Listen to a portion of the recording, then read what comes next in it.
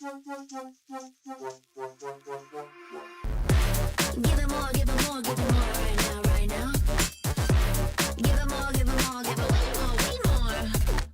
Yeah, we give it all that we got. Measuring what's in our pockets, then we give it a lot. Cause we've been hustling for years, now we up at the top. And no, it's still not enough, so we ain't gonna stop. Cause that's full throttle, zoom, zoom, hop, skip, jump. Gotta eat it up, but the goal is lunch. I'm the big dude, so I never duck, duck. Just keep my head up and yeah, we going up, up, but don't call it good luck, luck. Earning what we got, cause all we do is give it more. Yeah, we going up, up, but don't call it good luck, luck. Earning what we got, cause all we do is give it more. Give it more, give it more, give it more right now, right now. Give it more.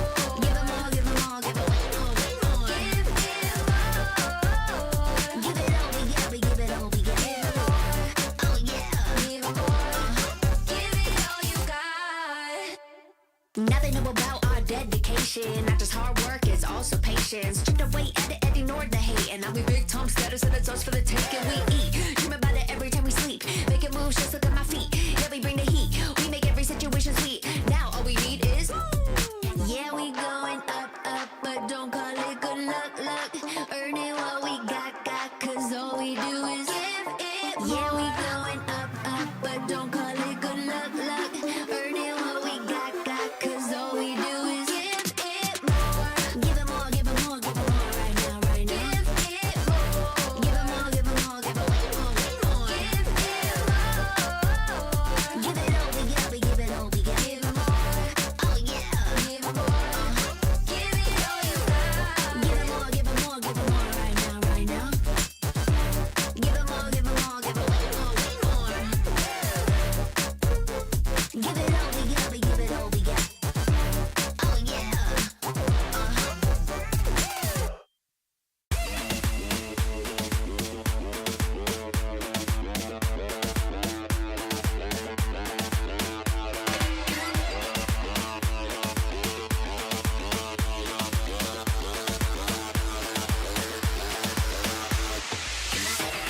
How long can you twerk for?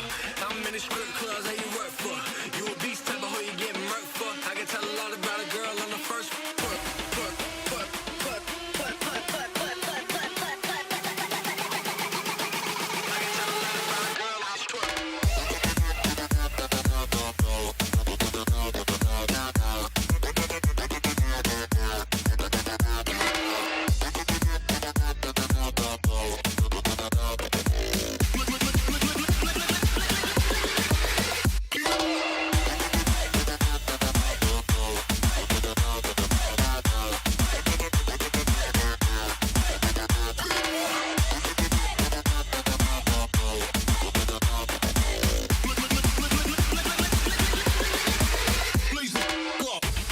How long can you twerk for? How many strip clubs have you worked for? You a beast type of hoe you get murked for. I can tell a lot about a girl on the first twerk, twerk, twerk, twerk, twerk, twerk, twerk, twerk, twerk, twerk. You guys like the glasses? Well, here's the thing. A lot of things have been changing. A new patch came up for Mobile Legends Bang Bang. So you gotta know that today, a lot of new, exciting things will happen. Welcome to the Snapdragon Pro Series Season 5. That's one.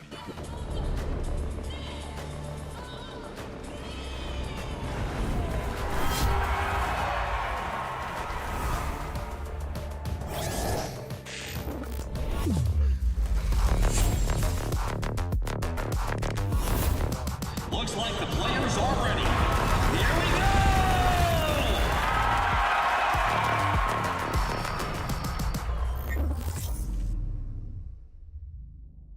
The Snapdragon Pro Series is brought to you by Snapdragon Elite Gaming, Monster Energy, and DHL. Welcome, everyone. Today is going to be an amazing day because a lot of changes is going to happen. But one thing stays the same. It's got to be two casters. Welcoming Husky. Husky, how are you feeling, man? Feeling great. New patch.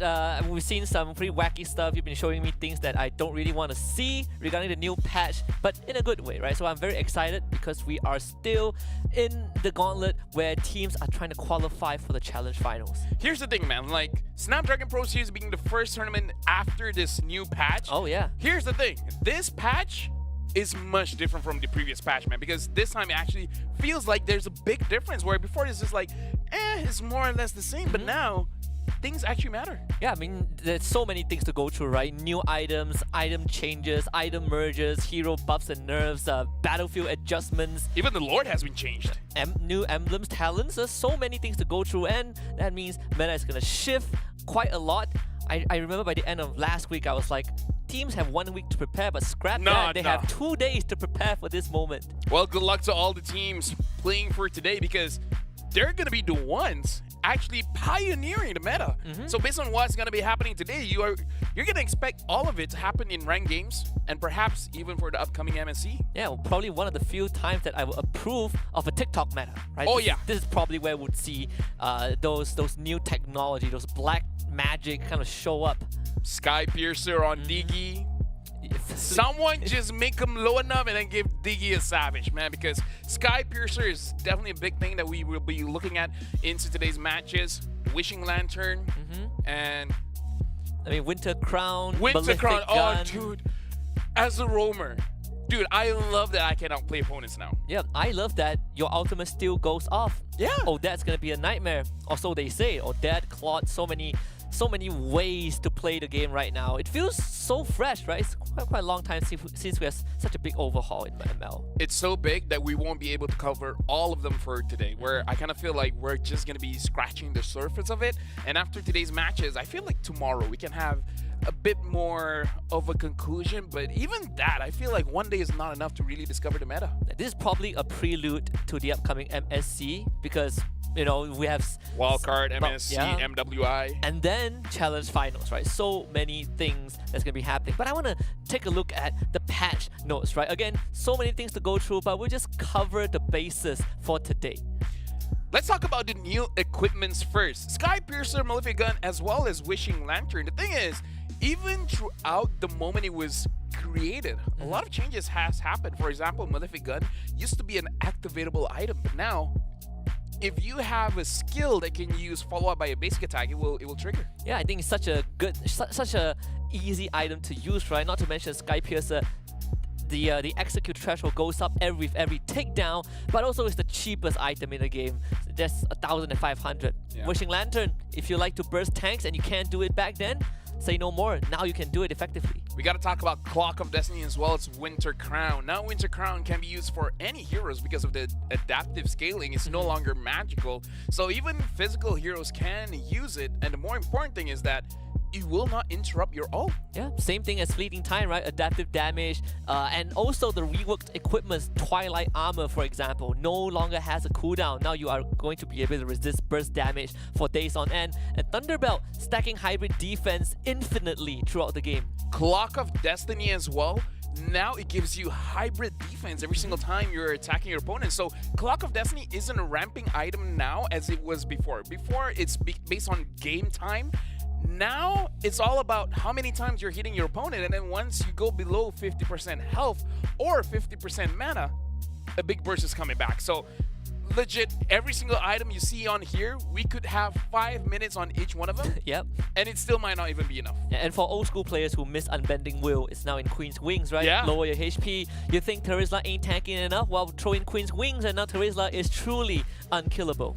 Glowing One, for the patch before, everyone's like, should we build Necklace of Durance first or this item first? Well, it doesn't matter. Glowing One has the Necklace of Durance passive. Now we gotta look at the other thing that we want to talk about for today, which is match-related adjustments.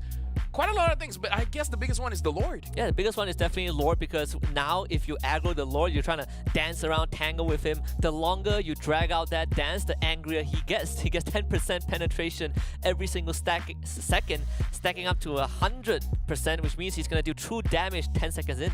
Yeah, so, dude, this is gonna become one of the things that we do have to watch, which is, do teams prioritize the Lord or they move away from the Lord? Because now 50-50s are not really 50-50s, because before this, the 50-50 is fine because you can continuously heal up, you can do this all day. Yeah. But now I kind of feel like is it worth the reward? Because I feel like it's much more punishable if you're holding on to the Lord for such a long time. But it is slightly more rewarding because if you summon the Lord, it gets 30% more HP, right? So there's a risk to reward ratio. For me, it's more of, can you still use the Lord as a bargaining chip? Something to say as well, we got to talk about the minion adjustment here, because based on the numbers, mages have had a difficult time clearing the minions. Now it's a little bit easier, but only for the first few minion waves after minute 10, because it will scale up, right? When it's like 20 minutes, 25 minutes, it's going to be much more difficult for everyone to clear the minions. Absolutely, and I think a lot of teams will have their work cut out for them preparing for today. Let's take a look at the schedule because we have 3 amazing best of 3s lined up. Starting with Group D is Rebellion eSports against Smart Omega, and then we have RQ Hoshi against RSG Singapore, and closing out the day with RSG Malaysia against Team Liquid Philippines. Oh, the last match, man. Oh, I don't know, but one thing that we do have to say, we're watching the region of Singapore, Malaysia, Indonesia, as well as Philippines. So we will see different regions interpreting the patch in a different way. Thank you very much. I mean, it's pretty rare that we get to see kind of the big 4 regions, well, at least in Southeast Asia, play on the same day. So I personally am excited. RSG Singapore just finished 2nd in NPL Singapore just recently, right? Just dropping to NIP Flash. But again, the roster for SPS... Nip Flash. They won't say it, I will. Nip Flash. Nip Flash. People came there to watch it. And it was not disappointing. We saw Nip Flash.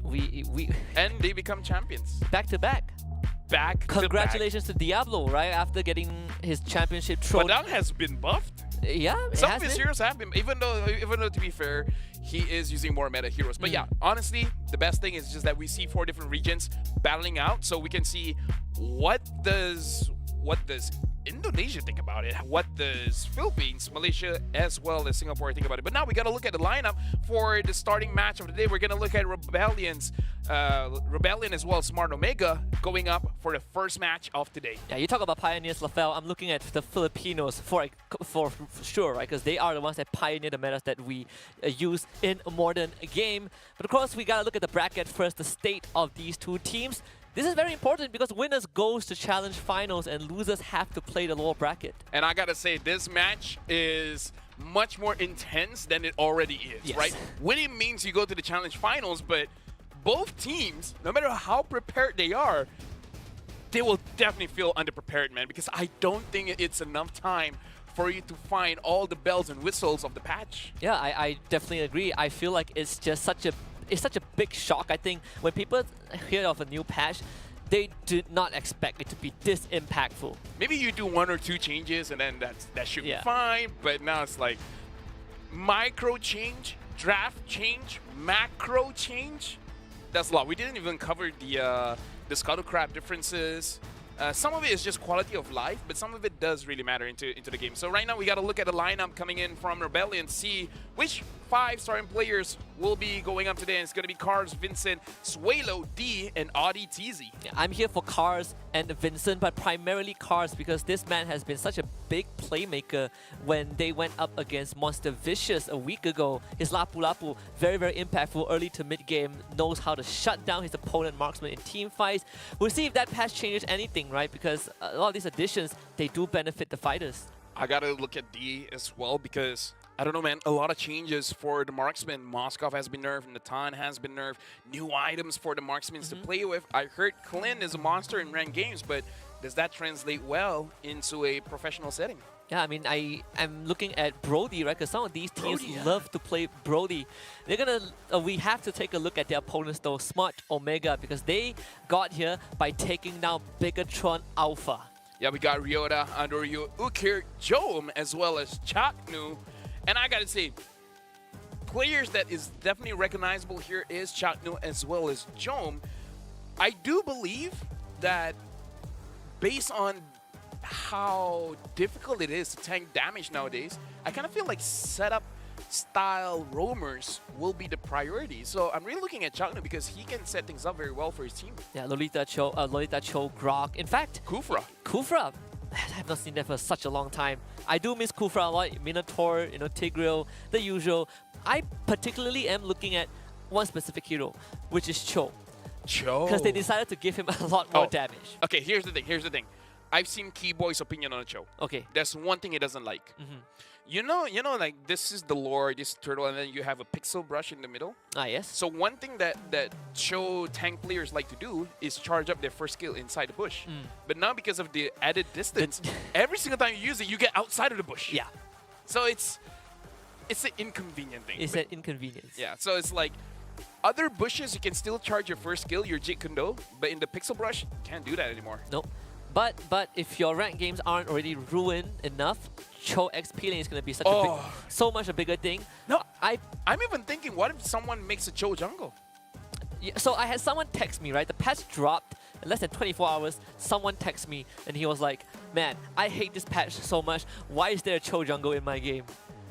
Dude, I'm calling it. I feel like, okay, think about this. You kick a person and then you use your retribution.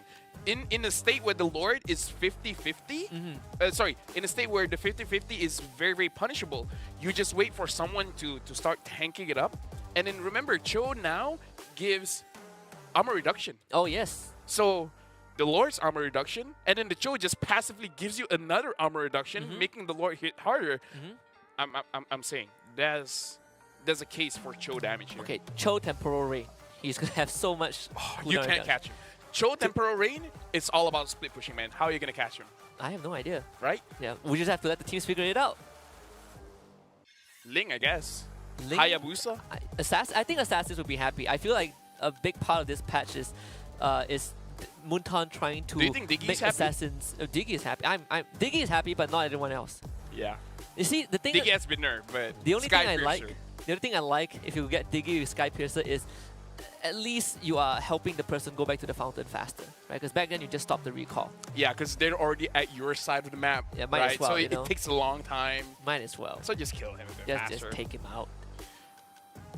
There's a lot of things, because even for us casters, we've been trying on quite a lot of things. We have our own opinions, which I think is going to be very interesting to see translated into the games, whether the opinions that we have matches with what the pro players have, or they just found a very... Because every single patch, there's always that one broken thing. I haven't found that yet. Well, I mean, like, I guess the thing that we found is Sky Piercer is too cheap and too strong. Yeah, that's that. And at least for me, I think Burst Mages are going to be so much happier. Impure Rage users. Oh, yeah. Because Impure now Rage. Impure Rage, instead of doing max flat HP. damage, it's max HP.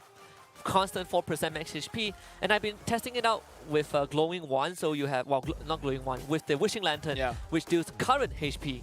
So you cover both bases. If you have high max HP, then good luck to you. Actually, there's more value if you have high HP, because that means you have higher current HP. As a tank user, let me just say I've only found big success with my Minotaur. Minotaur Winter Crown first item. You should not do it, but it's hella fun to use it.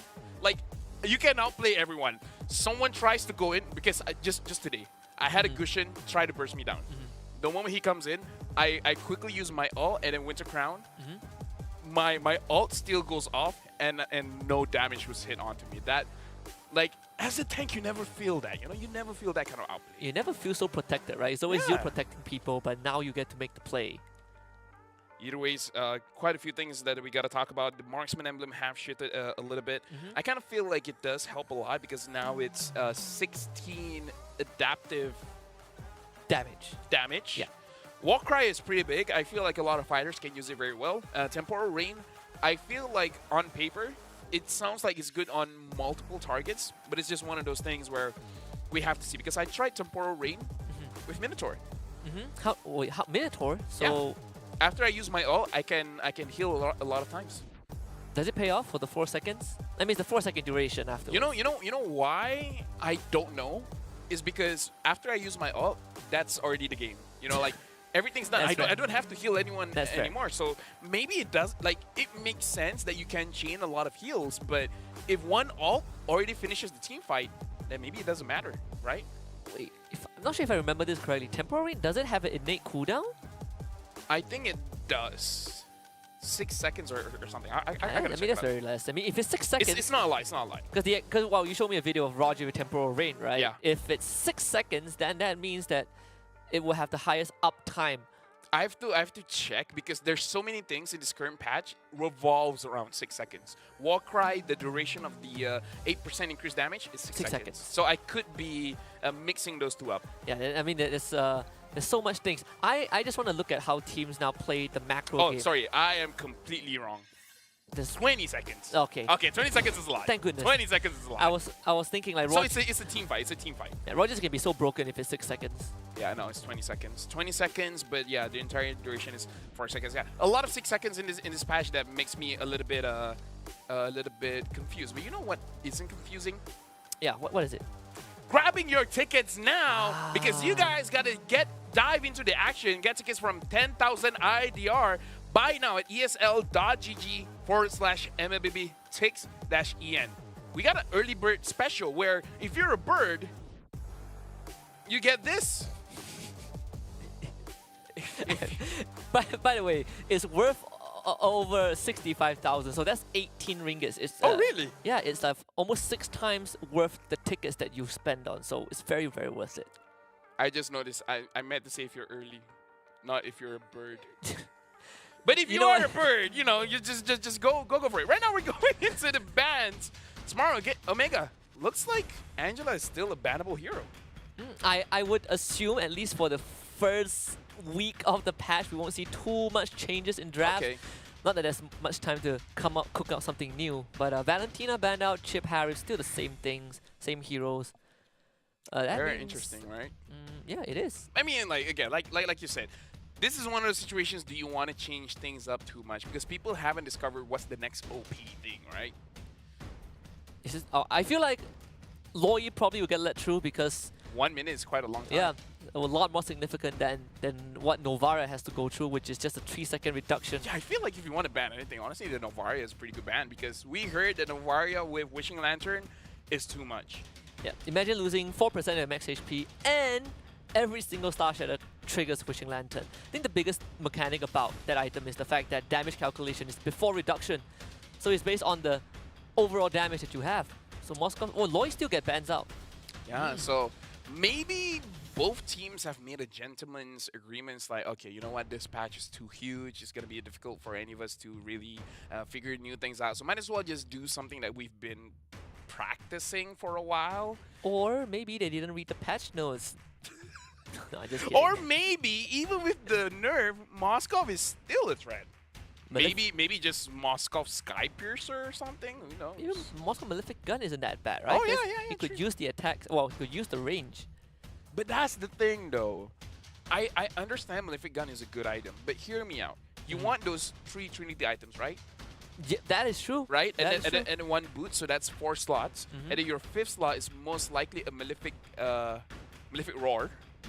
And then 5th item might be a Winter Crown, might be a Wind of Nature, might be an Immortality. So it's more like, where do you put the Malefic Gun? If Malefic Gun gives attack speed, I don't think it's a lot, but it's 25%. Well, I was thinking if we would see like the crit Moskov again, because it has been quite a long time. But well, it seems like Smart Omega still going back for the usual, you know, Fredrin, Faramis was for Rebellion. They opt for the Edith Roger opening. okay, so here's the thing. Omega really looks like they are using the old patch here because, yeah, Fredrin has been nerfed. I don't know whether the nerf really impacts him that much because I haven't been using a lot of Fredrin, so I can't tell the difference. I feel like Faramis could be pretty good with all the new items and such. So I don't know. I kind of feel like Smart Omega, pretty standard opening to the draft. Now it's all about Rebellion, especially because now that they've seen potentially the jungler, they could change for a different style of jungler. And Minotaur has been picked up where it Wow. shows that this Edith could go to the EXP. I say could go because who knows, maybe it could be mid. It could be. I mean, we have seen Edith mid. I just don't remember which team. I feel like I've seen an example of that. But what an honest draft, right? Just taking the Minotaur that early on. I suppose they wanted to see the 3rd pick of Smart Omega. But if that's the case, terms of the bans, they would be looking at XP lane. You probably want to start shutting down. Or your roamer, right? Because Minotaur, I kind of feel like is pretty good because it's hard for you to tank the damage nowadays with an Execute in the Sky Piercer and Wishing Lantern doing a lot of damage to tanks. I don't know, I feel like Minotaur just raised itself in value because sure you can take a few damage, but you have a big AoE initiator as well as heal, and I kind of feel like that really impacts the team a lot. I suppose if somehow we really see that Winter Crown on the Minotaur, you're guaranteed I to would have love that it. all go off. I would love it. Like, I personally love it. Yuzong has been banned out. This kind of shows that, you know what this tells me? There's a chance that this Roger might go to the jungle. Yeah, I'm thinking the same thing as well. But I mean, Smart Omega are still banning out the mid laners at this point of time. So if, at least for Rebellion, they have options for this Roger. So Vexana banned out probably the last one. Who would it be? I would love it if they take out the Novaria right now for Smart Omega. I wonder if they want to ban out something like Benedetta, Lapu, something that can dive the backline, because the Yuzong kind of indicates that you don't want a backline diver for Omega. I think you ban Lapu here. If it's if you want to prevent backline dive, Lapu probably makes the most sense. I don't know. I'm still thinking of Benedetta here. Export? Oh yeah, X-Borg. Nah, Yeah. So it's export ban. Smart. I feel like Novaria should be banned here by Smart Omega, because even though the Kagura has been buffed, Kagura one of my personal favorite mages, but I don't know, I kind of feel like in comparison to other mid laners, she still clears it. She clears it faster now for sure, but still not as fast as other mid laners. I agree. I think you ban that. Or ban out Odette. That could be an option as well, since Odette does make life hard for the Theramis, for the comp that Smart Omega wants to run. But I feel like overall, Novara still provides a lot more value. Yeah, right? Despite the ult duration getting nerfed a bit, overall, her damage output increases, but they go for the Barat's ban. Interesting here. So they're still respecting the Roger could go to the gold lane. Huh. I am pleasantly surprised. I would think that the Barats wouldn't be too big of an issue considering the state of Barats right now. So now it's really on Rebellion. They've shown their roamer as well as potential EXP laner. If they really want to flex this Roger, they should pick up their mid laner right now and then hold it all the way to the end. And either this Roger goes to the jungle or gold lane. I think you could consider like Novara still. Yeah, and I feel then, like Novara is still fine. And then the last pick, if you want to put this wave. Okay, so it is a Edith. I mean, technically Edith is a marksman. Yeah, you're right. I did not see this coming. Just because I'm right doesn't mean it feels good to be right, you know? Is this Terizla mid? Oh, that could also be a thing. Yeah, that could also be a thing, yeah. It has, well, it's a very rare occasion. I've tested Warcry works on Terizla. Oh, because of the second part of his... So second skill uses three damage skills, and all 3 damage skills trigger 1 stack of Warcry. So we get Grok and CC. I would... This feels so previous patch, you know? Except for the Terizla. No, from Smart Maker. Ah, yes.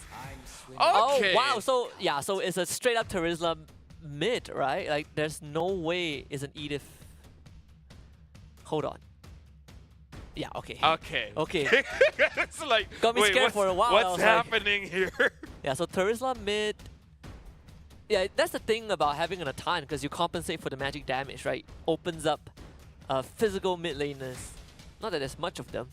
No, there is not a lot of physical mid laners, let me tell you that. But I don't know. We gotta see, because Natana has been nerfed, right? And has been nerfed every single aspect of his kit when it comes to the damage. So we do have to see whether this new Natan still skills well enough to carry the entire team come 3 items, or maybe they figured out that the Natan damage is fine, you just need more protection. That's why they opted for a Terizla mid. This is definitely an interesting draft coming in from Rebellion eSports, and a more traditional draft from Smart Omega. Now, I was thinking that we might get something just out of pocket, but I suppose in this case, Rebellion eSports is the one that, you know, wants to experiment slightly more. We just see, though, game 1 coming in onto the screen. I see Joam picking up some magic resist items at level 1, so both marksmen, in fact, going for defensive items. Yeah. I do feel between both, it should be on Rebellion if they want to be a little bit more aggressive. Right now, I'm very interested to see whether there are changes in terms of the emblem setup, because for now, it looks like no one is using Warcry and no one is using the Temporal Rain. So, looks pretty standard coming in from both teams. Yeah, at least emblem-wise, there is nothing out of the ordinary. Yep, nope, everything's still the same. Just basic stuff. Though I do agree, I feel like if you are Rebellion, you are the one looking to snowball, since you do have Roger Natan, which can be quite hard to deal with. I'm really looking at the tempo for Rebellion eSports here, whether they want it to be a little bit faster, whether they want it to be a little bit slower, because with the Natan, generally you want to go a little bit slower, you want him to get his Holy Crystal first, but the fact that you do have a Roger on your side and you have multiple ways to initiate a fight from the Minotaur as well as the Terizla, do you want to speed things up? Like, do you want to wait for the turtle or do you want to gank before the turtle? I suppose Rebellion can consider fighting for turtle. Cars would be forced to flicker already. Uki was camping there for the longest time. They are going to send backup though. Oh. Suelo and ODT, 4 people of Rebellion on that top side. But no flicker means no engage.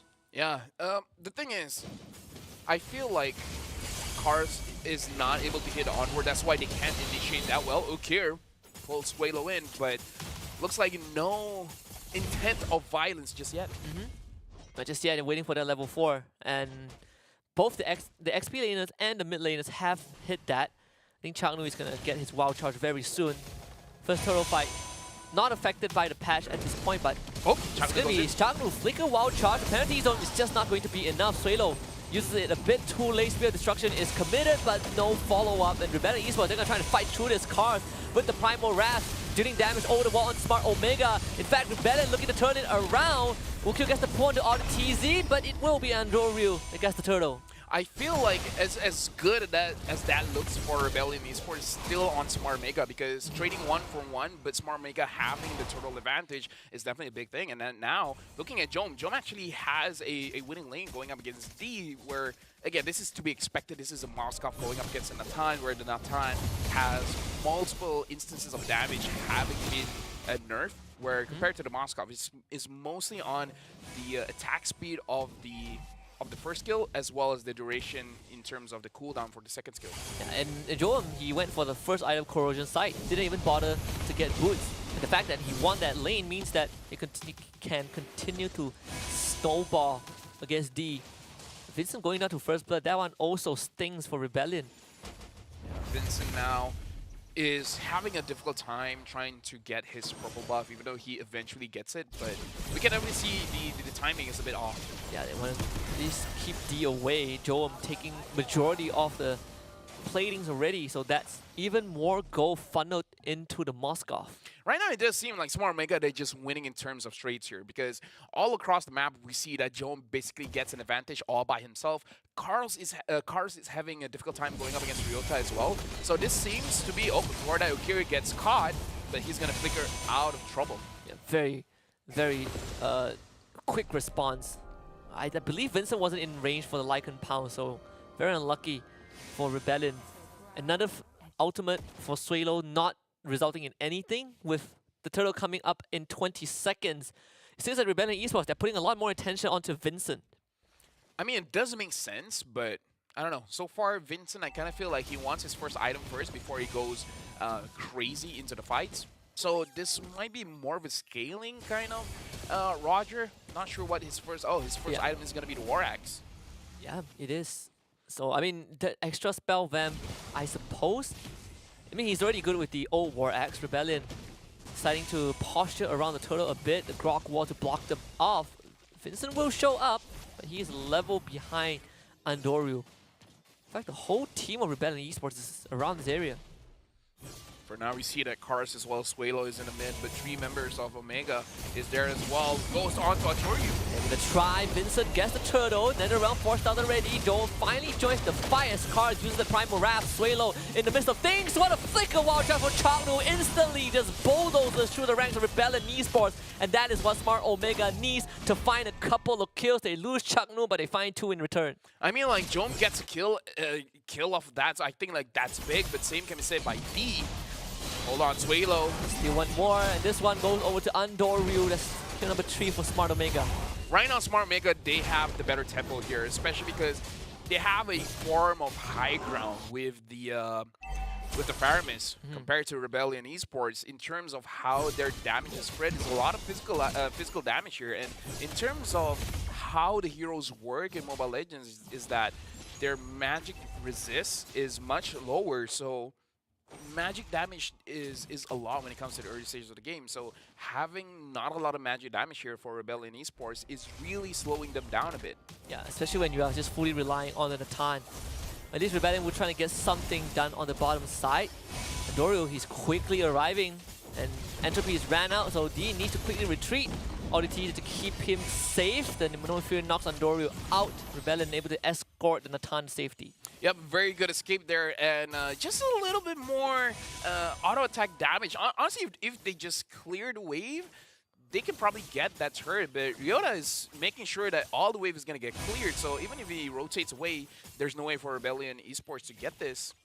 Unless the Minotaur tanks a bit and give it the Natan free hit, but it looks like they're not going for that. Yeah, but Minotaur did go for the Flash of the Oasis despite the changes to that item in this patch. Okay, Joel, he's about to hit his Holy Trinity. Wow, on his way there. 800 gold ahead of D at this point of time with the 3rd turtle coming up. This is not good for D because we have to put into perspective that the items for Natan is much more expensive. Compared to the Holy Trinity, Suelo blocked off. Might have to use the Flicker to get to safety. He's still holding on to it, taunted, and now Flicker's out of the Praiser's Wrath, but that is enough for Smart Omega to turn to the turtle. I just look at the goal lane and it looks like both marksmen almost took each other out, but it seems that Jom is able to heal up a little bit more. Turtle fight right now is definitely looking more towards Smart Omega. Yeah, no Flicker onto Suelo. Smart Omega, they decide to go for the turn, and instantly Minoan Fury only connecting onto Ryota. They follow it up with the penalty zone, but he has Vengeance though. He's just going to eat up everything alongside the Nether Realm to protect the ranks of Smart Omega. Rebellion eSports just does not have damage to tear through the layers of protection. Ukyo Flickers pull Suelo back. 3 kills for Smart Omega. Right now it does seem like Rebellion eSports, they took a chance with their draft. Having a fighter in the mid, it looks like it's not working out for them just yet. Especially because you don't have a snowball on this Roger. A Roger 8 minutes in, 0-3 and 0 is not a Roger that you're really comfortable with. And I feel like this draft is just not, it does not have the tools to go through this multi-layer defense, right? Nether Realm, and then afterwards you have to deal with, you know, being taunted and all of that. So honestly, the initiation from Chaknu is amazing as well. Yeah. Like, I believe that Chaknu's initiation is one of the big reasons why Rebellion eSports haven't been winning the team fights. I think this is definitely a double-edged sword. You need at least the Roger or Natan to get ahead, but both of them are having a rough time. Not much towards the Natan, but Vincent is just not having a game at all. Yeah, looking at the difference in gold here, it looks like Jom has a 1,000 gold advantage over D. Jom has 2 levels advantage over D as well. And Jom already has his Trinity items. And D, unfortunately, is, I believe, at least 2,000 gold more to complete his Holy Crystal. So it's going to take quite a while for Rebellion eSports to get online. Might even consider just going for the Blood Wing, but I agree. I think you need Holy Crystal because their team just does not have damage. Joam takes out the bottom tier 2. Smart Omega sieging with the Lord in the mid side. This could turn really bad, so Rebellion, their high ground defense isn't really the best either. Right now, the Lord is marching in. We have to remember the Lord has 30% extra max HP, and so far, he does look much more tanky. And Chaco really pushed all the way back. Again, Entropy used as the Nether Realm very early on. Taken now. Ukyo will fall, but all the easy goes down to Joam once more. Then we're going to flicker to safety. So high ground defense successful. Yeah, Jom was being a little bit too aggressive there. It looks like he was not punished. Rebellion Esports does show that if they want to defend their base, they kind of have to throw bodies in front because they don't have a mage to clear things up. Where we do have to remember that the Natan can clear the lanes very, very fast, but other than the Natan, it's not going to be a good time for Rebellion Esports to actually kill the minions. Cars is blocked off, isolated from his team, had to flicker also. Smart Omega at this point of time, they are just dancing in front of Rebellion's base. And thank goodness for D. So committing to the Holy Crystal at this point, he's going to get it in probably after another minion wave. So Smart Omega, they finally choose to reset. Rebellion Esports, they have tools to initiate a fight. They have an Edith, they have a Terizla as well as a Minotaur, so it's only a matter of time.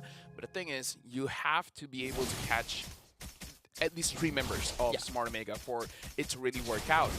Now the thing is, looking at Vincent as well as D, the best case scenario that I can think of is D trying to lower the HP of Smart Omega by a lot and then let Vincent clean up. Yeah. It's either that or if you can blow through the nether realm fast, then that is a good way to mitigate the impact of Smart Omega. But Suelo had to turn with the penalty zone. Just as a means of buy time. Actually, the Minotaur kill almost got him out, but he still went down. So no Terizla for the next half a minute. Yeah, I kind of feel like Rebellion, they got to really look at this game and perhaps change their strategy for the upcoming match, because having a fighter in the mid sounds good, but I don't know, in terms of execution, it seems very difficult to do. But D has, before that Chano engages. Straight up, just a wild charge to end it all. That's going to ODTZ down, followed by Cars. Smart Omega finding 2 extra kills. Suelo will be back. Assuming he has the penalty zone, but it has to be between him, D, and Vincent. I don't think they have the damage to defend the space. Smart Omega straight for the crystal under 12 minutes. It's game 1 for them. Smart Omega using a draft that they know how to pilot wins them game number 1. Rebellion Esports having a high risk, high reward kind of draft didn't work out for them. I felt like Smart Omega completely outclassed Rebellion in this game 1. Joel winning his lane all by himself. And the rest of the team just being able to win the first 2 turtle fights, right? We don't get the second turtle, but it's fine. The incremental leads that they got was just enough. And the thing is, they want to fight around the Lord, got the Lord for free, and we can definitely see, even with a normal Lord, it's honestly fine. It's still enough. I mean, like, to be fair, they don't have a lot of wave clear, so perhaps that's why we see the Lord being as tanky as he is. Yeah, I think on top of that, it's just Rebellion. They took the risk with the Terizla mid. I can see the idea, but I think Rebellion just didn't really fully understand that if Vincent falls behind, you can't really take those fights. Yeah. They tried it multiple times. None of them worked out. Good thing by Smart Omega as well, we see Changnu having a lot of crazy engages, and it mostly goes on to Vincent. The moment Vincent is gone, a major win condition for Rebellion Esports is completely gone. Like, what? You want D to join into the fight and hopefully try to carry? Before Holy Crystal, it's not going to happen, especially with all the damage nerfs that the Natan has gotten recently. Yeah, I would say overall, Natan, despite the nerfs, I can still see the impact, but it's a lot more conditional, right? A lot more things have to be, a lot more elements have to be fulfilled before Natan can be a threat. I feel like with the nerfs, it made it so that Natan can't solo carry. Ah, yes. You need another form of damage where, at least for Rebellion, it was supposed to be the Roger. But the Roger was not enough for this game. No, not enough to completely shut them down. Chained on a leash. I wonder what the numbers are going to look like for this game, because I feel like it's a landslide for Smart Omega. Well, first and foremost, numbers that we can look at is it's 11 minutes and 50 seconds. So a faster average game time here. Ukir died once, Changnu died twice, but other than that, an almost perfect game for Smart Omega. For Rebellion, we do have to see the damage numbers, because I feel like, based on what I saw, I'm thinking D and Cars is the one that dealt a lot of damage. I kind of feel like everyone else is not able to contribute as much. Yeah, I definitely agree. I think D probably deals the most damage despite all of that, right? I mean, even in the late game fights, after the Holy Crystal, sure, they go through the nether realm very, very fast, but there's just no secondary layer to that. Your front line dies after the Farum is out. We can see a big buff for Faramis, because usually we see a Necklace of Durance and a Glowing Wand. Now you just need one, baby. You just need a Glowing Wand, and you get 2 in 1 package. You're able to stop the healing from the Minotaur, and you can still deal that burn damage. So for heroes like Faramis that does want to build the Glowing Wand anyways, got a big buff. So I don't know, maybe swap out the Terizla for an Eve? Question mark? I've been wondering for the past few days, will Eve come back? Because I like that hero. But more on top of that, the emblem changes, the impure race changes, new items. I feel like it benefits Eve a lot as a control mage. The fact that Rebellion has 3 tanks makes it such a free-for-all for this Faramis. Oh, this is unfortunate. Vincent had 0% kill participation. But again, every single time a fight starts, he's the one that's going to get taken down fast. And looking at the damage numbers, actually Suelo is the second one. D is definitely the highest, but Suelo is 34,000, Cars only 24,000. But if you look at Smart Omega, Ukir did 51,000. That's a lot. Yeah, just by the glowing wand burn, I think that also factored in. Even in terms of the damage taken, you can see that Suelo, he just had to be the front line. There's not really much of a choice for the Terizla, but because of how immobile he is, Smart Omega just runs him down. Yeah, we got to talk about Joam as well. Highest gold per minute, 952. It's an 11-minute game, but I think around 10 minutes, he got his full item. That's how fast this guy has been farming. And that just shows what happens when you give Joam a marksman that can win the lane, and he's able to participate in a lot of the fights as well. And now we got to look at the graph here where it's really all onto Smart Omega, where it's incremental advantages gotten by individuals when it comes to the laning phase. But then you see a bigger jump when it comes to, I believe it was during the second turtle fight. It's where the advantages really start to pile up for Smart Omega. Either that or during the Lord fight. I believe I think it was the second turtle. it's the second turtle, right? Like, despite the turtle going over to Vincent, they still lost the fight. A big part of that is just Chaknu being the enabler. This guy with the Flicker Wild Charge, he's just hitting crazy at engages. Most of the time, you don't even get to react to it. Oh yeah. So this is why I say Chaknu is an amazing engager. The Grok is an amazing hero for him, but it does make me wonder where if perhaps Rebellion showed a different kind of draft, Chaknu would pick something different here. But at least one good news for roamers out there. Looks like Grok is still an amazing pick. Yeah, it is. And I think at least for the teams, it's good to know that they're sticking to what they're comfortable with and making it work. Andori will be our MVP this game on the Fredrin Brute Force Breastplate into the Oracle. I was wondering if Fredrin would just go commit to the Snowball build, you go Brute Force Breastplate, and then you go Thunder Belt for the infinite scaling. At least not this game, we're not seeing it. Here's the thing, right? We talked about Witching Lantern have the possibility of pushing tank junglers out of the meta. But who's gonna build Wishing Lantern or Rebellion, right? So maybe try to consider when you see a possible tank jungler, try to pick up something that can build Wishing Lantern and really try to punish Andori, because in this game he was not punished at all. He was able to move and be a solid frontline for Smart Omega and able to contest most of the objectives. Yeah, I think, you know, in Red Esports, they don't even have the necessary tools to go through Smart Omega.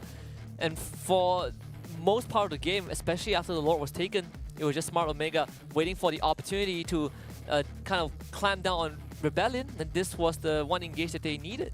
Well, one thing for sure, Rebellion Esports is gonna have a lot of respect for Chaknu now, knowing that whichever tank hero that he got, he's gonna be able to engage a lot for his team. So whenever they have vision onto Chaknu, they have to be prepared for any kind of engage. Absolutely. Even for Smart Omega now, they put themselves one game away, potentially 15 to 20 minutes away from qualifying to Challenge Final. So if you are Rebellion Esports, time to buckle up, right? We even took a look at the opponents that they had to beat to get to this point. Smart Omega, there are no pushovers. They beat Bigatron Alpha to get here. Well, if that's the case, then definitely you got to recheck the draft because it didn't work out.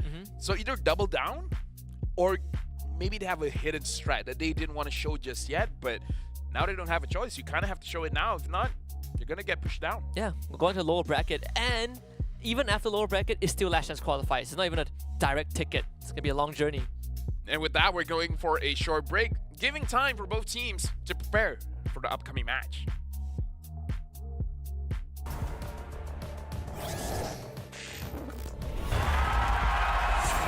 Here we go! The Snapdragon Pro Series is brought to you by Snapdragon Elite Gaming, Monster Energy, and DHL.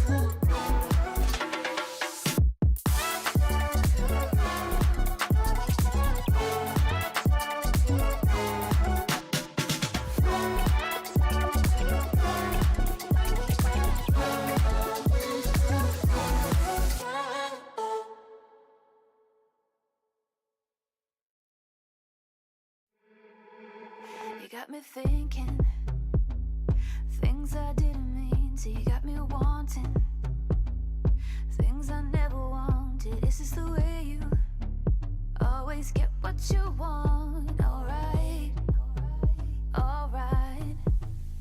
You got me right inside of my head. You got me so, so close on the tip of your tongue. This is the way you always get what you want. Alright, alright.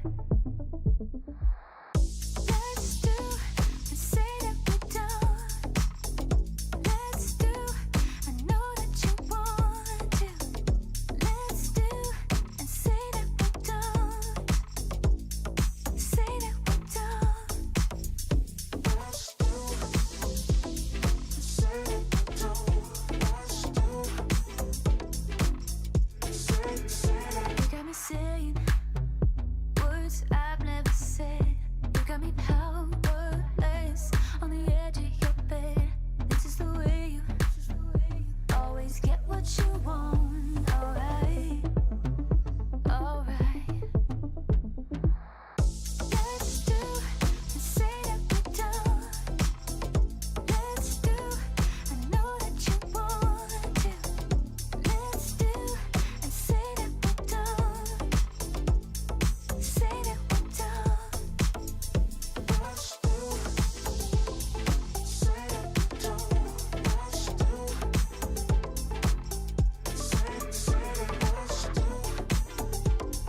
say that we're done. Let's do, I'm powerless to you. I'm powerless to you. I know that I want you, and I know that you want me back, and I know that you want me back. Let's do and say that we're done. Welcome back, where we saw Rebellion eSports trying something new with putting a fighter, the Terizla, into the mid lane. It didn't really work out. Smart Omega wins that one out. Welcome back. My name is Ophel. Alongside with me is Husky. We're about to see the second game in this match between Smart Omega as well as Rebellion eSports. Gonna head to the draft in just a little bit because for Smart Omega, this is potentially the final game before they qualify the challenge final. So Rebellion gotta find a way to clap back. This time they will swap sides, but the bans remain almost the same, except for the Moskov, which is now banned by Smart Omega. And we got to talk about Rebellion betting out the Xborg as well as the Fairman. So what is going to be their opener here? Do they want the Natan? Like, is the Natan really a key piece into their strategy, or maybe they just want to pick up the Frederick first? Looks like Valentina. Yeah, they pick up Valentina. Interesting. But if you ban Xborg, it means that you want beefy frontliners, right? Baxia, Frederick. Or maybe just you want the Minotaur. Yeah, I was thinking of the Minotaur also. Could be in the second phase. Oh, well, the second and third pick, I suppose. What else, right? I mean, here's the thing. Xborg, you can counter it with the likes of Bakito, Lapu. Maybe they just don't want to worry about that for now. But yeah, it does seem like they want beefy frontline. I suppose so. Bowman Skypiercer. Sure, right? Why not? I can see Wait, that. wait, Hey, wait, hold on, wait. hold on. Well, no. Hold on. We have the right teams, right? We What is it swapped? I, Because Smart Omega is taking the opener for Rebellion. right. So now they need to do is to take the Tan third pick. No. Minotaur third Minotaur. pick. Minotaur third pick. Yeah. Yeah, so it is. The teams are right. They're on the right side. So both. Imagine Omega actually picking up Okay, the quad with Winter Crown. Okay, might be fun to watch. Will we see the temporal rain Claude? Oh, Yeah, Dexter all over the place. yeah, you just jump around, you know. BMI left and right. Exorcist of the Dragon. So the Yuzong.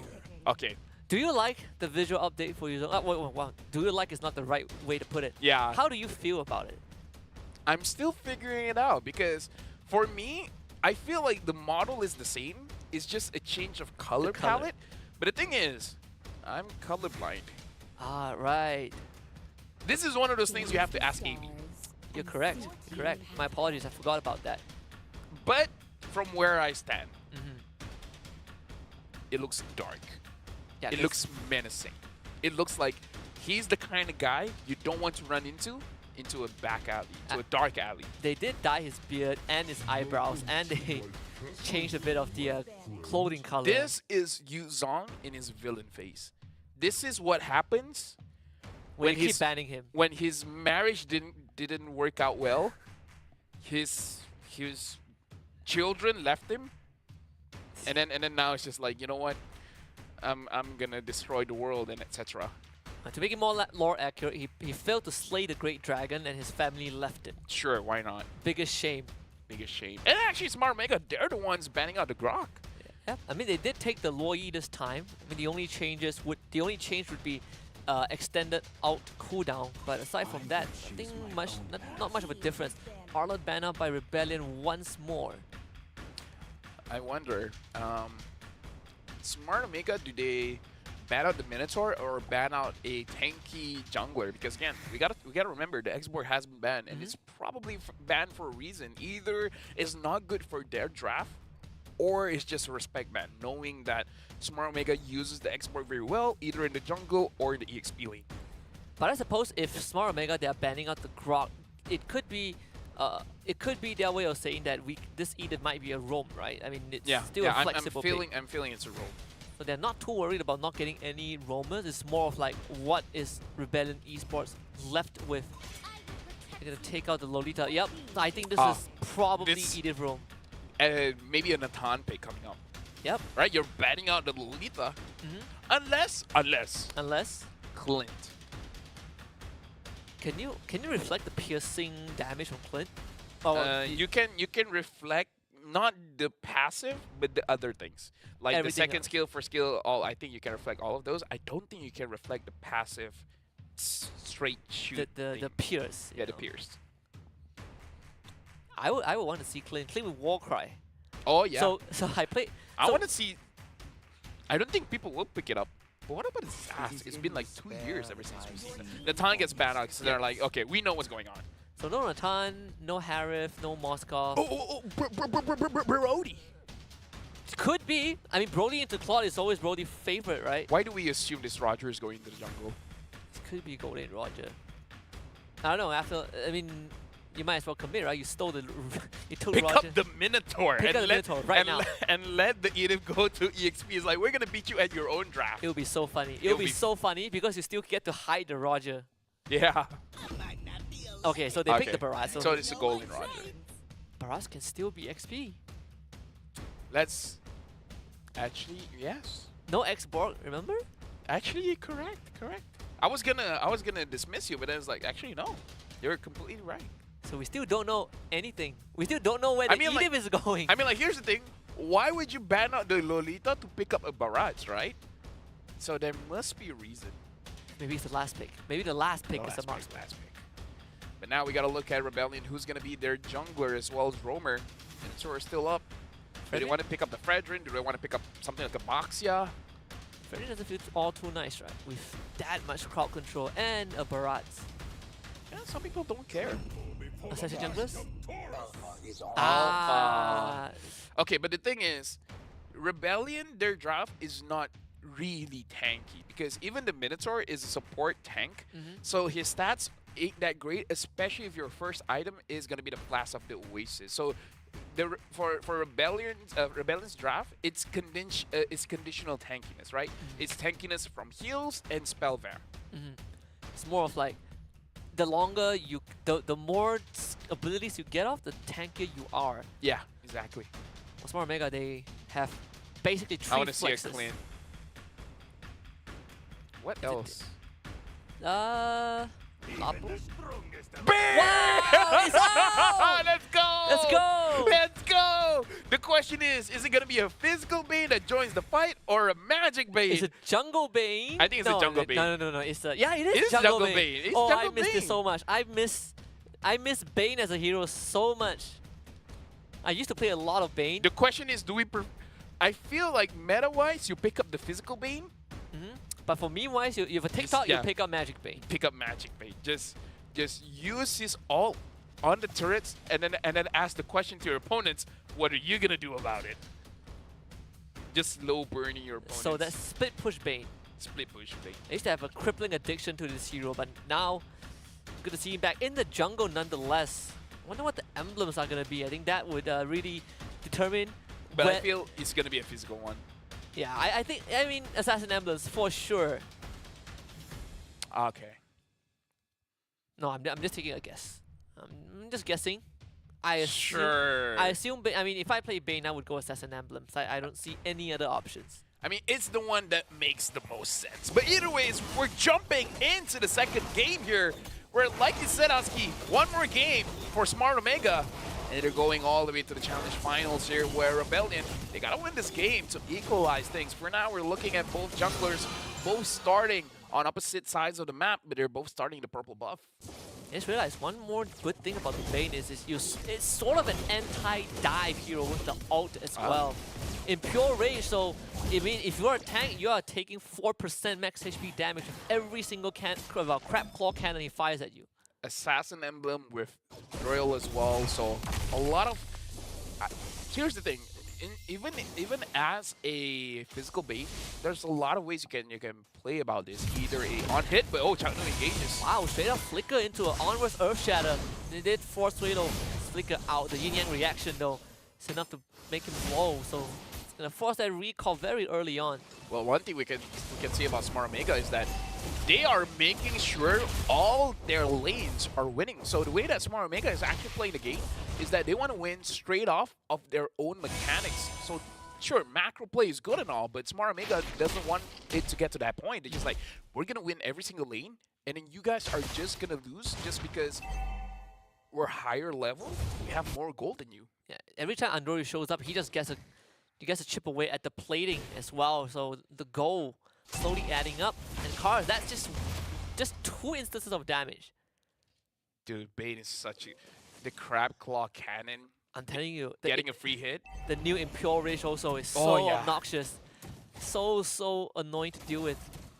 Well, now we see the turtle immediately get taken by Hondorio. Smart Omega definitely has a very good start here in this match, but we gotta look at Rebellion eSports. What can they do to recover? I was thinking that I was expecting them to try and test Turtle to get some work done, but I suppose now you're just waiting for Vincent to power farm. Hopefully get to the late game with this Claude being ready to take a fight. I feel like the reason why Rebellion didn't fight for that turtle is just because Cars just lost the lead. And we gotta talk about Cars as well. He actually went for Temporal Rain.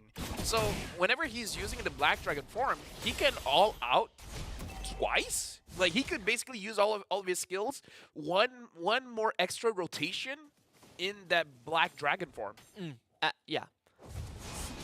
If he can survive that with no Fury, they didn't even connect. Changru flickers out. Will still commit to him though. That's the Primal Ram, and Suelo finding that kill with that commitment. First blood for Rebellion. Ooh, Andori first item Sky Piercer. Wow. Oh, this is gonna be interesting, right? So I saw this TikTok video, right? Yeah.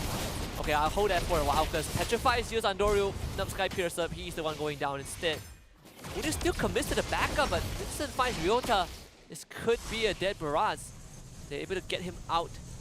But yes, as I was saying, Yeah. I see a Bane that Oh. Ryota is dead. Did question mark? No! No. He still survives, and Ukir is there to make sure that he does stay alive. Looks like Rebellion eSports, they're going straight for the turret. And without any further obstructions, what do you want to say? So Bane with Sky Piercer had his Crab Claw Cannon reflected by the Lolita Boltwork, and guess what? Killed him and his teammate behind him. Maybe that's why they banned the Lolita. Maybe that's why they actually, yeah. Right? Now they mention it, yes. Because they're like, I was the one in that TikTok clip. I saw that clip and I did not like it. Well, the D went down while they were busy trying to take the top tier 1 version. And let's see if Snapdragon form use Chakno reveal Joab straight to the mid and takes down all the TZ without him using any ultimate. It's gonna be Andoru taking the turtle. They can continue this fight. Earth Shatter misses, but Vincent needs to run, and the Sky Piercer execution just more than enough.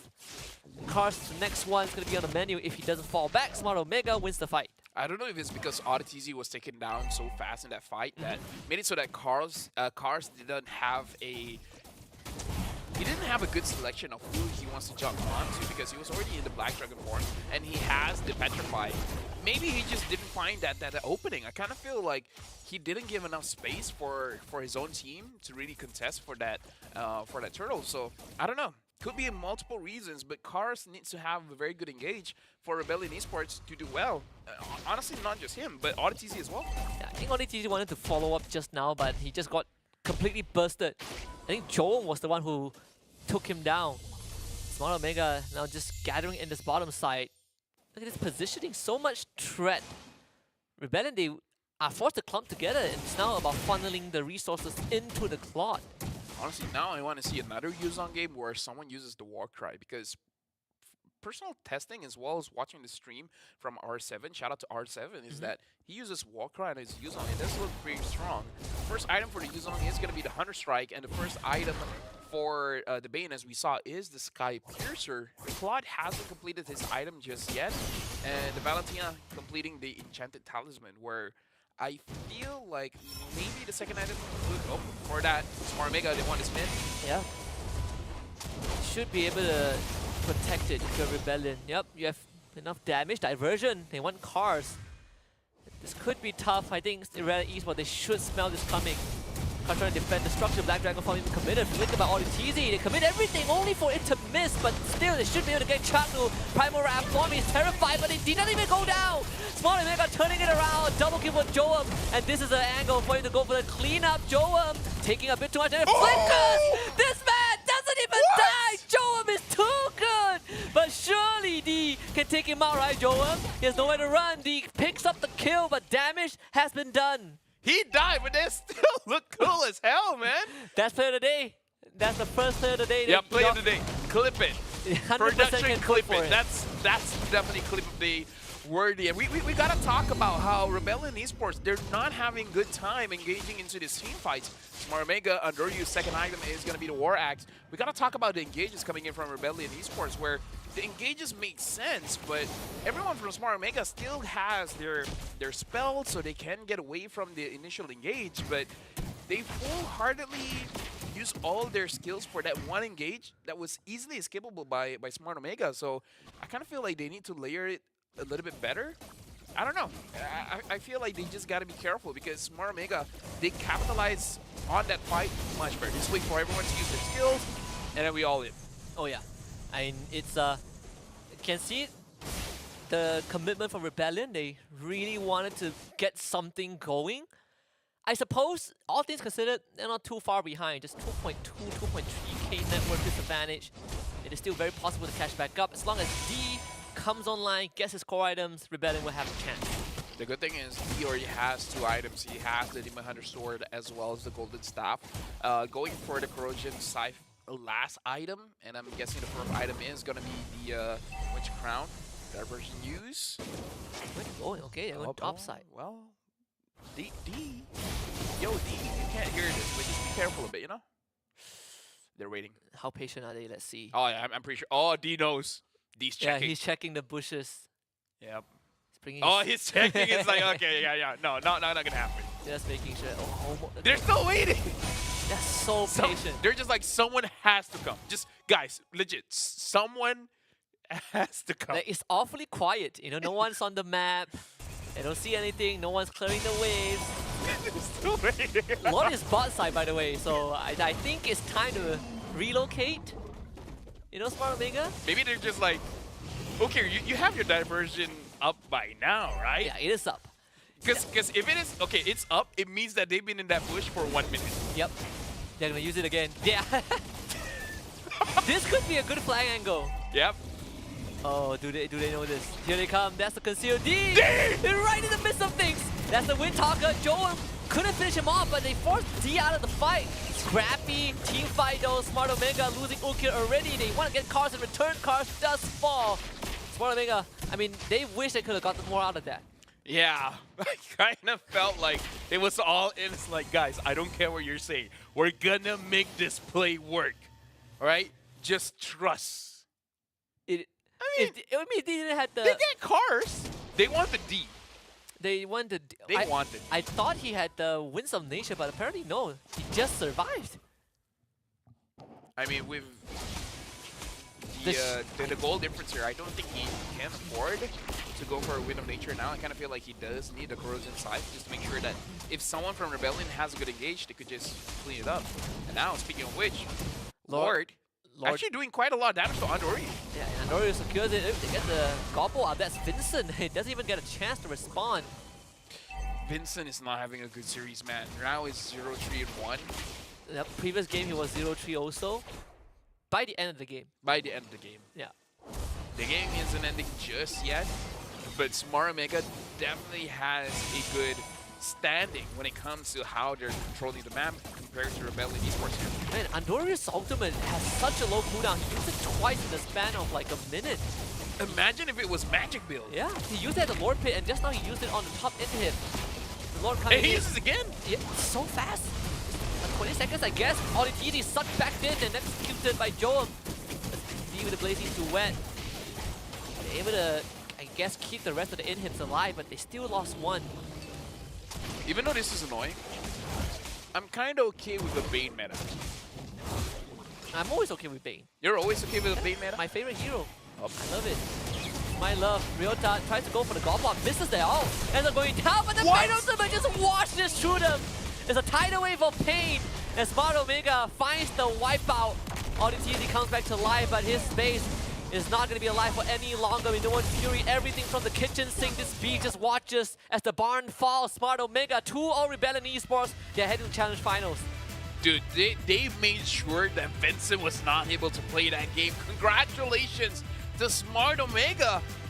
The previous fight, I have to wonder how much of it was from the Sky Piercer, man, because someone started the team fight, and then all of a sudden the team fight ended. That was a lot of damage. I was just looking at the ultimate, just you know, slowly washing through the rest of Rebellion. But yes, congratulations, Smart Omega. They have made it to Challenge Finals, taking the short journey, the high road.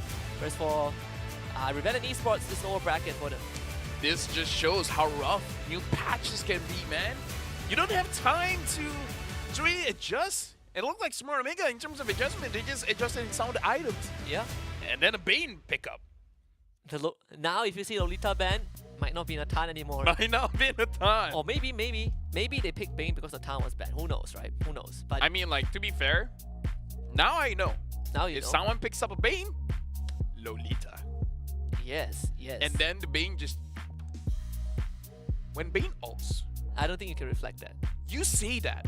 I think you can. You can reflect the Bane ult, send his sharks back at his team. I think about it. You can. I am willing to check it out because Yeah. I believe you can. Now you make me curious. I want to find out soon. I've seen it before. You can reflect the Bane ult? Lolita. Alright, this is while LaFell is trying to check it out, drop it in the chat, in the comments. I think you can. Let us know if it's possible. Or you can just find it on TikTok. I suppose someone would have made a reel about it. Hold on. Okay, I see Lapu Lapu, so you can reflect Lapu Lapu's blades. Hold on. Okay. Hold on. I know the Saber one you told me about. Yeah, the Saber one is cool, right? Saber one is cool because if you reflect I know. this- We have. Okay, maybe I scrolled too much. Okay. Here. All right. Should be. So can you reflect the Bane ult? Where? No, it's Rafaela. Well, we'll find out in a bit. I'm gonna look at some stats for now for that second game. Okay, look at this. Wait, you can reflect the Bane reflect the Bane ult. and the individual sharks. Yes. Incredible. I remember because I think I've done it before. But yeah, Wow. let's look at the stats. 11 minutes, 25 seconds. almost the same amount of time as the previous game. 25 seconds faster. It was 11 minutes 50 seconds for game 1. Ah, yes. Now I yes. remember what I wanted to bring up. We were talking about temporal rain for the Yuzong. I personally between Warcry and temporal rain, I prefer the first one, the Warcry, just because it's not easy for you to survive long enough to make use of temporal rain after the Black Dragon fall. True. I think if you want to win lane, you might as well take the 8% damage. We got to look at Ukir as well. Lui, another hero that usually goes for Necklace of Endurance, but now he can go for the Glowing Wand and have more damage there. Same as Suelo. At least one thing that we can see here, looking like Glowing Wand is a very good second item pickup for mages. So, I don't know. I kind of feel like with all the buffs, all the changes, Eve should get back into the meta unless a lot of crazy dive EXP laners and junglers are, becoming meta. But now we gotta look at the total stats for both teams. Carnage, Andoryu on that Bane dealing the most amount of damage. Bane is back. And 37,000 damage. Can't wait to get back into ranked game because I played Bane so much. It was a chronic addiction with Yep. Bane. Bane roam, baby. I would play Bane in any role. People hate me for it. But who's laughing now? Me. Oh. You. You. Me. I'm sorry, you. Yeah, because I literally just laughed. Yes, you. I'm sorry, man. I'm sorry for stealing your thunder. I didn't know you meant. Okay, you know what? Let's look at the numbers here. Tower damage. Andoryu, of course, you're gonna be the one dealing the most. Yeah, when you can damage. Although to be fair, Jome is quite close. But when you can do damage the turret without being in front of the turret. Dude, Magic Bane. I want to see Magic Bane. it's like eating without chewing. Eating. I think you mean. Drinking? Isn't that just swallowing? Do you swallow? Yeah, noodles. Yeah. It's unhealthy. You shouldn't do it. Oh, really? I mean, you should always chew your food before you swallow because it helps with digestion. But if you swallow it whole, there's a chance that it doesn't get fully digested by your really? system. Yeah. I actually didn't know that. I just chew because it makes sense. I didn't know it's part of protecting yourself from potential dangers. Yeah. The first part of digestion happens when you chew. You learn new things every day. What? I did not know that. Yes. I should have paid attention in school. All I did was play Mobile Legends. Yeah, and that's why Smart Omega won by a landslide. Oh, They didn't yeah. pay attention to the patch. Oh, yeah. Dude. Dude, Andoryu on that Bane. Thank you. And we're going to see a lot of Bane in rank now. I feel like even if you want it, you might not even get it. If people start banning Bane, I wouldn't even be mad at it. I wonder who the MVP is still. I feel like with the highlight play we saw just now, it's going to be Jome. Last time we casted him, he also made a highlight play. This guy is a walking compilation.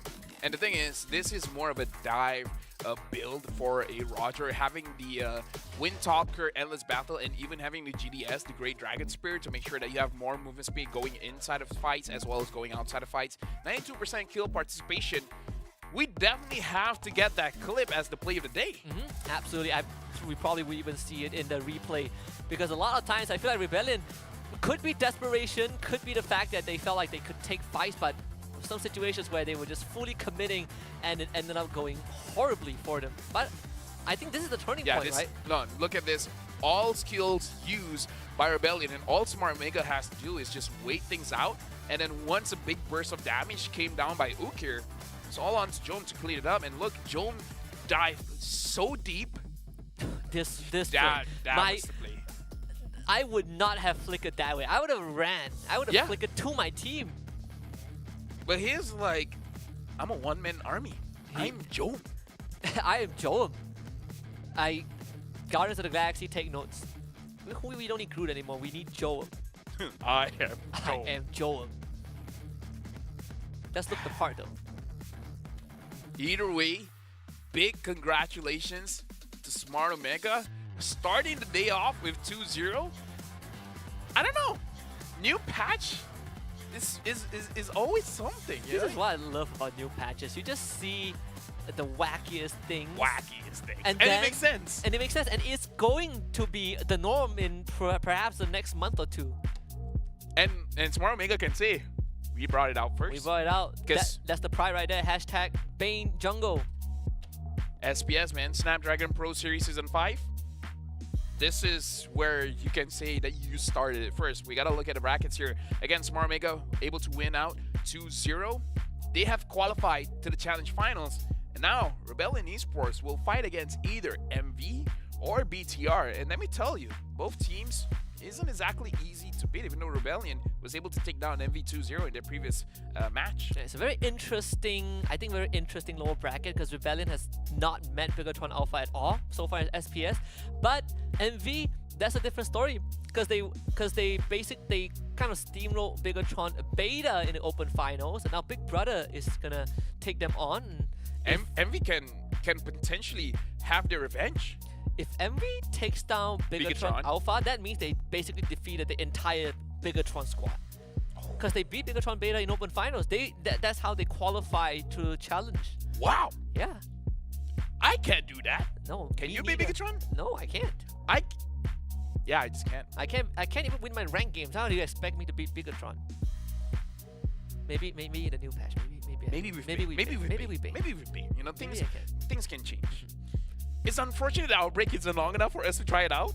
But at least now you know Lolita's shield can reflect the being all. That is crazy. That is Maybe crazy. we will see it in the upcoming series, RSG Singapore against RQ Hoshi. You know, Singapore, you know, they're creative, they're innovative. You know what would be even more insane?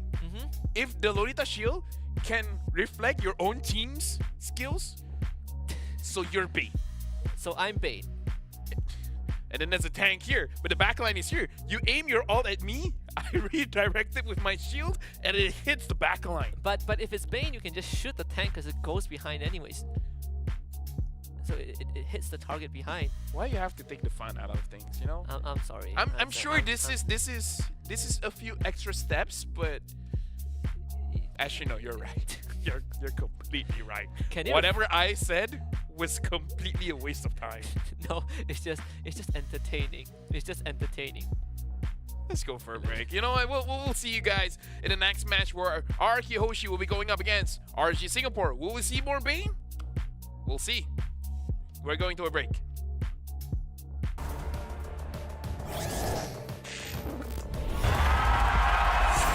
Here we go! The Snapdragon Pro Series is brought to you by Snapdragon Elite Gaming, Monster Energy, and DHL.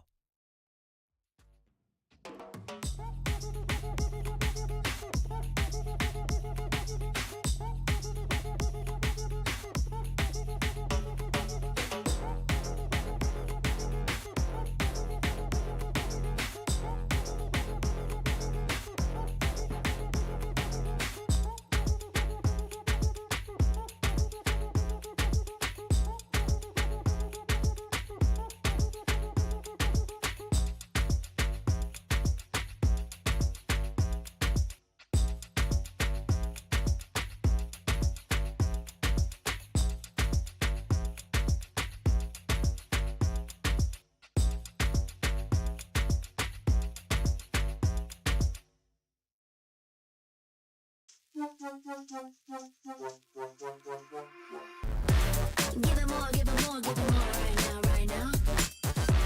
Give it more, give it more, give it way more.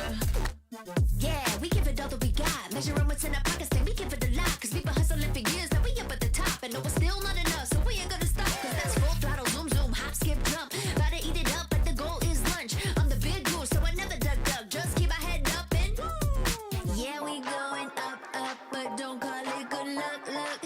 Earning what we got, cause all we do is give it more. Yeah, we going up, up, but don't call it good luck, luck. Earning what we got, cause all we do is give it more. Give it more, give it more, give it more right now, right now. Give it more, give it more, give it more, give it way more. Give it all we got, we give it all we got. Oh yeah, give it more. Give it all you got. Now they know about our dedication. Not just hard work, it's also patience. Chipped away at it and ignored the hate. And now we big Tom status and it's us for the take. And we eat, dream about it every time we sleep. Making moves, just look at my feet. Yeah, we bring the heat. We make every situation sweet. Now all we need is yeah, we going up, up, but don't call it good luck, luck. Earning what we got, cause all we do is give it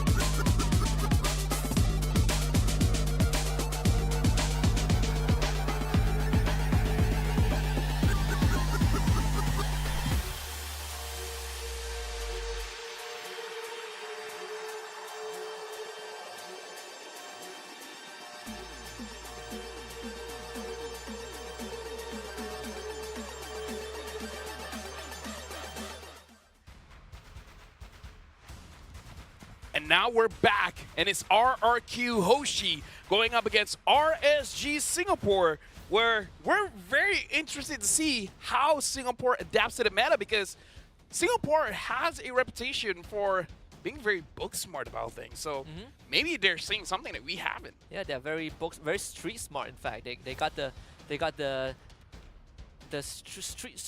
street creds. They got a library in the streets. They got I have no idea.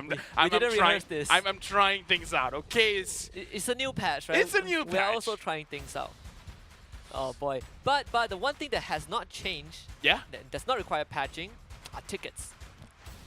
Tickets, dive into the action now. Get tickets from 10,000 IDR. Buy now at esl.gg/MMVTix-N. If you guys don't have friends, this is how you can have friends. Buy tickets for them, and then they have to come. And if you want a motivation to wake up early, we have the early bird special. For the first 1,000 buyers daily, you get stuff worth up to IDR 65,000 IDR, which is around 18, 19 ringgit. Don't say it. Just say like, I got 65,000 rupiah. And then people were like, what? You got 65,000 what? 65,000 rupiah. And then it's like, it's a lot. You can get 65,000.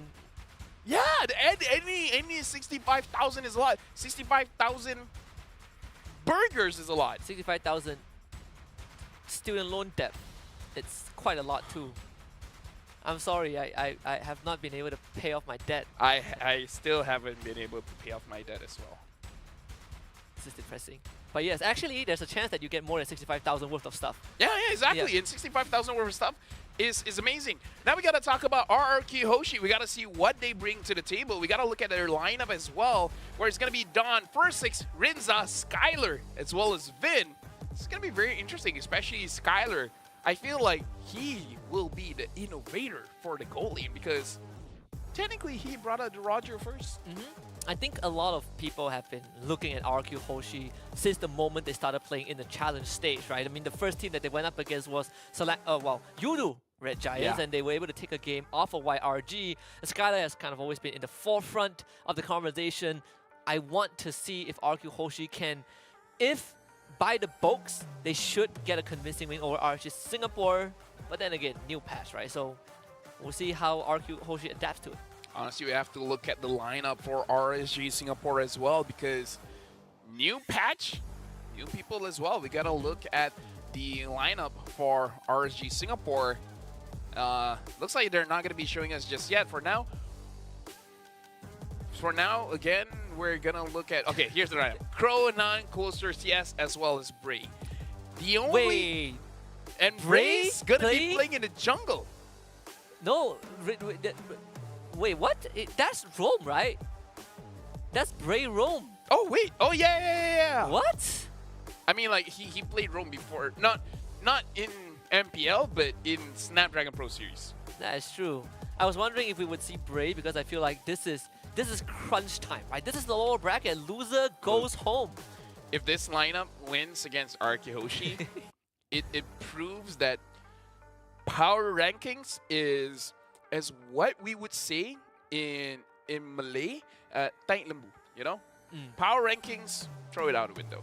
Yeah, you know, ever since the Open Finals, my predictions, you know, the one that was posted on social media, has gone completely down the drain. I don't even trust my predictions anymore. Nothing makes sense. After I show my predictions, and then of course it was wrong as well. My mother refuses to pick up my calls anymore. Yeah, you know, I voted for Bigatron Alpha, and that didn't go well. Yeah, now in the lower brackets. Let's see the draft those. If see there's going to be any difference. One thing I remember about RG Singapore when they played the MPL Singapore finals was the fact that they have some very interesting choices of heroes. Like Esmeralda, for some reason, is at the top of the list at that point. I mean, like, Esmeralda now makes a lot of sense, right? With the changes for Thunderbelt, the changes on the Clock of Destiny. It makes a lot of sense. And looking at Araki Hoshi, it looks like the constant here is the Angela still getting banned out, and Ling. Wow, okay. Even though Bray is playing the Rome, they are respecting Nan here. Perhaps they know that his Ling is insane. It's a non-factor now. Not available. Well, there's a chance for Bane, but if you don't want to fight her, a Hayabusa perhaps? That is true. What was Or the a Terizla jungle. No, please don't. Cho jungle? Cho jungle, I'm okay with. What was the hero again? Lancelot. I was thinking of Lancelot, right? With the Thunderbelt, War Axe, a lot of his items. The tanks a lot. Sky Piercer, Lancelot. Oh yeah, Sky Piercer, Lancelot. So Roger gets banned out. You know one thing that is unfortunate with Sky Piercer? Kyrie has made his name in the international stage for those crazy 1 HP getaways. We are not going to see that anymore. Nope. No. Even if there's a Diggy on the other side with a Sky Piercer. You're dead, son. So the entire patch is just to not Shut Kyrie, down Kyrie. to shut down Kyrie. Let the left had have those moments. Let's see with the last man. I mean, Chip is still up. Moskov is still up. Now RSG Singapore have to make a very important choice. Who do you ban out right now? Or don't ban out either, so that you can get one or the other. That is true. That is true. Ban the Arlet, I suppose. Okay, never mind. Ban Just the ban Moskov. Moskov. Yeah. So Chip is up, but does RQ even one Chip? Yes, they do. Surely you take Chip, right? Yeah.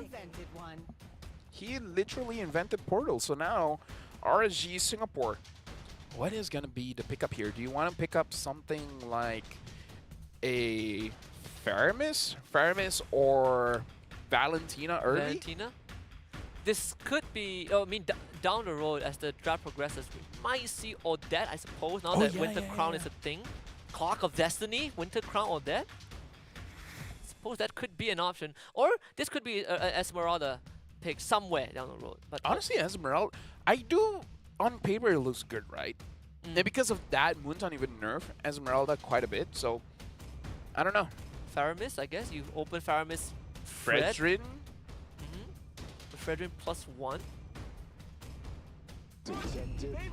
They're taking their time. Okay. Fredrin and Claude. Yeah. I do theorize that Claude Brody could be first pickable in this kind of patch because of how Winter Crown really helps their kit a lot. No, okay, not Winter Crown for Brody. I was thinking of Warcry, Master Assassin, as well as Sky Piercer. That combination, I feel like on paper, is very good on Brody, but looks like people are still for the Claude, especially with the Winter Crown. Like, Claude is already a slipper hero. How are you going to deal with that?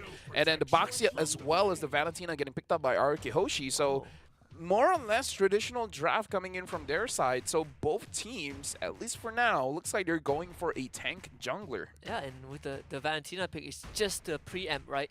If RSG Singapore wants Faramis for this draft, I mean, you already have a Valentina to answer that.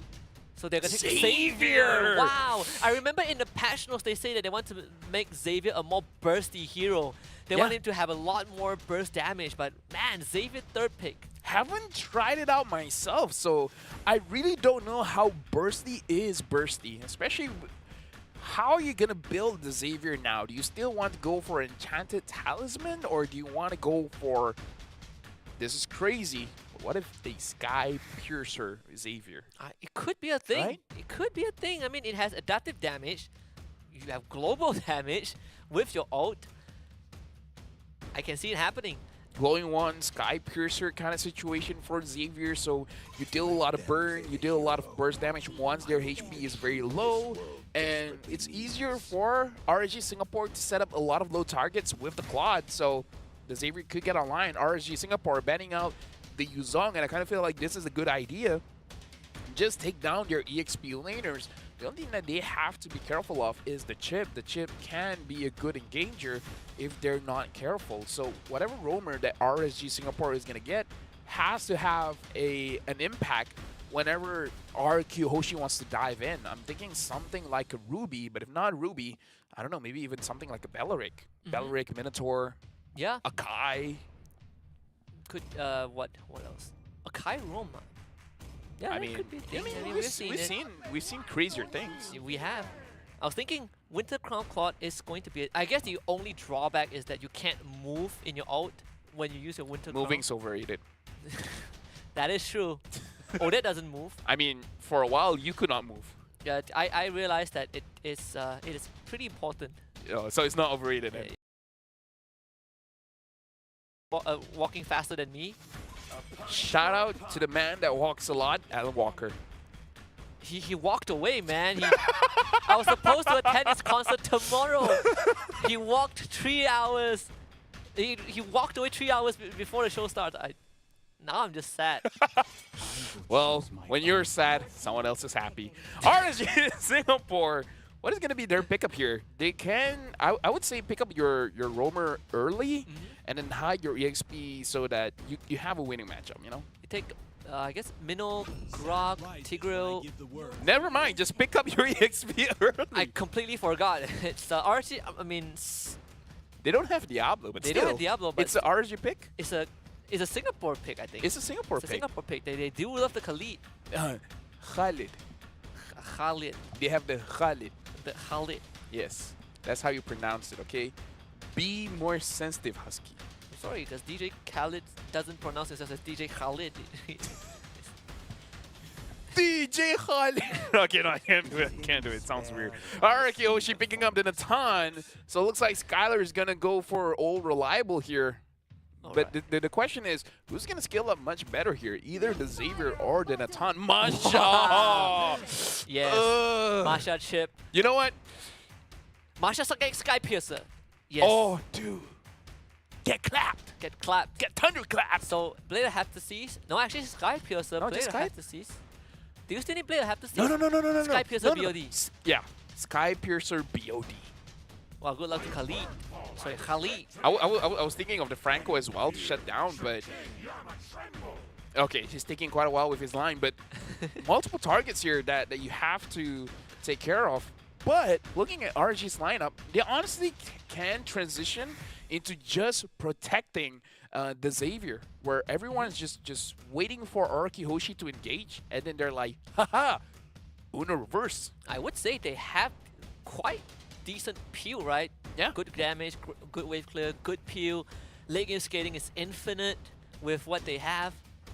I want to see the application of this Xavier, because I have a feeling this game goes late enough that Xavier is gonna two-shot, Skylar. I mean, two-shot the Valentina. Xavier is the strongest if he's using the Gojo skin. Yeah, so we'll If he doesn't use the Gojo skin, he might not deserve the win. that I agree, especially right now, JJK, the skin is now back. Yeah, it's back. It's back in season. All right, let's... You know what?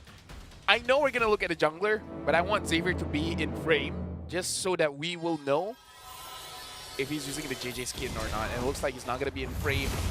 Both junglers are starting on their purple buff, so they're not going to be seeing each other during their rotations. Now, go to the mid. Cameron, go to the mid. I want to see Gojo Satoru. This is the only... Okay, I was about to drop like a JJK spoiler, but I shouldn't be doing it. Okay, don't. Legit don't. All right, yes. it's a Gojo So skin. it's Mr. Satoru. Right, Mr. is using the temporal raid, so he's going to be spamming a lot of skills here. Even with his passive, right, that helps him reset the makes sense. skill cooldowns even more. Actually, no. We have to see either it makes sense or it's overkill. Because the passive already is pretty good. I mean, they did make some tweaks to the numbers to allow him to benefit a bit more from cooldown reduction, but I am not super sure how good it translates. I guess we have to find out. Yeah, Xavier is one of those heroes we haven't been able to test out just yet. Looking at all the lanes here, looks like it's pretty balanced for both teams. I don't see anyone winning the lane too much, although you could make an argument the fact that the Khalid is not winning too much against the Masha is a big win for the Masha because the Masha just has to wait things out. Wow, the hook onto first six to bring it back. Nah, he just hit 4. Can he get out of the time though? The slam! Just dodged by Vin. That could have been first blood for RG Singapore, but now Bray has to pay the price as well. That's 2 kills. Argue Hoshi, flicker from Crow. Once Vin doesn't even get it. Argue Hoshi looks to turn. It's be Crow damage. Gonna be chased down. Rinxia with the kill. 3 for Argue Hoshi. Yeah, I kind of feel like Araki Hoshi should not have gotten 3 kills there. No. Maybe just one, but RG Singapore really wanted that kill. Bray gets the Iron Hook again, but Vin now hitting level 4. This is the big difference. Araki Hoshi, 1500 above RG Singapore. That's like, what, one entire item above of RG Singapore? Yeah, it's unfortunate that Closer didn't have mana just now, and it wasn't level 4. I mean, they could still attempt to contest the turtle because now we're hit 5. They try to check for him. Now see the red range of the entire squad. Nan needs to run right now, but with Dawn on his tail, it's not going to be easy. Force Nan away, so Jungle, well, Turtle goes over to first 6. Seems they want to keep on going. Dawning Light does come through from mid, but unfortunately for RG Singapore, there's just no running away. Closer late to the fight. Arg Hoshi picks up 2 more. So I'm going to ask you a difficult question here, Husky. Who's winning the early game? Wow, no one beats RG Singapore in early game. What are you talking about? Look at this. Well, Okay, I take that back. yeah, RQ Hoshi being almost 3,000 up against RG Singapore. This is one of the best starters that RQ Hoshi could ever want, especially when you have an Natan. 3 minutes in, having 2 assists, and first 6 having 100% kill participation, 2 kills and 3 assists. This is a very good start for RQ Hoshi. Yeah. RG Singapore, the thing about a composition that is reliant on the late game, you don't want to lose more than 2,000. And it's 3,000. Yep, Stolen Bloody Hunt early on. They bring Closer in, but Closer has to... that's just does not have enough damage. Even CS wants to join the fight, but my man, what was that? Even Gojo can't save you. Safe to say, RG Singapore, they need to check out how they're really going about the team fight. I love that whenever your Nakama is in trouble, you want to back him up. You know what, Bray? Good on you. You got a Masha, you got a solo kill. Nice Now hook. they're on the board. Nice hook. Now they're on the board. But for real, RG Singapore, they need to understand when it's fine to take the losses as it is, because you want Closer to join in the fight. If he gets a few assists, he can definitely snowball out of control. But now is definitely not a time, especially because he hasn't even completed 1 item. Yeah. If he has an enchanted talisman, I would say, yeah, sure, you can try it out, but don't commit too much. You know, the moment you see that you're in a losing fight, bail out. If you have to sacrifice the turtle, let him get turtle. Yeah, like, not every fight is a fight for you. Not every fight is a fight to the death. Yes. It doesn't have to be. It doesn't have to be. Sometimes, you know, take losses. Sky Piercer on Dawn already, so that's going to be quite a thing. You want to tier 1? It's a bait. It's a bait. Vin, he comes in, drops the portal. Crow tries to go to the back line, but they've lost Closer already. RG Singapore is completely baited in. They don't even get the objective. Maybe the Bloody Hunt trying to lock down Rinxia, but he's the one that falls. Skylar just fighting. Vin comes through the portal from behind with the wide walk, and he finds a kill onto Bray. Well, good thing is CS got a shutdown there, so a lot of gold going over to him. Closer now having his enchanted talisman. I would say it was a good idea from RG Singapore, understanding that, okay, we're going to lose the turtle, might as well all in on mid. And to their credit, they almost got it. It's like, what, 1 wave and a few basic attacks away from securing it. The thing is, in today's matches, they're losing, well, they haven't lost yet. Oh! Wow, that was actually a sick one. And Crook continues to commit. Closer lands all, and that was what it took to take down Skylar. I was speechless. Brave making the plays work. Yeah, and that such a hard thing to pull off, but Art Singapore at least finding some shutdown. The kill going over to Crow. Would have liked it if he went to closer, but Khalid, fine. You know, he does need the items. If I remember correctly, I feel like before this, when Bray was on the roam, he was using the Franco as well. So this might be a signature for him whenever he's on the roam. Oh man, actually the Bloody Hunt was used. Closer will survive, but they do lose the Khalid. Here comes Don, pointing to look for Closer. Doesn't find him, but finds CS. That's the double tap. And the lethal ignition burn just enough to take him down. 3 for RQ Hoshi. Across the map, and Ray be victim number 4. First sticks on to him. Triple kill for Skylar. RQ Hoshi is showing Singapore what the Indonesian spice is all about, because they're all about non-stop pressure. You feel like this is a good spot to end the fight? Nah, we're round 2, baby. Yeah, Indonesia just there's some similarities between Indonesia and Malaysia, right? We just stat check you. Yeah. If we beat you in the micro, that's all it. That's what matters. It's the only thing that matters. This is our way of cosplaying anime. We punch first. If it doesn't work out, we punch harder next time. Man, this is I what, feel like Singapore is doing the same thing. I feel like this is what happens when you don't check what the Valentina has. He just ran into a bloody hunt, and yeah, that could have been a kill to Skylar to his credit, but unfortunately, Singapore ended up losing 2 members. And first thing is not giving up on this, and Skylar just 2 taps closer. I think this game has officially spiraled out of control. It's good and bad. RG Singapore, the good thing is they're playing like they're not having an 8,000 deficit. Yep. The bad thing is they're playing like they don't have a 9,000 deficit. Yeah, and the jungler died 6 times. Something about, you know what? I feel bad for the junglers. Maybe this passion. Look at first 6. This is just, this is the first Lord. And he wasn't able to tank that much. Yeah. They barely just made it out. If only This- Closer was like, landed his ultimate. Could have been a shutdown. Okay, bloody hunt from Bray. But where's the follow-up? I think you just run.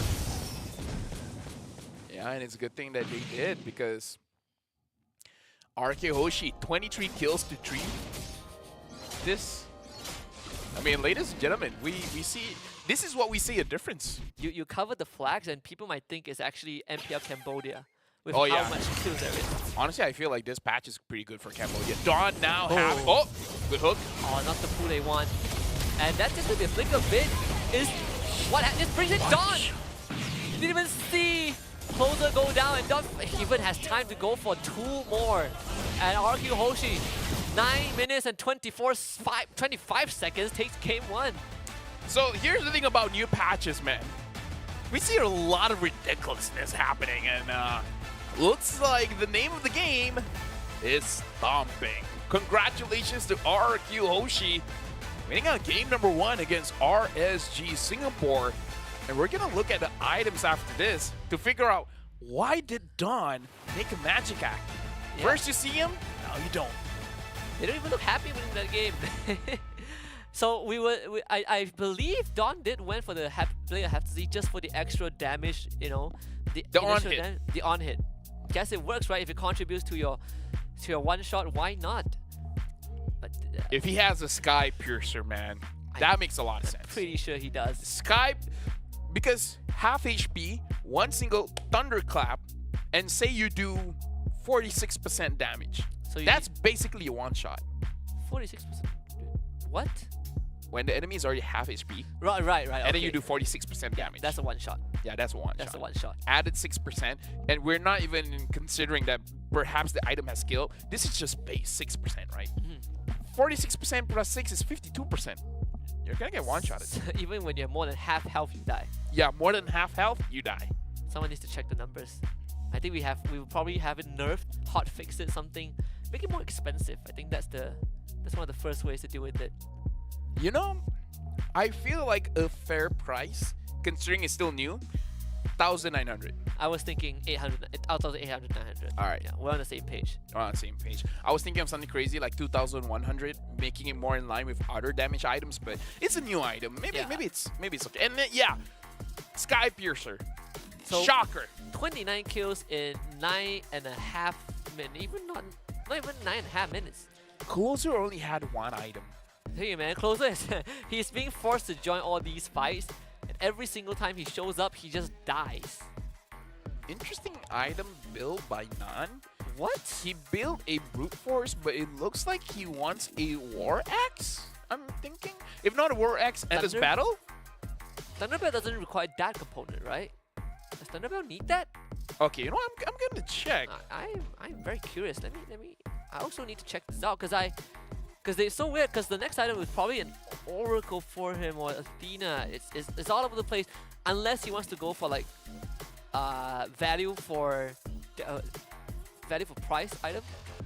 No, this is the requirements for Thunderbelt. Doesn't even require that. You know what? I'm gonna check. Okay. If he built an Ogre Tomahawk, he only has 3 choices: War Axe, Endless Battle, or Blade of Heptases. Neither of which I think does well. No, not at all. I mean, if he were to complete it and then he would have won, that's definitely a new meta right there. If he was snowballing, then sure, but he was being snowballed on. I feel like it would make more sense that he wants to build a War Axe. I suppose so, but you don't really need a War Axe. Because I your feel damage like- comes from your... I feel like Thunderbelt definitely makes more sense. Yeah.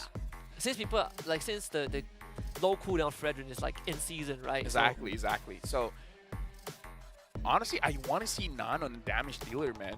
But I kind of feel bad because today we've seen fights, or I guess results, really based on how is the jungler feeling. If the jungler is having a good time, more often than not, that team is gonna win. If the jungler is having a bad time, the entire team is gonna have a bad time. I think it's not even because of the patch. This has just been the general... Yeah, true. General situation, right? Like the jungler, he falls behind, you start losing objective, and it bleeds slowly, but it feels like it's very hard to stop. Oh wait, we forgot to talk about Skylar hit 1,099 gold per minute. 1,099? Just 1,099. Chibi is higher. 1,120. Still has the highest record. Look at the mountain that RQ Hoshi built up. It's a straight enough curve, man. If you look at the 3 kills that RSG Singapore has, good news is that Bray is a part of all 3 of them. Bad news is that only Bray was able to kind of make some sort of impact. Yeah, Bray is 1-6-2. Bray has 100% kill participation. Oh boy, MVP for this game is going to be Skylar on the Natan. Just, what can I say? Dude, 1,000 gold per minute with 60% kill participation.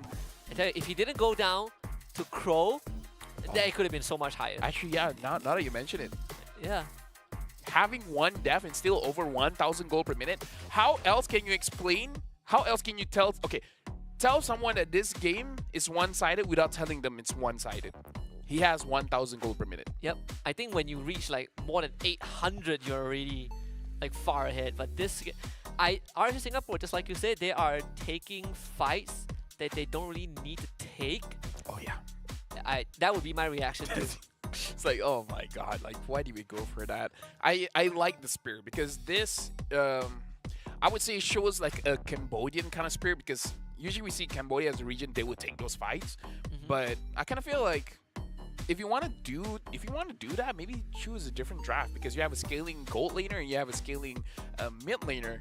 If you want to fight a lot, that's not the draft that you want to fight a lot with. You need a draft that can participate in fights. I mean, Brody, Yeah. you know, Brody will be a good option. Farsa, Novaria. honestly, even Eve, right? Yeah. Eve with the correct setup, I believe that early game still does quite enough of damage. And has a good ultimate, right? You Yeah, good contribute in your own way. So I feel like the draft from RSG Singapore is okay, but the execution really betrays what draft is all about. I think they rely a lot on like having this Khalid get ahead, but not able to bully the Masha enough. And at one point, he just fell so far behind that he loses his impact. I can't even play RSG, honestly, because this new patch, even we're having headaches. I remember I played my first game and I had no idea what was happening. You know what? I feel like both teams need a break. So we're going to go for a short break, giving time for RQ Hoshi as well as RG Singapore to prepare for the next game. We'll see you guys later.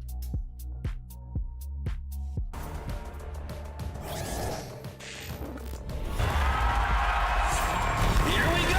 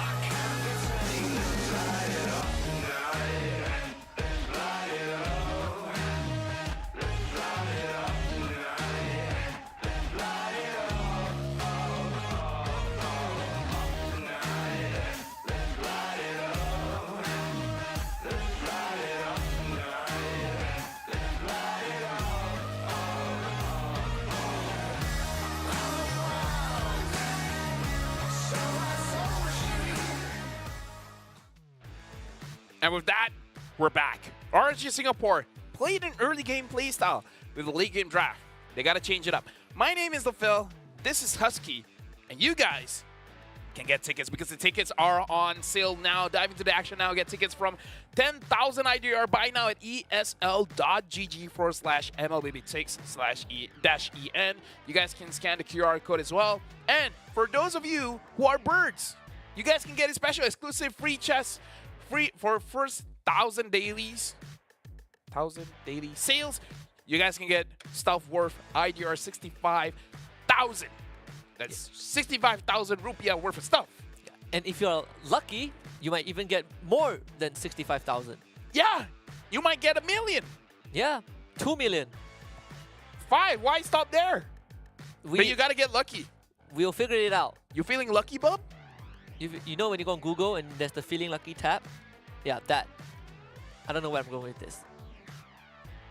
I'm feeling unlucky because I like your pin.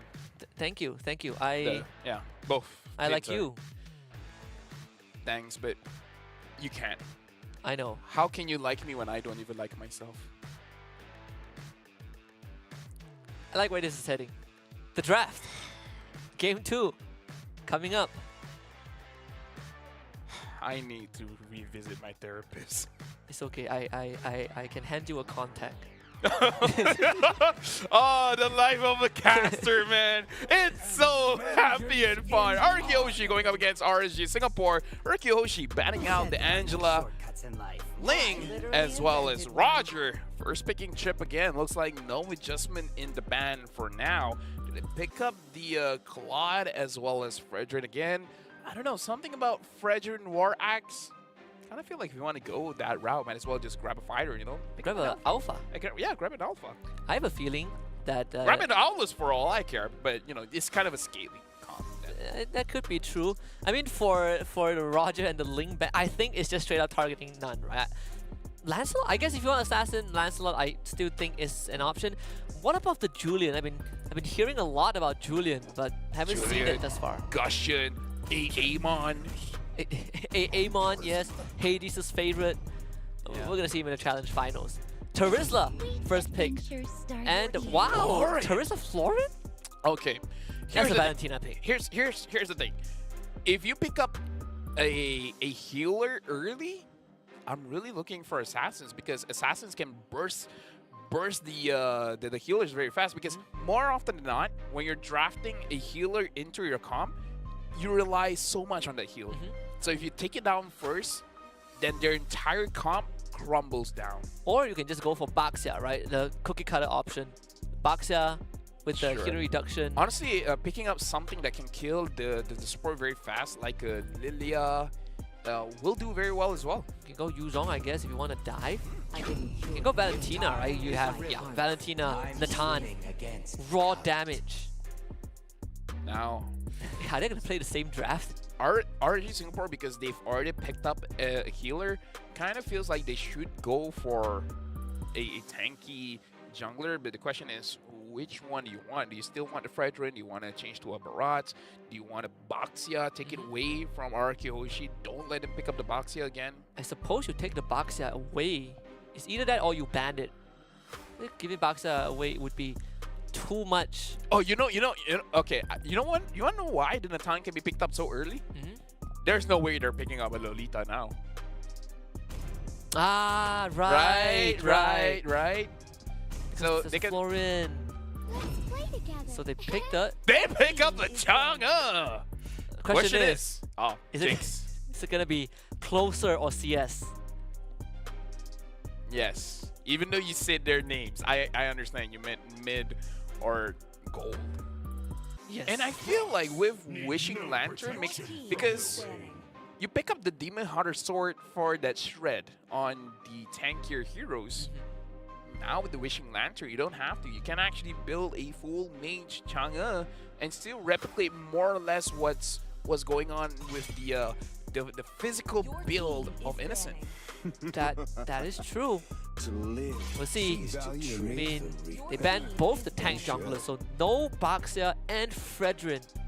That leaves the Barats as the final, Barats and Akai as the final two options. See the last ban though, so it's gonna be Faramis banned out by Arky Hoshi. So Arcu is really feeling like this Chang'e is going to the gold lane because they banned Faramis, no? Yeah, I feel like that's the case. Do you ban Novara here? Do you ban Vexana here? I feel like I just want to say that. ban the jungle. But maybe because of the previous performance, they're like, we really don't care what jungler he picks Yeah, up. you can It'll pick be anything fine. you want. For RQ, I do want to see them picking up an assassin because look at Chang'e, look at Florin. Juicy. Juicy. very juicy. Hayabusa then. Exactly, I was thinking of Hayabusa. So they banned the Farsa. Huh. I mean, we did say that the Farsa would work better for RSG Singapore in the previous game. Yep. Since they want to play early to mid, right? You have And the Terizla Farsa set is up. good against the Natan. So do you show? Oh, in this case, I think you just show your jungler right here. No, you pick up a Clyde and then make them feel like, okay, Make you feel stupid. make you feel dumb. It's like, oh, you ban out mids. We already picked our mid. That would be such a fun way to troll your opponents. Yeah, pick up something like a Clint or something. But yeah, I do agree. Just pick up your jungler here. Barats is the only tanky one that they have left. Or Akai. Or Akai, yes, Yeah. yes, Akai. I suppose if you want like marksman, I'm looking at Brody. I'm loving a Brody right now. But let's see. Cho Jungle. We Oh talked about my- it. oh we my talked about God. it. We talked about it. Cho Yeah, Jungle. we did, but holy cow! Didn't expect to see it here. I mean, where else can he go, right? I mean, it's You already have your roamer. You already have your EXP laner. And Chang'e can be mid or gold. what if it's a Terizla mid and a Cho XP? Okay. I mean, that doesn't sound crazy. That's the crazy part. that should, yeah. Hayabusa. Just pick up a Hayabusa and then get your 2-0. You know what? Yeah. Just pick Hayabusa. Just Hayabusa. Hayabusa, Yes. Sancho! This makes us look like we're rooting for Arkihoshi, but we just want to see an Assassin Sky Piercer. Yeah. To be fair, our Singapore just revealed like half their draft. Among a myriad of stars, the boundless voyage. It's a Freya jungle. Dude, guys, guys, this is the lower bracket. All right, if you lose this, you're out. Wait. Let's see. No way it's a Terizla jungle, right? Wait. We're looking at a Cho mid. No way, right? Who jungles then? Terizla? Wait, This- they're not swapping. This has to be a meme. Swap the Dude, heroes. I said Terizla jungle just now as a joke. Are we gonna get Terizla jungle? Earlier in this day, I did say Terizla jungle. Do you remember that? Yeah. What if they're just role swapping? Oh, true. Right. True. I would be shocked if it's a Terizla jungle. I think it's the Freya jungle. Yeah, it should be a Freya jungle. Cause I said Terizla jungle as a joke. Let it be a joke. Don't let it be real. Yeah. Some things are best kept hidden. Or not even manifesting at all. Arkihoshi going up against RSG Singapore. Both teams really need to win this one, and interesting draft all around. I'm telling you, this is going on DJY very soon. It's gonna have a field day with the draft. Okay, it's Freya jungle. Freya It jungle. is Freya jungle. Freya jungle. Woo, makes sense. Wait, so where does Terizla go? Mid. It has to be Terizla mid, right? Wait. Look at mid. It is Terizla Look at mid. Oh, That's Ray. first blood. Oh yeah, it's first blood. Yeah, so that happened. Let's slow it down. Let's look at the Emblem setup here. Looks like it is gonna be the Chang'e gold lane, and Crow taking a lot of damage. He is Alive. almost. He's alive. You know, I joked about the Cho XP lane, full damage. I didn't expect this. I guess if you can one-shot Hayabusa, it's not all too bad, but Crow. he's gonna go down. Surely, right? I mean, it's still below 2 minutes. So even though we have one patch ever since, but you still get 20% extra damage when you're inside the jungle. First 6 goes to CS. CS is 100% gonna go down. Braid didn't get to aggro the shadow kill. So that is, I guess, at least both junglers got a kill each. But I want to look at the level 4. I wonder how that would pan out. Actually, I want to slow this down. There's so many things going on right now. We got to talk about it, every single one of them. We've seen 2 Terizla mids today. We have. Is it a crazy scrim result thing that we just don't know about? Oh, closer! Wow. Suppose it's not. I remember the first time that I started to see a lot of Terizla mid was during MAL, right? Like, Homeboy Sync gets picked a lot. But one condition has to be met. You have to have a gold laner that has magic damage. So at that point in time, it was Natan. I guess in this case, Natan taken, so they take the Chang'e. It feels very forced though to put the Terizla mid. Either way, right now, it does. I feel like RSG Singapore is kind of a scaling comp. Vin finds Crow. Crow has nowhere to go. Crow gets taken down. Same as CS. Double kill for Vin. Arkihoshi winning out all the lanes. I mean, what were you expecting? And Chang'e Freya to try and catch a Natan? They barely touched the turret. That is the saddest outcome. So you barely got the extra goal and you went down. I feel like this game is progressing a lot more faster than game 1. Yep. Everyone is under-leveled. Well, on the side of RSG Singapore. Yeah, Arkihoshi is definitely looking fine. Closer is going to get taken down. He got the heal, but first 6 still gets the kill. Even clears out almost the entire wave at the same time. So Closer is going to lose that entire wave and the plating. I feel like first 6 is going for the Sky Piercer, so the Yep. fact that you're going up against a Hayabusa that has 2 kills and 2 assists, And if he completes his Sky Piercer, it's going to be very scary. Unless you kill him now. Yeah, I think the craziest thing is that he went Fury Hammer and then 2 Expert Gloves. Oh, kill him now. He's gonna go down. Then bring in the shortcut. Vin gets the extra shield for his teammate, but man, this Natan is just not touched at all. I feel like all rhyme and reason in this game has been shut out the window. Yeah. Because it looks like whoever has an opportunity to go for a fight, just go for it, and we figure it out as we go along. Alright, so CS manages to get out at least, but this Chang'e has went down 2 times. Feather of Heaven, first item. She needs a lot more time for her to be relevant. Okay, here's the question. Is this going to be a physical Chang'e with a golden staff after this? Or is just going for a magical build? Maybe something like a Blood Wings or a Wishing Lantern. I feel like physical. Oh, good from Vin. Finds Bray, he is dead for sure. Swipe back by the final slash. Argue Hoshi, they didn't even bring the full team, it's just 4 against 4. Hayabusa takes the turtle. Now the penalty zone locked down. They get the kick on to Dawn, and Dawn still survives despite all the efforts of RG Singapore. And in fact, First Six comes in, picks up another 3 for RQ Hoshi. You know what that team fight shows me? RG Singapore, they have a lot of sustain.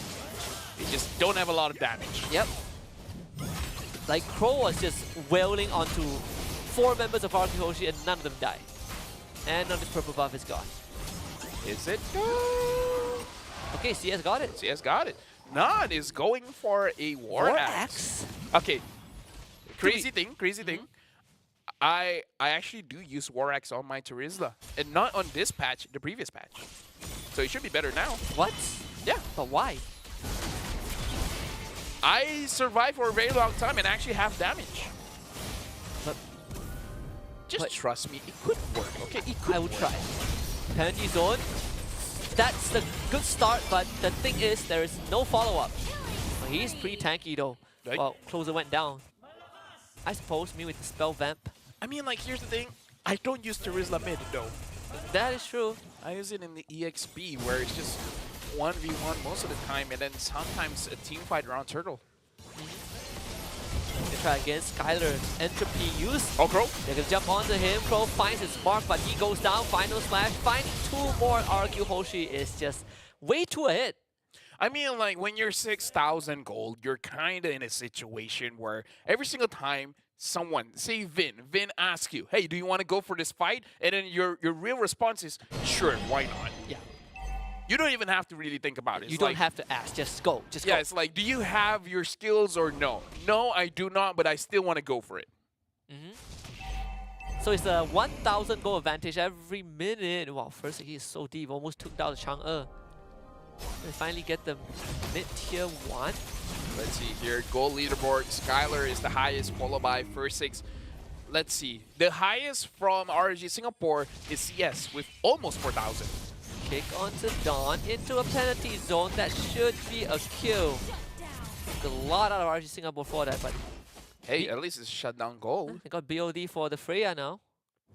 First item BOD. Wow, that's a bit greedy. I kind of feel like you could have gone for something cheaper first to kind of like mitigate the damage. But at least now there's a big burst.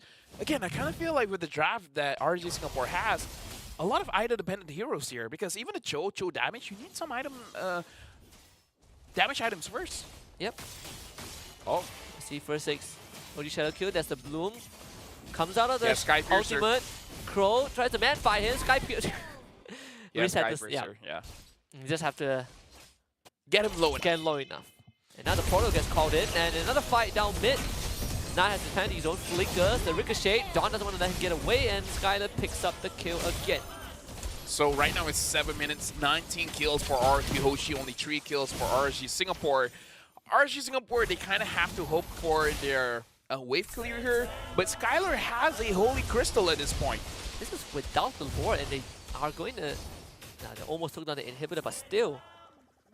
How do you recover from this? Let me just say, if I was a lot closer, goes in, Doesn't and find the Bray angle. almost gets taken down unstoppable from Skylar. Yeah, and Crow, he's the one that might save them, but he even him is not enough. Get executed by the Sky Piercer. First 6, I believe. He's either max stack or almost there because he did go down once, but still. The good news is that the inhibs are still up.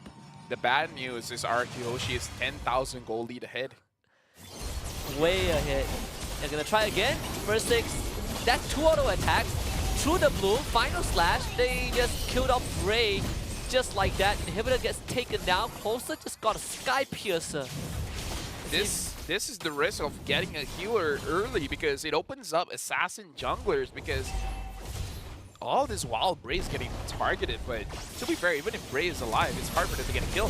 The Kapanji don't. The stolen one seemingly better.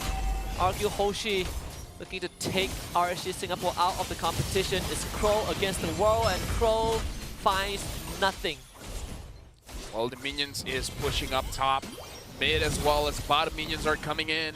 Nan and Bray is taking quite a lot of damage. RQ Hoshi's in the base. They get a kill onto Bray. They get a kill onto Nan. And the game goes to RRQ Hoshi. It's 9 minutes and 31 seconds. Walk in the park, RQ Hoshi advances in the lower bracket to the next round. But unfortunately for RSG Singapore, this is curtain closed for them. Their journey in Snapdragon Pro Series ends here. We have to say that it looks like for most teams, their approach for the Snapdragon, traditional draft, just maybe one difference. Maybe change the jungler, maybe change the gold lane, or just change the items. There are some changes. They're very minuscule. Very, very minimum. And I suppose for RQ Hoshi, they just realized that they are a way better team compared to RSG Singapore. So just having fun, right? Hayabusa. I mean, like, to be fair, even we called it out. Hayabusa was an amazing pick for their draft. Considering that you have, like, what? Florin Chang'e, yeah. That's the second and third pick. I mean, I joked about the Cho XP lane, but I don't really want to see it. It can work out. It's just that it's a scaling EXP laner, which is not what you want from your EXP laner because you want the EXP to win early so that you have an advantage around the turtle. Yeah, based on all the ranking experience I have with Cho XP, no. Oh, I see. You know Sultan Rick? Yes. He's been using it quite well. So maybe you should just rank with him. Maybe I should. Yeah. You know, like my model when I play ranked is I ban heroes not to hinder the enemies. I ban it so my teammates don't lose games with it. I like the mentality. Your true enemy is your own team. Show your hero. Shows Cho. Go Ban. EXP. Ban. Ban. That's a ban right there. I like the way you think. Now we got to look at the stats. We got to look at the numbers for both teams. But again, just a reminder, this game ended pretty quickly. The previous one ended below 10 minutes, if I'm not mistaken. And It's now 9 minutes 23 seconds. So it's 7 seconds slower. either way, Sky Piercer for first 6 makes it so that it doesn't matter who he meets. He's going to get taken down. Closer has the Sky Piercer as well. So if he was able to ramp up in his game, he could have gotten a lot of kills. But as we see, RQ Hoshi, they're just quicker on the draw. Yeah, by the time Closer got his Sky Piercer, his base was already up in flames. So at that point, unfortunately, was not able to do too much. But for first 6, his item progression, he went for Boots, and then Fury Hammer, and then Sky Piercer, then only he upgrades the Fury Hammer. So I think the early penetration that the Fury Hammer gives you is so cost efficient that it contributes directly to you snowballing the game. And again, we don't have access to Scrim, so we don't know what's going on, but we've seen Terizla mid twice now. If we see another Terizla mid, maybe it's the upcoming meta for other teams, or this is just one of those things where they're still in the testing period. I mean, if the upcoming series we still see that again, then perhaps there is something that we are missing out. In terms of the numbers, the Hall of Fame, you know, Skylar hitting another game with above 1,000 GPM. 1,057. Not as much as the previous game, but still quite a lot. Dealing 5,332 damage per minute as well. This, I mean, I feel like RQ Hoshi just got a very good draft, right? They got the chip, they got Natan, which even though has been nerfed, but looks like Skylar is still able to deal quite a lot of damage with this hero, getting the Valentina as well, and then getting the Hayabusa as well as the Arla. I just kind of feel like RQ Hoshi is not experimenting too much with the draft because even the Hayabusa it just makes sense. Yeah, I think overall it's also during the drafting sequence, I think RSG Singapore definitely kind of showed their hands a bit too much. I mean, like, to be fair, I didn't it didn't cross my mind that the Charizard is gonna go mid. No, me neither, until the Cho and then the Freya came out. Then you throw too much of a curveball. This game is just the same as last game where RQ Hoshi completely dominated from minute 1. Yeah. Actually, no, 30 seconds. 30 seconds, so not even the first minute. Yeah, because if we remember correctly, they got a kill onto Ray in the mid lane. Yep. And afterwards, it just went out of control. Spiral out of control. This isn't even a snowball, it's an avalanche. This is just straight up dominance. I think even for RSG Singapore, they were trying to make plays across the map. And then you realize that the only guy who can reliably set things up is Nan, and he's stuck in the mid lane. Yeah, he was a non-factor. He was a non-factor, non-existent. Either ways, this is rough, man. New patch, really changing things up for every single team. That's why we see a lot of one-sided matches, because everyone's still figuring out what's the best thing. And Skylar still going on the Natan, even though the Natan has been nerfed, still doing 1,057 gold per minute, 63% kill participation. Almost full build in this game. Yeah, you know what they say, sometimes it's not about the heroes, it's about the player, the pilot. But we said that a lot of eyeballs will be on Skylar. He definitely delivered. 2 games, both are on the same hero, both getting MVP for himself. Look at this fight. How long did Arkihoshi take to kill any member of RSG Singapore? They had the sustain, most definitely. They just didn't have the damage.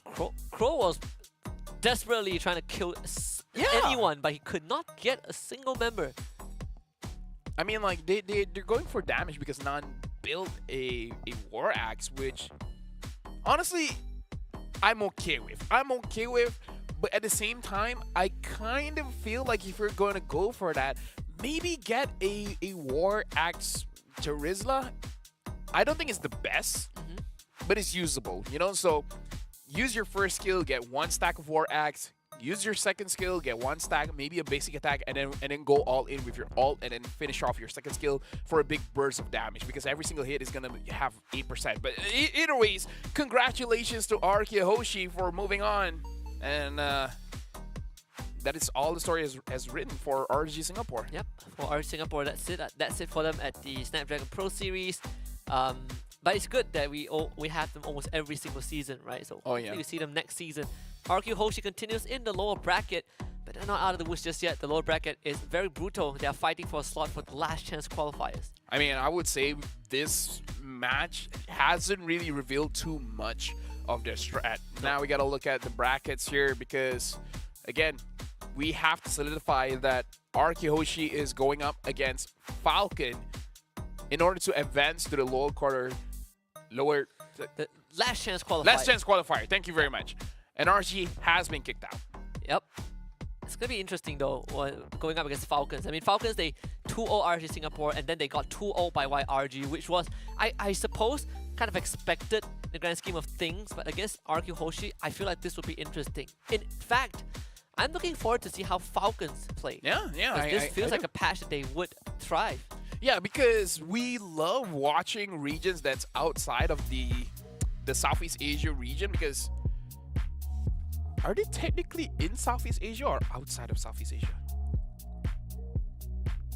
My geography ain't that good, but I my think geography ain't that great as well. It is. It's part of Asia, right? So it's part of Asia, but is this Southeast Asia? Good question. I don't know. Right? Is it like East Asia, Southeast Asia, South Asia?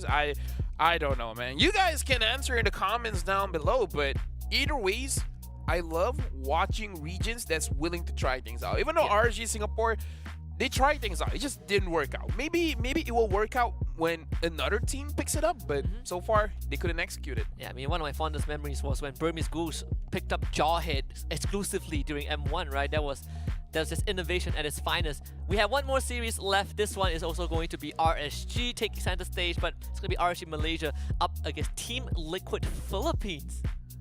I don't feel good for that one. So let's go for a break, because after this, it's going to be RSG Malaysia against Team Liquid Philippines.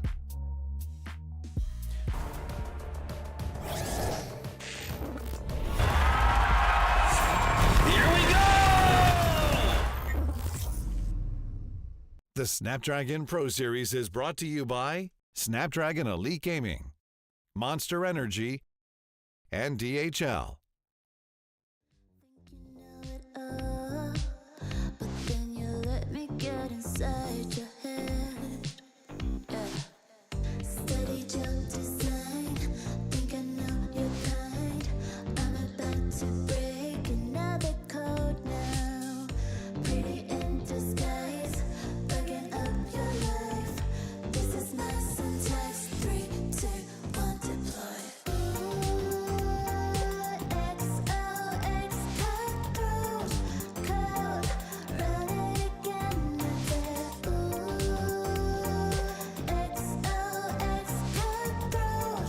code, run it again, steady jump design. Think I know your kind. Yeah. Steady jump design. Think I know your kind. Yeah. Steady jump design. Think I know your kind. I'm about to break another code now. Pretty in disguise. Bugging up your life. This is my syntax. 3, 2, 1, deploy. XOX code, run it again, XOX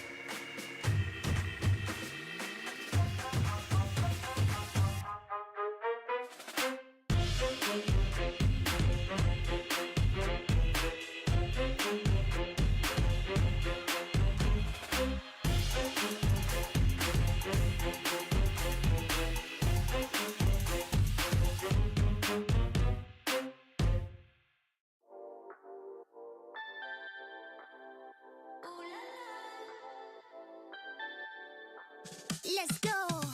Put it in motion. Baby, we're going faster, faster, faster, faster. Seizing the moment. Baby, keep going faster, faster, faster, faster.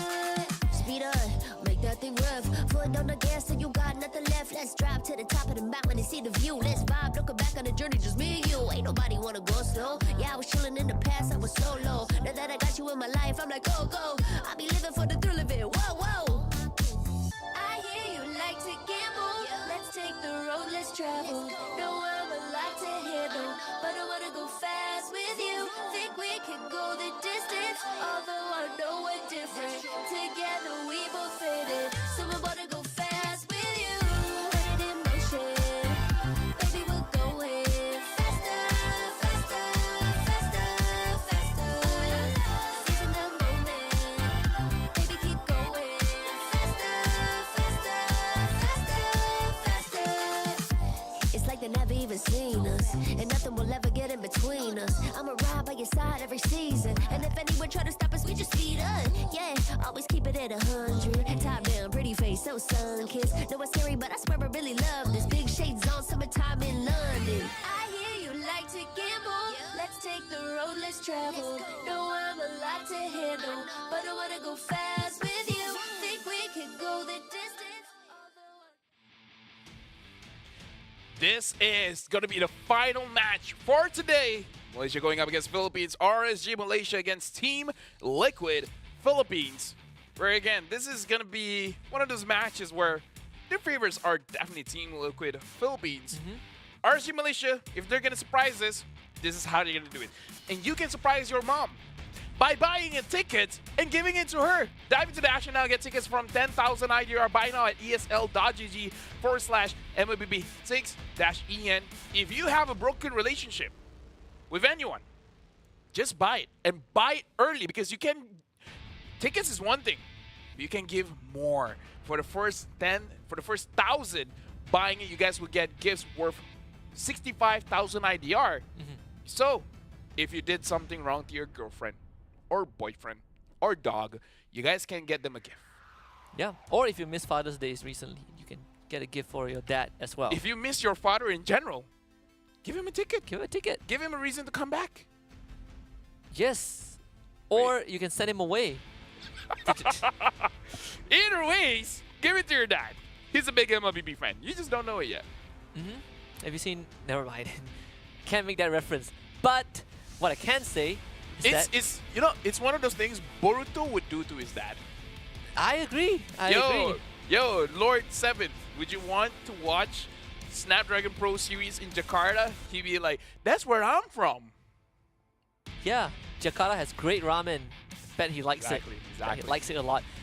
This is also a lower bracket series. It is. So loser goes home, winner continues, and at least for Team Liquid Philippines, they have a chance to earn themselves a rematch against the team that sent them there in the first place, and that team is CFU, because they did lose to Bigatron Beta last week, 0-2. So Bigatron Beta is the first team in history that went all the way from Open Finals to Challenge Finals. RGMY has my boy Izanami, but I gotta say, man, Team Liquid PH, any team from the Philippines, I feel like after one loss, they're just like, never again.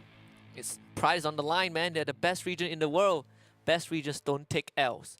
Yes. Only W's. Only W's, even though their name has an L inside of it. Liquid. They take liquid, but they don't take losses. Flow like water. Flow like an energy drink. Like Monster energy. Monster energy. That's what it's all about. That's why Team Liquid. Move like a monster. Like, Look at the monster. Look at the show is really watching. I don't know, okay? I'm just waiting for the drafting phase because I want to see adaptations. But if things goes as far as we've seen today, I believe Team Liquid PH, they're going for a traditional draft. Maybe just change one or two lineup, and then RSG Malaysia will do the crazy things. Yeah, I agree. I think for RSG and what in particular, there's one player that has been consistent the whole time, because when we take a look at the lineup, you would know who I'm talking about. That man is Izanami, the mid laner. But I'm not here to talk about Izanami. I'm here to talk about the most exciting matchup of the day. Bornzy against his opponent in the XP lane. We got Bornzy, Vinogo, Izanami, Lolio as well. Stone. That's the matchup you're looking forward to, huh? Aye, Bornzy against Sanford. You don't see that every day. There's a reason you don't see that every day. This is the only. This. Tell me, Lofel. Be honest. Okay, right? okay. Put your hand on okay. your chest. Tell me. Hand on my chest. Right. So, when will we get the opportunity to see this matchup? Never. Exactly. Never. So this is the You're only right. chance. You're right. Yes. You know what? I doubted you, but you have made a lot of sense. Bornzy, this is his time to shine. This is the best. When have we? If he wins this matchup, yo, Rippo, you lost your job. Ripple is married, man. He's engaged. Sorry, He's married. No, he's yeah, married. he's married, He's married. yeah, Yeah, yeah. he's married. Yeah. It's fine. It's fine. Don't worry. It's fine. It's No, fine. I feel like he needs it. Just because you're married doesn't mean that you can't be an Wait, he AX. needs it even more now. He needs it even more. What are you talking about? If Bornzy wins his matchup, Rippo, find another team. Whoa. Oh, What do you oh, mean? okay. He brought RSG to 4th place last season. Third. 4? SRG was 3rd. YRG was 3rd last season. Which season you're talking about? 12. Oh, well, Oh. I was talking about MPL, sorry. Yeah, Context. no. I was Yeah. talking about MPL. Yeah, 3rd. Yeah, third. You Yeah. said fourth. RSG was 4th. It's SRG, Homeboys, and it's ours. You know what? Team Liquid PH, Sanford, Carl TZ, Sanji, BenQT, and JP. I'm gonna Google it. I'm telling you, SRG finished 3rd. YRG finished 3rd last season. It was Homeboys, SMG, SRG, RSG. That's last season. Season 12, my friend. Yeah, but you know, technically by now 13 is last season. Right. Fine. Okay, you make sense. I'm sorry. I'm where, sorry. Where have you been? Because my current season is still season 13. Dude, it's over. We Last- have our champions. Back in season 12, yes. Dude, you're acting old, man. I'm age is catching up. I'm telling you, I can't even walk properly. Let's go Liquid. This definitely has to see a lot of changes here, but you know what I heard? I've been talking to a lot of people. People have said ever since Liquid took over Echo, Carl TZ is a different beast. Now he's not just an amazing mechanical player, but he's taking a lot of charge now. Yeah, I also heard that he is kind of the guy that kind of like he calls certain drafts and he keeps the team in check, right? So we'll see. I mean, even in the mid lane, both of these players, Sanji and Izanami, share almost similar hero pool, Yeah, right? yeah. The Valentina, for example, that's one of what gave Sanji the highlight reel in the MPL PH finals. The walk of glory down the mid lane. Haven't been banned out at this point yet. Still, Loi, Faramis, Harith. Yeah, I still remember that Valentina play. It's one of those situations where it's like, I literally Fine. invented one. One in a kind. I'll do it myself. Yeah, like the game-winning play, right? That could have gone either way. So Chip still banned Moskov, so nothing out of the ordinary.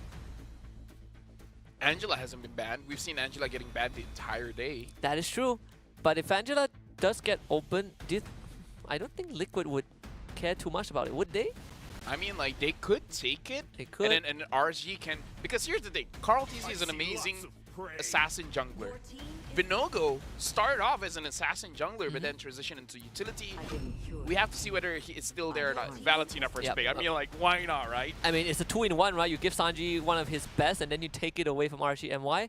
Vinogo also plays a very mean Ling back then. Yeah. And now Ling is open up, and with the Angela. Yeah, This could be a bait, though. I just don't want to see that Angela in the hands of Izanami. Let me tell you guys a story. There was a time Izanami used Angela, and he still has the highest damage of his team. But you also got to... But I think... No, but try to let that sink in. How is an Angela the highest damage in your team? You have a gold laner, you have a jungler, you have an EXP, and you're still the highest. I have no answer to that. I think As an Angela. it's an Izanami effect. Honestly, I wouldn't have... Even if you can make the same argument for Stone, but we get the Claude and the Minotaur. It's Team Liquid Echo. I get where you're going with You this. understand why. Yeah, You we've seen understand. it for 2 seasons. I at this point, I feel like it's 3 seasons. I feel like at the start of his own career, Claude is not a Loliel hero. Yeah, for me, I want to see him win, but I have my doubts, man. not the Claude. Not the Claude. For me, it's 2. I come into season 12 and I remember specifically Loliel and Claude, they don't mix. No. Not you at all. You can't spell Claude with Loliel. But you can spell Beatrix. Plays a pretty decent Beatrix. Yeah. That was back then. So Fredrin. Natan, Baxia. Yeah. So Oh, you were talking about Beatrix. I was talking about Beatrix. I mean, Benny Beatrix also is pretty mean. Yeah. Was it Liquid Liquid Philippines that brought out the Celine Novara Beatrix? Oh, That's the link. Venagle Ling. I hope it works out, but here's the thing. Having a Valentina kind of makes it so that it's easy for you to win lane. And because of that, it makes it easier for you to invade. And after 2 minutes, Fredrin can invade quite a bit. The only question here now is, what does Team Liquid Echo ban out, right? Like, do they ban out the mid? Because here's the thing. I feel like banning out mid makes sense, but Izanami's hero pool is pretty big, so it might be a waste. I feel like you probably just completely ignore Izanami. Thank you very much. You know what? Thank you. Thank you. Thank you. Now you can look at other lanes. Exactly. No, you know what? I just thank you.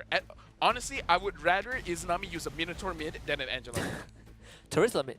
Okay, let's not go too crazy here. So they have to ban Terizla. Though I know Okay, when actually, one good pick is the Farsa or the Kadita. It's gonna be good going up against the Beatrix. I mean, Kadita, in a way, also not that bad against the Fredrin if you can just blow him up. It's been so long since I've seen a Kadita being played by Izanami. Does RSG want something like an export because they ban out the Paquito? The Novara is a pretty good ban though. I mean, they could. I suppose you could give the export to RSG. Or maybe they want the Terizla EXP. That's why they ban out. Actually, no, the Paquito and Terizla is like a. Because if they pick Terizla, export goes over the Liquid, right? Yeah. Unless they play Benedetta? Yeah, actually, yeah, the Benedetta might be a good pick here. Having 2 assassins? Or Yuzong, right? I know if this is Ripple, Yuzong is a guaranteed pick. Guaranteed. But it's not Ripple. This Ling is very interesting because the Ling and the Claude both need to scale up. And the thing is, Claude needs 3 items. Ling, maybe with the Sky Piercer, you don't need 3 items. Maybe 2 is enough. Maybe 2, yeah. So they take the Edith. It's probably Born Z hero. Yeah, it could be a Born Z. It is a very yeah, I mean, there's already Minotaur, right? Born Z hero. Don't tell me Edith. What am I talking about? No. I forgot there was a Minotaur. Because I know for a fact that Storm loves the Edith, but he has the Minotaur. So Kaja, Masha, whoever. I mean, This is so scary. how does this Ling play? Honestly, if Venogo is able to time it right, he can actually evade the Divine Judgment. We've seen it time and time again, but it's not an easy thing to do. Mid lane. Alright, Izanami, what else you got? So we have 4 mid laners banned against him. Well, including the Valentina, that's 5. Eve, Farsa, Lilith? Honestly, those 3 heroes would be fine. Okay, maybe not a Xavier. It's too far for stretch. You need something early. You need something early here. So Gord? I'm looking for something early, but I feel like it's not gonna be an early game hero. How come? It's the complete opposite. It's the complete opposite. It's a full late game comp coming in from RSG Malaysia. But if they can stall it out, Yeah. it could work. The only problem is, Wishing Lantern in Pure Rage? yeah. Wow, actually one bad impact can just straight up kill you. And Winter Crown. Do you buy Sky Piercer? Oh yeah, Winter Crown. Winter Crown? Do you buy Sky Piercer? I feel like if you do, it's a 4th item kind of. But the thing is, Sky Piercer is so cheap, you kind of want to buy it early. I don't know. Actually, I feel like, I don't know how the interaction between Sky Piercer against Masha works. Masha has 3 HP. So I suppose you have to wait until the last HP bar, right? No, imagine, right? Imagine if there's a bug where they see the third one as HP and then it's Right. 99. And it's just You just execute Masha. I don't think that's how it works. But imagine a world where Moonton forgot to put that number in, We and then it just We trust the coders. yeah. Let's trust the coders. So far, I haven't met any game-breaking bugs, which is a good thing. We'll see game 1, Venogo against Krautizi, also a very interesting matchup. But again, I'm here for the Bornzy Sanford experience. I'm not. Both junglers starting their orange buff first. Venogo making sure that his purple should be fine, and he is able to clear much faster compared to the Fredrin. Storm already taking quite a lot of damage from JP and Sanji, but Izanami is farming quite fine. We gotta look at the emblems here to see anything weird. Izanami is going for the Impure Rage. Bornzy is going for the Warcry. So the Warcry, I believe, is a pretty good talent for you to use to really win out your lane. But going up against Sanford using his Masha, Sanford doesn't have to interact too much with Bornzy. He can just farm as safely as he wants. It does give the Edith a lot more damage potential because it's so easy to proc it, right? Yeah. You onwards Earth Shatter and then you proc your passive and that's it. Though for RSGNY, like Venogo back then when he plays Assassin jungler, it's because back then when he was with Euphoria, they play a very fast tempo. But right now RSG Malaysia, I think over time has slowed down a little bit. I mean, like with the draft that they have, it doesn't really spell fast tempo, you know? No. So Izanami is going to show up to try and hit his 4. I think they see him. Venogo, that's bot side. Can he at least get JP? JP still has Flicker, so Venogo will try to force it out. Doesn't get it, unfortunately. Yeah, well, either ways, right now the turtle is up. It looks like Venogo wants to go for a kill onto JP. Wow. It looks like he is going to use a lot, and he got it. Wow, the movements of Venogo. The Flicker from Benny can't get it. Okay. Because I was going to say, if Venogo died there, 100% not worth it. Yeah. The movements though from this guy with the RSG Malaysia. I don't think Venogo can get the turtle. He should not try this. He's there. Oh, he Gets got it! Stole him with the utility. Just enables him. Might get Sanford. Venogo back in the fray. He has a turtle shield. Bornzy looking for Sanford. Sanford turns it around with the clap. They trade 1-for-1, but Venogo finds a second kill. You know what? Like, what? Like, that was good. That was good communication between Storm and Venogo. Storm saying, you can't take this. I got my Midnight Fury. There's nothing they can do about it. And then Venogo just comes in and retributions the turtle. It was all good timing. I gotta say, Venogo on this lane, the timing has been insane. He was able to gank, and he was still able to get the turtle. Yeah, Venogo in his element with an assassin jungler. And he's going to put himself a level and a half ahead of Krautizi just because of that. I mean, Bornzy going down, not too big of a deal, right? The fact that Venogo got 2 kills, one of them was onto Sanford, that is very important already. I mean, like, Venogo has 2 kills early, so that's already a pretty big win for him. Loliel gonna use the Blazing Duet just to clear the lane as fast as he can. But I don't know if you want to double lane with the... I mean, I guess you can double lane with the Claude and the Sicilian, because the Sicilian really scales off of his... stacks, not really the items, but I don't know. New items coming in, perhaps items is going to be much more important, where it looks like Izanami is going for a Clock of Destiny, so we have to remember the Clock of Destiny doesn't really scale with the... oh, JP. Now get the pull, Loliel, BMI, he was ready for that. Izanami and Venogo, they're all there, stole him, flickers in, gets the ult, actually knocks 2 of them! Venogo gets up because of that crowd control, and Izanami also cashes in on a kill on his own. Snipe from Benny QT finds Loliel. Liquid Philippines trading 1 back. I mean, like, getting Loliel there is pretty big for Team Liquid PH, and Venogo right now is actually in a very dangerous spot because he has 3 kills, and we saw how close he was to dying. We gotta think about Venogo having 3 kills means shutdown goal is on the table. So if he plays this turtle fight poorly and he dies, he's going to give shutdown goal over. But still, this is a very good start for RSG Malaysia. 1,700 gold lead for them against Team Liquid PH. And mind you, RSG Malaysia is the one with a scaling comp. They're the ones that want to go for the late game. Absolutely, and Venogo, he is, again, 2 levels ahead. Well, 1 level ahead for now, but in terms of the experience lead, he will have an advantage when it comes to the Retribution fights. And no Sky Pierce the first item, he's going the traditional Link build with his Snowball. It should be manageable. Venogo will hit 9 after this camp.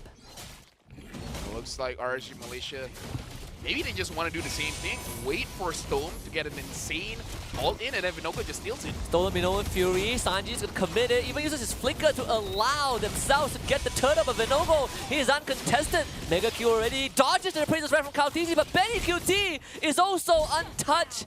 And Liquid Philippines comes out on top. I don't like being right, but as I said, after getting 3 kills, he has to be much more careful. And unfortunately, the kill goes over to Benny Cutie. So Benny Cutie is going to complete his items much faster. In fact, now he already has the Blade of Despair. And just now, I think Sanford shows up on time to turn the tables around. RC Malaysia still has the slight goal lead, but it's become negligible at this point. Speaking of items, Sanford has 2. He has the Sky Piercer as well as the Blade of Heptasy. So his on-hit damage is going to be quite a lot. So RG Malaysia, they have to be around Storm as much as they can, because that on-hit burst is going to be a lot, and Storm's the only one that can really help them out. He finds the pull. Minoan Fury stolen. Storm does get out, but Vinogo realizes that the damage from Liquid Philippines is a bit too much. Well, as I say that, they understand that Storm is the main target. Without Storm, they can rip apart RSG Malaysia, and there's nothing that they can do about it. Carl TC taking a lot of damage, Born with the onward. I don't think they have the damage on Vinogo. He's the one taking the brunt of it. Sanford does get fouled. Trying to get the hell bar away. That's one. Leo doesn't commit to it. Yeah, honestly, he has to be quite careful as well. Sanford understanding that he can't go for the 1v2 just yet. Maybe he wants a Blade of Despair first, then he can go for the Thunderclap. But Born Z for now doing quite good work as the Edith. And talking about items as well, Vinogo getting the Berserker Fury as well as the Haas Claw is very impressive. Note that the Berserker Fury's item has had a discount, right? It's much cheaper now than before. So still good timings coming in from Vinogo, level 10, already having 2 items. Yeah, with the third turtle now on the board. Still, Vinogo fortunately does not have the level advantage anymore. Kaltizi has caught out from the second turtle fight. RC Malaysia, how are they going to play this though? Against suppression, that's the pull, but JP, he's also stuck. Kept in play, Sanford wants to go into Vinogo, but he has the Tempest of Blaze to come right down onto Sanford. Again, turtle stolen by Storm of all people. As Sanford falls, RC Malaysia finding 2 appraisal scrap, completely misses. RC Malaysia winning that fight. Yeah, the heal coming in from Stone is insane, but it's not over. Stone is going to get pulled back, but he is going to survive. RG Malaysia throughout, I don't know who dealt the most damage. Was it Izanami? Was it Vinogo? Was it Loliel? Because the damage dealers were pretty much untouched throughout the entire fight. And the fact that they were able to get JP first enabled RG Malaysia to move freely. Yeah, I mean, Izanami was untouched the whole fight as well. And those bad impact stacks are starting to hurt Izanami though. Is it just me or he has 2 demon? Wait. What? No. The thing is, he started with an Elegant Gem, and he sold the Elegant Gem. He wants a Lightning Truncheon as a first item. Yeah. But why sell the Elegant Gem? But his net worth though, with that net worth, shouldn't you be able to purchase more? If you sell your items, doesn't the net worth go down? No, because you don't get full refund, right? Yeah, you don't get full refund, so maybe it was a mistake. Maybe he realized that he was building into a Clock of Destiny, but he doesn't want to go into a Clock of Destiny? I suppose so. I guess the next item should be Wishing Lantern, because you are going up against a tanky Fredrin, right? So you want more damage going on to that Fredrin? So Flicker finds it, commitment. They want Benny. Benny forced to run away. Sanji has stolen Minoan Fury, but Sanji, he's now alone. Got a Flicker. Vinogo still on the chase.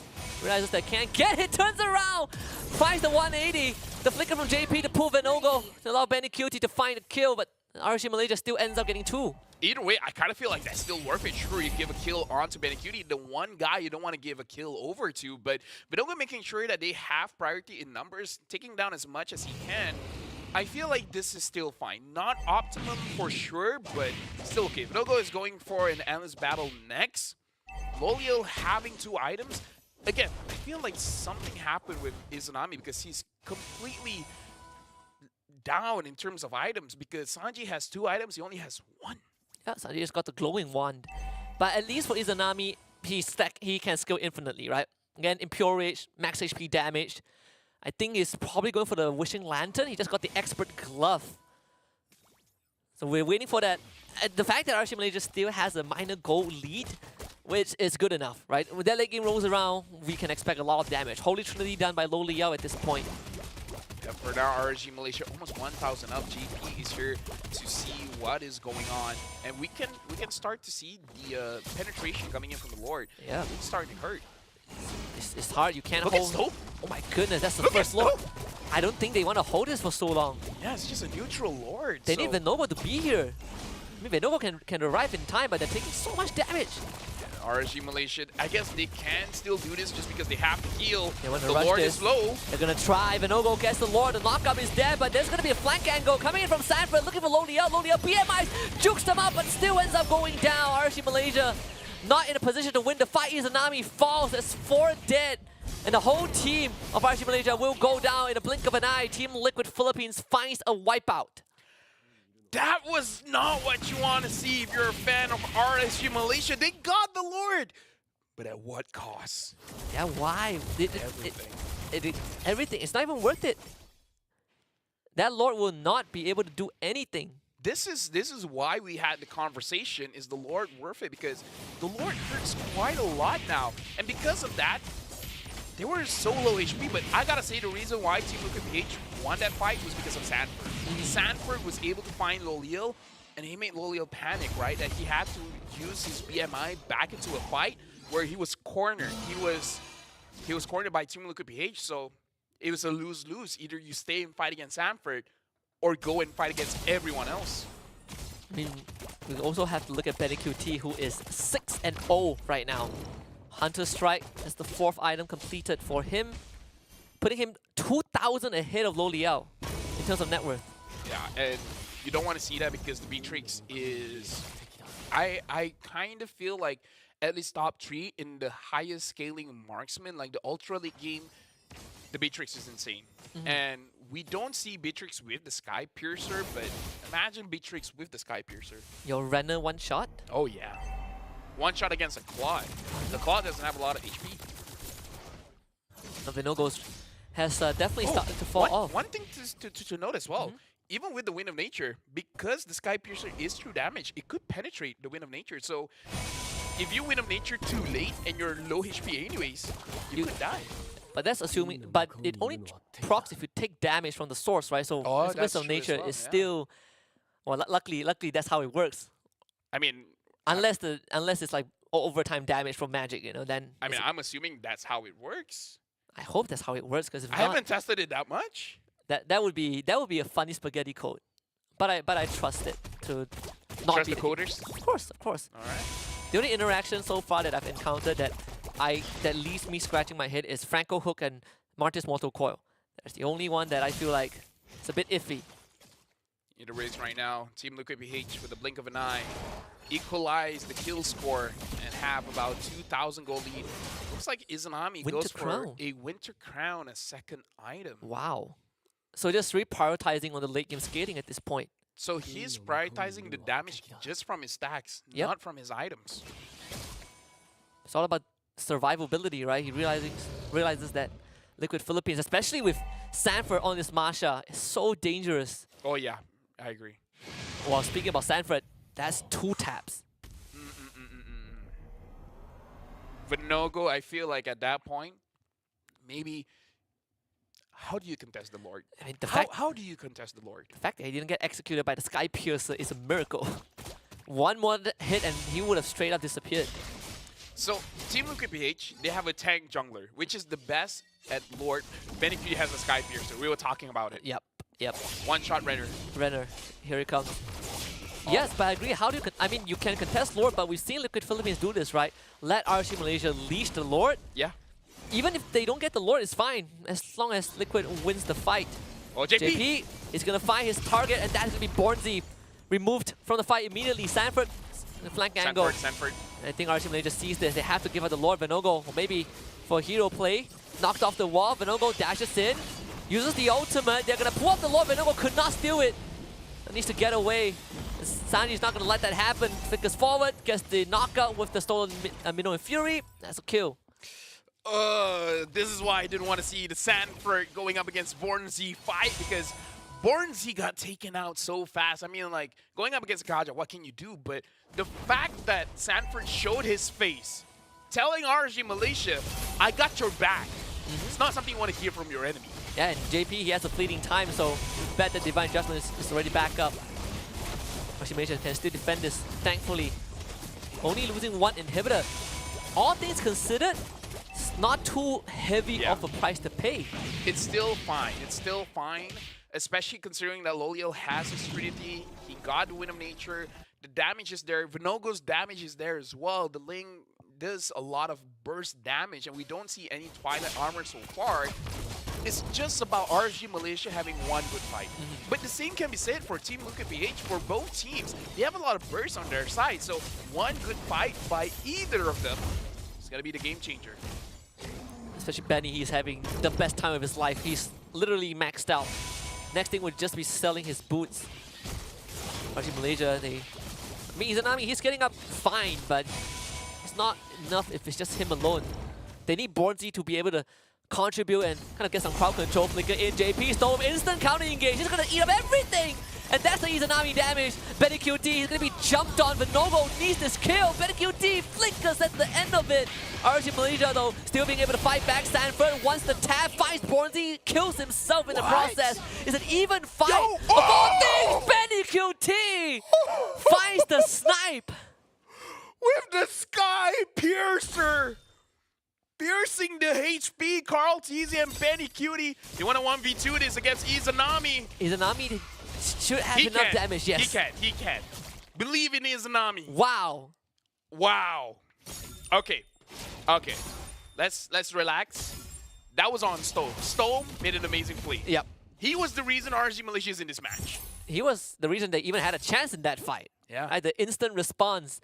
And again, Benny QT, he was jumped on by Vinogo and he still got out. He is immortal. Like Vinogo had the perfect jump on him. Was not enough. The thing is, look at the items for Vinogo. Nothing about it screams like, oh, bad item, that's why you couldn't kill. No, a lot of burst item there. Yeah, it's just Ben QT. He's locked in. Wait, one crazy thing. Ben QT doesn't have healing. No, he does not. It doesn't have an endless Wait, battle. he just got the Blade of Hephaestus. Yeah. After selling his boots. Renner is for the Renner. I'm telling you. Dude, Benny Cutie is just like, I don't need to heal if you die first. Do it again, Benny. Just change the Renner. Hit that one shot. You get the one shot, you're going on a highlight reel tonight. Dude. I mean, with a Sky Piercer. Even Banner's Rage is deadly, right? You walk into the AoE. Right now, the Lord is started. JP. Oh, JP is going to find Bornsey again. What is that damage from Benny? And Lolia doesn't have a choice, has to go away. Vinogo cannot find Sanji. Sanford jumps onto him. Izanami still keeping him alive. Storm committing back in. The bad impact. Damage just not enough. Dude, the Sky Piercer is doing work. Wait, Caldesia died to the Lord. Vinogo, you can steal this. Vinogo, time it right. Vinogo. They're going to pull off the Lord for now. They're not going to do it. Oh, you turn by Sanji. What? How is that possible? Man. I feel like the moment Carl Teasy died, both teams are talking aloud. They're talking a lot and silent at the same time. It's like, you know what you have to do, but you need to stay quiet for that concentration. That is the current MPL's PH season MVP. That's why he is so deadly. Even the Lord helped out RSG Malaysia and it was still not enough. That would have been RSG Malaysia's Lord. Imagine the turnaround that would be. That was their best chance. Now, JP is posturing, trying to grab Stove or Bornsey. Yep, Storm is going to use his body to block this. Gotta sacrifice his own life. Can't get away. Bornsey got an immortality, but the Lord is just too strong. I don't think they can take it out in time. They're going to try, but it's just unfortunate. Liquid Philippines takes game 1. I mean, give credit where credit is due. It's a much closer match. RSG Malaysia almost got it, but Team Liquid PH, Sanford, Sanji, the San duo is like not on our watches, man. Everyone from...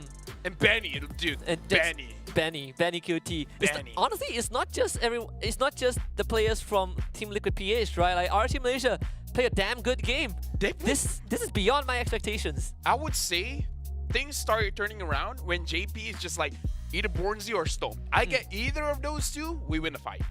Yeah, and I think he realized that Bornzy has no way of retaliating, right? And Storm stepped up. I mean, Venogo had a great early game, but the turning point, I think we know when it was. First Lord, that was where it started going downhill. But even then, RC Malaysia had decent responses.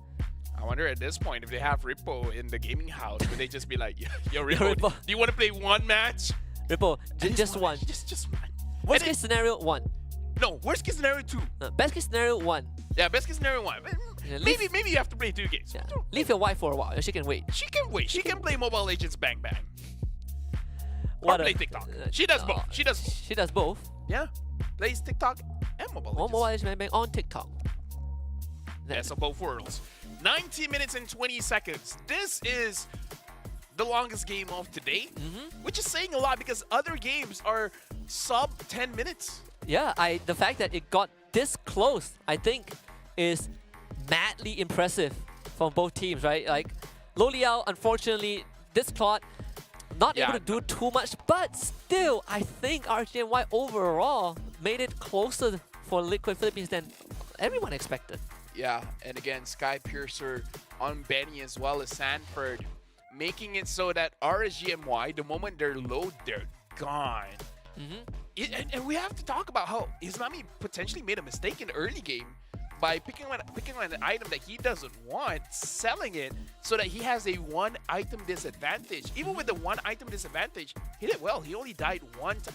He had almost 100% kill participation. 5 kills, 10 assists, 16 kill game. Yeah, almost same net worth as Sanji, right? So despite that, I think maybe the thought process was I get the elegant gem for the regen and then I kind of sack it. Maybe we can ask him. Hopefully we find some answers. Honestly, it does make sense. Just survive the early game. Yeah.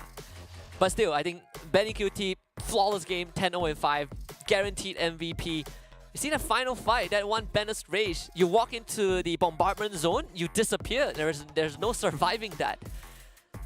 Benny QT, not surprisingly, did the highest amount of damage. 4,158 damage per minute, 810 gold per minute. I want to see the damage coming in from RG, MY, and Team Liquid BH. Islami did 73,000, Benekiti did 80, Sanji 64, Sanford 53. Vinogo almost doing 50,000, Lolio did 57,000. So honestly, looking at all the damage numbers, everyone really contributed. Like, yeah. I don't see an outliers like, oh, why did you do that? I feel like everyone did well. Yeah, what are the feel? I mean, this is one of the games where I don't see an obvious weak link, right? Exactly. Who makes the first move first? I think it's just very unfortunate for Vinogo because a lot of these fights, he finds the crucial target, but they all have flickers. So Vinogo could not get the finishing touches in and doesn't have Sky Piercer to help him do that. We gotta talk about Sanji. Sanji is one of the members that make sure that Vinogo cannot go in because of the fear mechanic that he has and taking the Minuan free from Stone. And we gotta talk about Benny Cutie as well because we've seen the guns that he used. He used the Renner and the Wesker. So whenever Vinogo comes in, you're gonna get one shot. And look at and from Sam, like everyone from Team Liquid PH can one shot Vinogo. Yeah, and then he always starts the fight with the Bennett, right? I mean, right now in this patch, is you switch weapons, it's faster. Yeah, so much easier to switch weapons. I mean, this graph is very impressive. Yeah, you tell me that this is RG Malaysia, I would second guess it, but this is very, very impressive. The fact that RG Malaysia got a lead, gave it away, and then took it back. Yeah, I would say it's the Lloyd fight that really shifted it for Team Liquid PH, where they were down by 1,000 or 3,000 gold, and then they just got 2,000 gold off of a wipeout. If that wipeout did not happen, maybe RG Malaysia had a better standing because again, they achieved their win condition technically. Yeah, it went all the way to the late game. Absolutely. So I think for RG Malaysia, this is a good start, and this makes me excited for the upcoming match. But we gotta honor the MVP of Game 1. It's going to be Benny QT, 10-0-5 on the Beatrix, absolutely untouched. Yeah, 71. He was touched. He just did not die, and he was like, If you touch me, I will deal more damage onto you. Now, let's just look at Ben Cutie throughout this match and look at how fast he switches to weapons. Maybe this is a secret strat coming in from the Philippines saying that, yo, look at Beatrix. Beatrix is low-key pretty strong. And this is why some of the Filipino, some of the premier goal laners still pick up Beatrix, right? Like, for example, OHAP, the Filipino sniper. Filipino sniper, right? Beatrix is definitely a premier thing. Is the one that turns it all around. And even then, RC Malaysia were able to keep it together. This one stole a good response to turn it around for the team. But I suppose sometimes you just get a bit unlucky. You get outplayed at the Lord Pit. RC Malaysia had a chance. They just were not able to make use of it. Sanford, my boy, man, with this Masha. Oh, look at his snipe. Boom! I feel like even without a Sky Piercer, he would have died. But the Sky Piercer just made the numbers look a little bit better. And this was the one that Kautisi went down. That's how strong the Lord is. My God. How many seconds? That could have been over 10 seconds, and that's 100% physical penetration. Yeah. Before the patch, Kautisi would have walked away, healed back up. Oh, yeah. But the Lord, man. Like, fighting around the Lord is a hazard for everyone involved.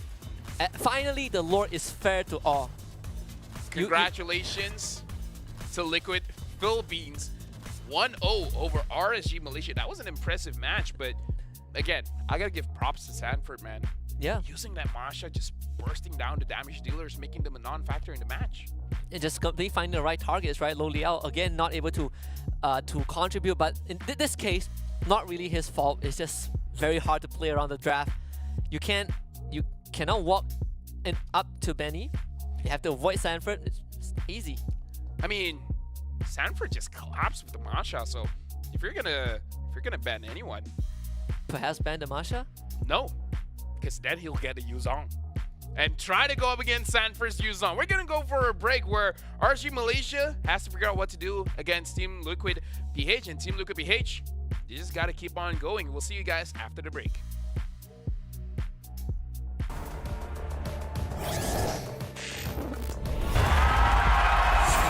Here we go!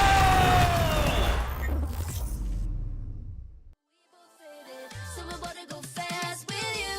Wait in motion. Baby, we're going faster, faster, faster, faster. Seizing the moment. Baby, keep going faster, faster, faster, faster. It's like they never even seen us, and nothing will ever get in between us. I'ma ride by your side every season, and if anyone try to stop us, we just speed up. Yeah, always keep it at 100. Top down, pretty face, so sun-kissed. Know it's scary, but I swear I really love this. Big shades on, summertime in London. I hear you like to gamble. Let's take the road, let's travel. Know I'm a lot to handle, but I wanna go fast with you. Think we could go the distance, although I know we're different. Together we both fit in, so we're about to go fast with you. Put it in motion. Baby, we're going faster, faster, faster, faster. Seizing the moment. Baby, keep going faster, faster, faster, faster. Put it in motion. Baby, we're going faster,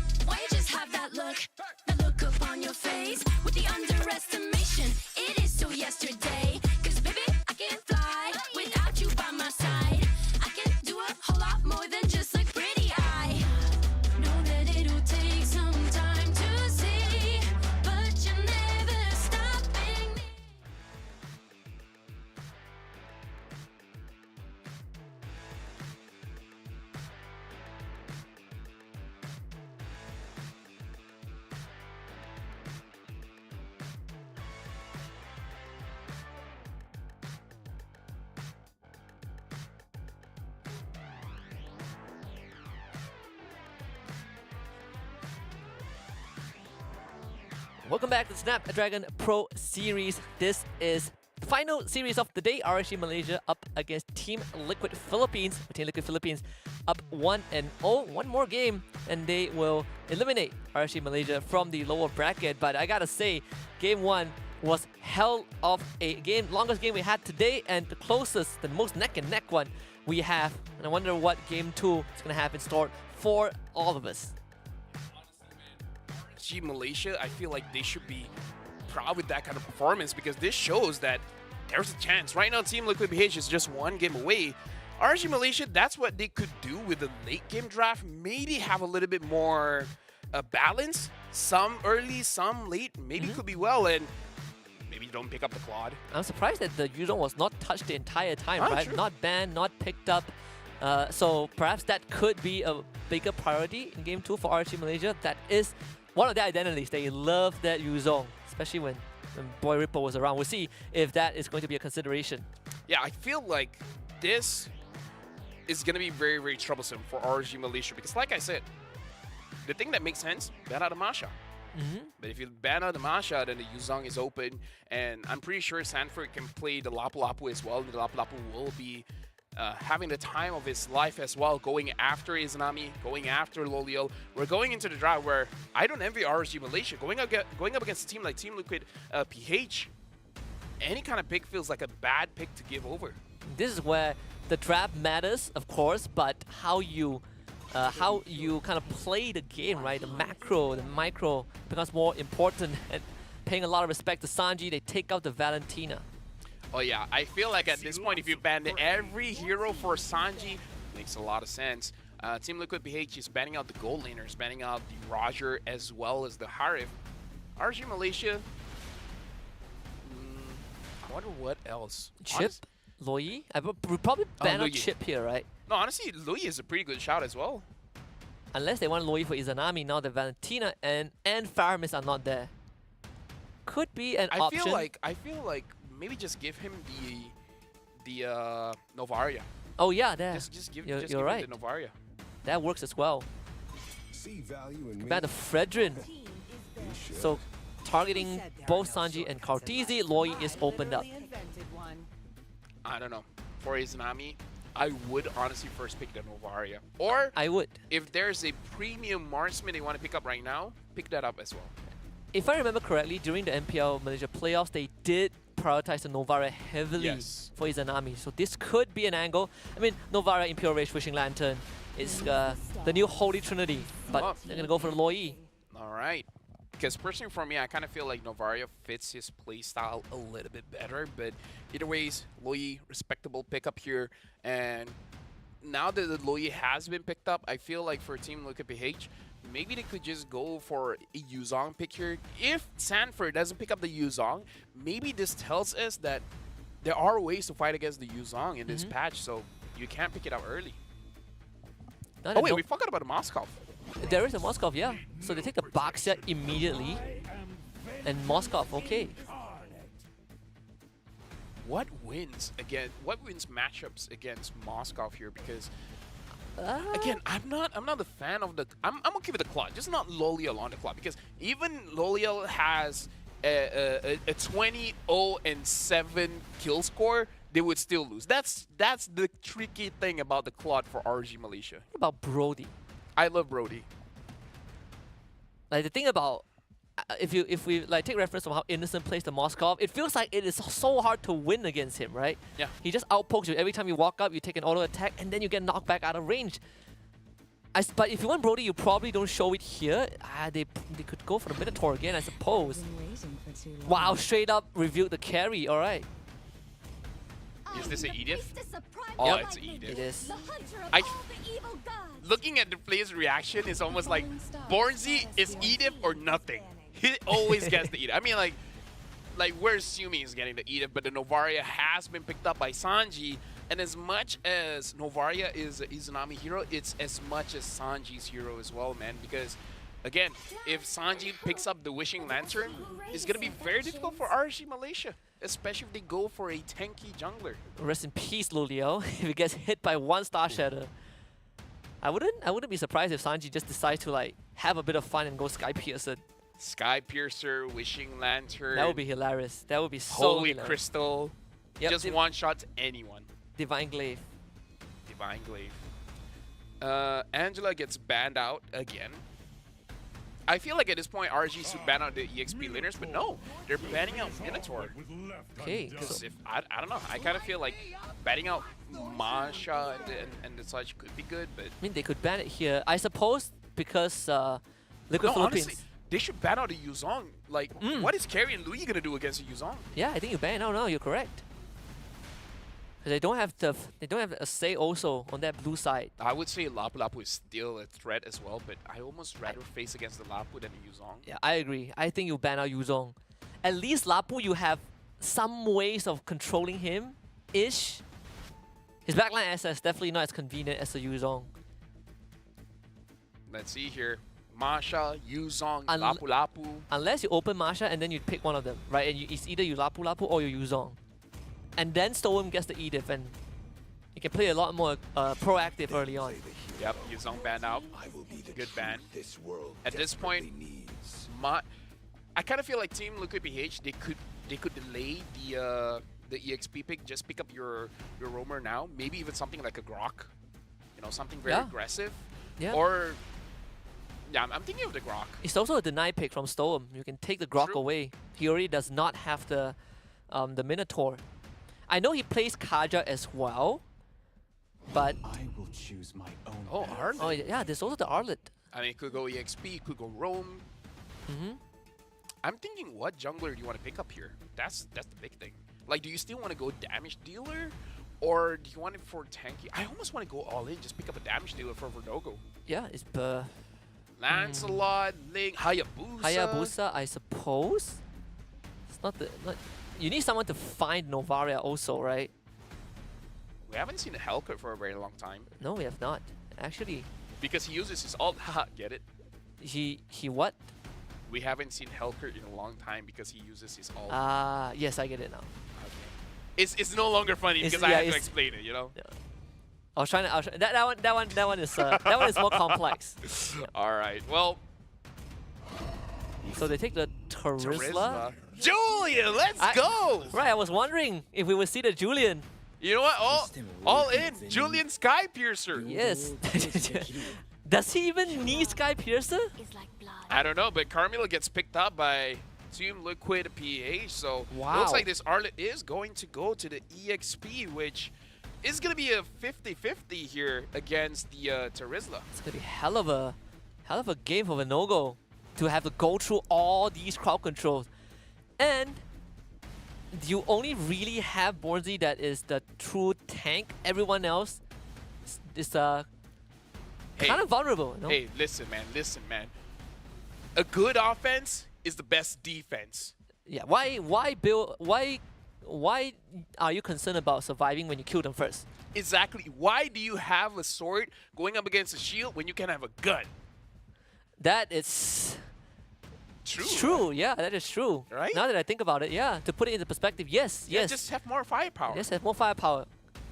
So, Why do defense items exist? Just have offense items all the way. exactly. Terizla Sky Piercer. Yes, Teresa Sky Piercer.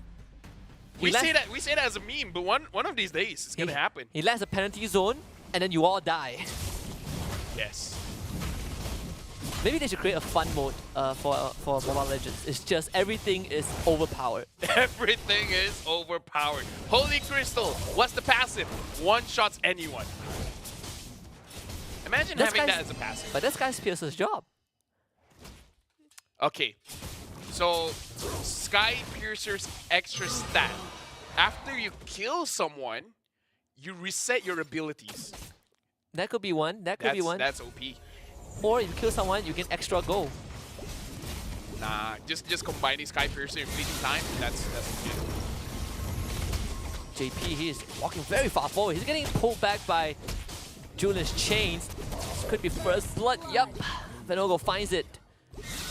It looks like for RSG Malaysia. Oh, Wait, did he get the That's- buff? While Storm still wants to commit to this. I guess Venogo can continue to fight. Storm is gonna willingly give up his life for Venogo to keep on going. Changes form. Venogo finds the second kill now, trying to go slightly. Dodges the Star Shatter. Stunned up by JP, Venogo needs to survive, gets the knock up, Venogo just refuses to go down. Sanji, can he land his shot? Venogo, No, he can't. He's playing footsies, does not connect. Izanami now standing in front of Sanji. He is now in a bad spot. He's gonna be stunned up, flickers to safety, and RT Malaysia gets out just like that. You know what, Vinogo? I respect you for that. That was a very respectable move. Knowing that your hero is so strong at level 3, you're just like, I'm gonna force fights here just cause. Yeah, And he got a kill onto Carl Teasy, so you know what? Respect. and Quantum Charge, right? It's keeping him alive the entire time. No, Venogo on Assassin junglers is completely different. Yeah. That's the Venogo that I like. Now Carl Teasy is starting the turtle. Stone, Izanami, Vinogo. Sees what's going on. The Sanford's there. Sanford, can he do anything about it? Now Sanford flickers in, and it's gonna be JP that takes the turtle. Izanami stunned up. Stone goes down first. Vinogo looking to retreat. Spear of Destruction misses. Liquid Philippines, they walk away. This is the importance of EXP leaders, man. They turn things around whenever you go for neutral objectives. That final slash really helped out Sanford. If Born Z was there, could have been a different showcase. Could have been RG Malaysia's turtle. Borzi was not able to clear the way fast enough, and even JP, he did not have his ultimate, I believe. Oh wait, actually he did. I think JP got it after the turtle. But I think overall it's also, as the game progresses, it's going to be a bit harder for Venogo to commit. Want to go find Sanji though, can he kill him? Yeah, with the Primal Wrath they can. Borzi finds the kill. I mean, overall, RG Malaysia is just showing us that their early game is actually good, that they can go up against Team Liquid PH, but they're going for Benny Cutie. The diversion. This wave is to be pushed in. This could be a dive angle. Benny Cutie does have the Purify, so he's completely back off. Stolen will go down though. Doesn't have the Primal Wrath. I think it's a sign for RG Malaysia to start falling back because Venogo, he's going to be tagged on by the Spear of Destruction, pushed backwards by the Spear of Misery. Venogo has no cooldowns, and he will end up falling. RG Malaysia overcommitted there. I feel like the moment Stone finds 2 people going on to him, they could have just backed off because knowing that the rotation is going over to the gold lane, but I feel like for RG Malaysia, the way that they've been playing is kind of like, we understand the risk and we're willing to take the risk. Perhaps they've been doing the numbers and they're like, even if we die here, if we get this much gold plating, it's going to be worth it overall. So I don't know, looking at the situation here, even though Team Liquid has more kills in terms of the gold, is not that big of a difference. So I don't know, maybe the numbers are there. Even if they die, it's still worth it. I mean, even for Liquid Philippines right now, this is still an even game. All this considered. Ooh, this diversion. They're gonna show up just as Benny Cutie walks forward. The best possible catch. No, Benny Cutie hesitated to go in because it's like, oh, someone's there, and it was like, no one's there. We're gonna go in. They're bluffing. They're bluffing. They're bluffing. And it's like, oh. Well, he's his first death in the series. Yeah. Born Z did not hit any of the hammer shots onto Sanford. Carl Teasy scares him. Final slash. Okay, Venogo able to get out, dodges Star Shatter. Sanford flickers. They try to chase him. Stoem tags him with the Primal Wrath root. Venogo finds the kill. Right now, RSG Malaysia, they're definitely controlling the map much better. Bornzy could start 1-0-1. Venogo 2-1-1. Looks like Venogo is going for a first item, Holy Crystal. So basically doing what Kyrie has showcased. And with the Holy Crystal, I'm guessing, yeah, you don't need a Sky Piercer. Yeah. Okay, Maybe Venogo you need a bit more HP. should be able to get away, I guess. Going on to Sanji. Backup's coming from Sanford, though. Venogo surely goes down. Again, overcommitment. I mean, he really wanted that turret. Note as well, Sanford completed his Thunderbelt, so this Artley is going to scale quite a lot because Sanford can poke down anyone that he sees, and he's just going to scale up infinitely. Yeah, it gets more and more tanky. Stoem has to back off at this point. Still, RSG Malaysia, I mean, they have a 1.4k lead. Honestly, Thunderbelt, you don't just get tanky over time. You do more damage. You do more damage. Yeah. True damage, right? Yeah, true damage. So overall, Sanford's Artley, as strong as he is now, he's just going to get stronger. This Thunderbelt may invigorate certain EXP laners to be much stronger in his patch, not just the roamers. Even Thunderbelt as an item, right? Rising back in relevancy. And Sanji stealing that scavenger crab, it does not feel good at all. Conceal, play, use. Clearly wants Low Liao. Low Liao don't want to stay there for too long. So they Unfortunately, still doesn't get the tier 1. Yeah, looks like RG Malaysia, they're propping for a fight. JP only gets Bornzy. And that's the best case scenario for RG Malaysia to fall back. It's a good thing that they didn't commit there because, yeah, JP used the Curse of Blood, only hitting onto Bornzy, and Bornzy was able to get out of range to make sure that it doesn't matter. Benecutie as well, so Lolio both getting the Golden Staff at the same time. Diversion. Wow, this diversion! Oh! They're gonna force the flicker from Sanji. But Bornzy is so out of position, they might have to give him up. Bornzy has his own flicker, tries to go for the penalty zone, gets cancelled. That was a good play, but I feel like maybe they would have been better if they just stayed. Yeah, and Loliao, he does not have a chance. Yeah, I feel like if they just stayed in the bush, they could have just waited for someone to walk in and then just kill them that way. Either ways, right now, Carl TZ gets the turtle for free. RG Malaysia, botch engage. And it's very unfortunate because because Bornzy was so out of position. His purple buff, yeah, it's gone. Cartesi steals it. They get the knockout to JP, but it's not an easy target to take down. No Curse of Blood, turn around. Venogo linked with Bornzy, and they're just sharing the pain. Venogo drops Bornzy. He's gonna go in. Final Slash does miss, but he's tagged by the Astral Echo. No full commitment from Liquid Philippines. They don't need to commit. Yeah, right now it's all on Team Liquid Philippines, even though the goal lead doesn't suggest it, but they are controlling the map so well at this point because their scaling is getting crazier. Benecutie is going to scale up, Sanji is going to scale up, Sanford is going to scale up. Looking at the items here, Thunderbell is a scaling item now, so Art is just going to get stronger after this. It looks like the Lightning Truncheon is going to get built by Sanji, and looking at the goal difference, actually Lolio has more gold than Benecutie. All things considered, right? Lolio, both of them went down one time, but Benecutie even has a kill to his name. So RG Malaysia took the bottom tier 2, and surprisingly, I think they have not lost a single turret. Yeah. Right now, Team Liquid is going for a mid. Izanami gets caught. What is Venogo gonna do? What's the response? Chooses to retreat. Loliao, they're gonna find Sanji. And Sanji get out of this. He's out of position. Traded back, stolen, Curse of Blood. Final Slash misses Loliao with the Purify. The turnaround angle, penalties over Bornzy, hitting on the tree, Venogo waiting for his cooldowns. As the Purify out for JP, Venogo again forced to retreat. Fortunately for RG Malaysia, they cannot continue.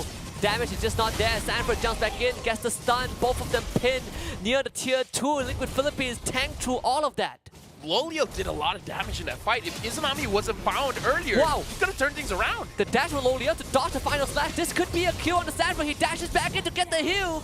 But Lolio will survive the encounter. RG Malaysia somehow weathered the storm. And it's all because of Lolio, man. Amazing predictions because he was even, he used the Purify to make sure that he is able to evade the Final Slash. So Lolio is a monster on this carry for now, but Benecutie is ramping up 1-1 and 3. Lolio now having the Demon Hunter Sword. Man, Izanami just has to stay alive. If he was there for that team fight, could have been RG Malaysia, because if not, Team Liquid now 1,400 ahead. Benecutie now has the Demon Hunter Sword. He's online. He can deal the damage now.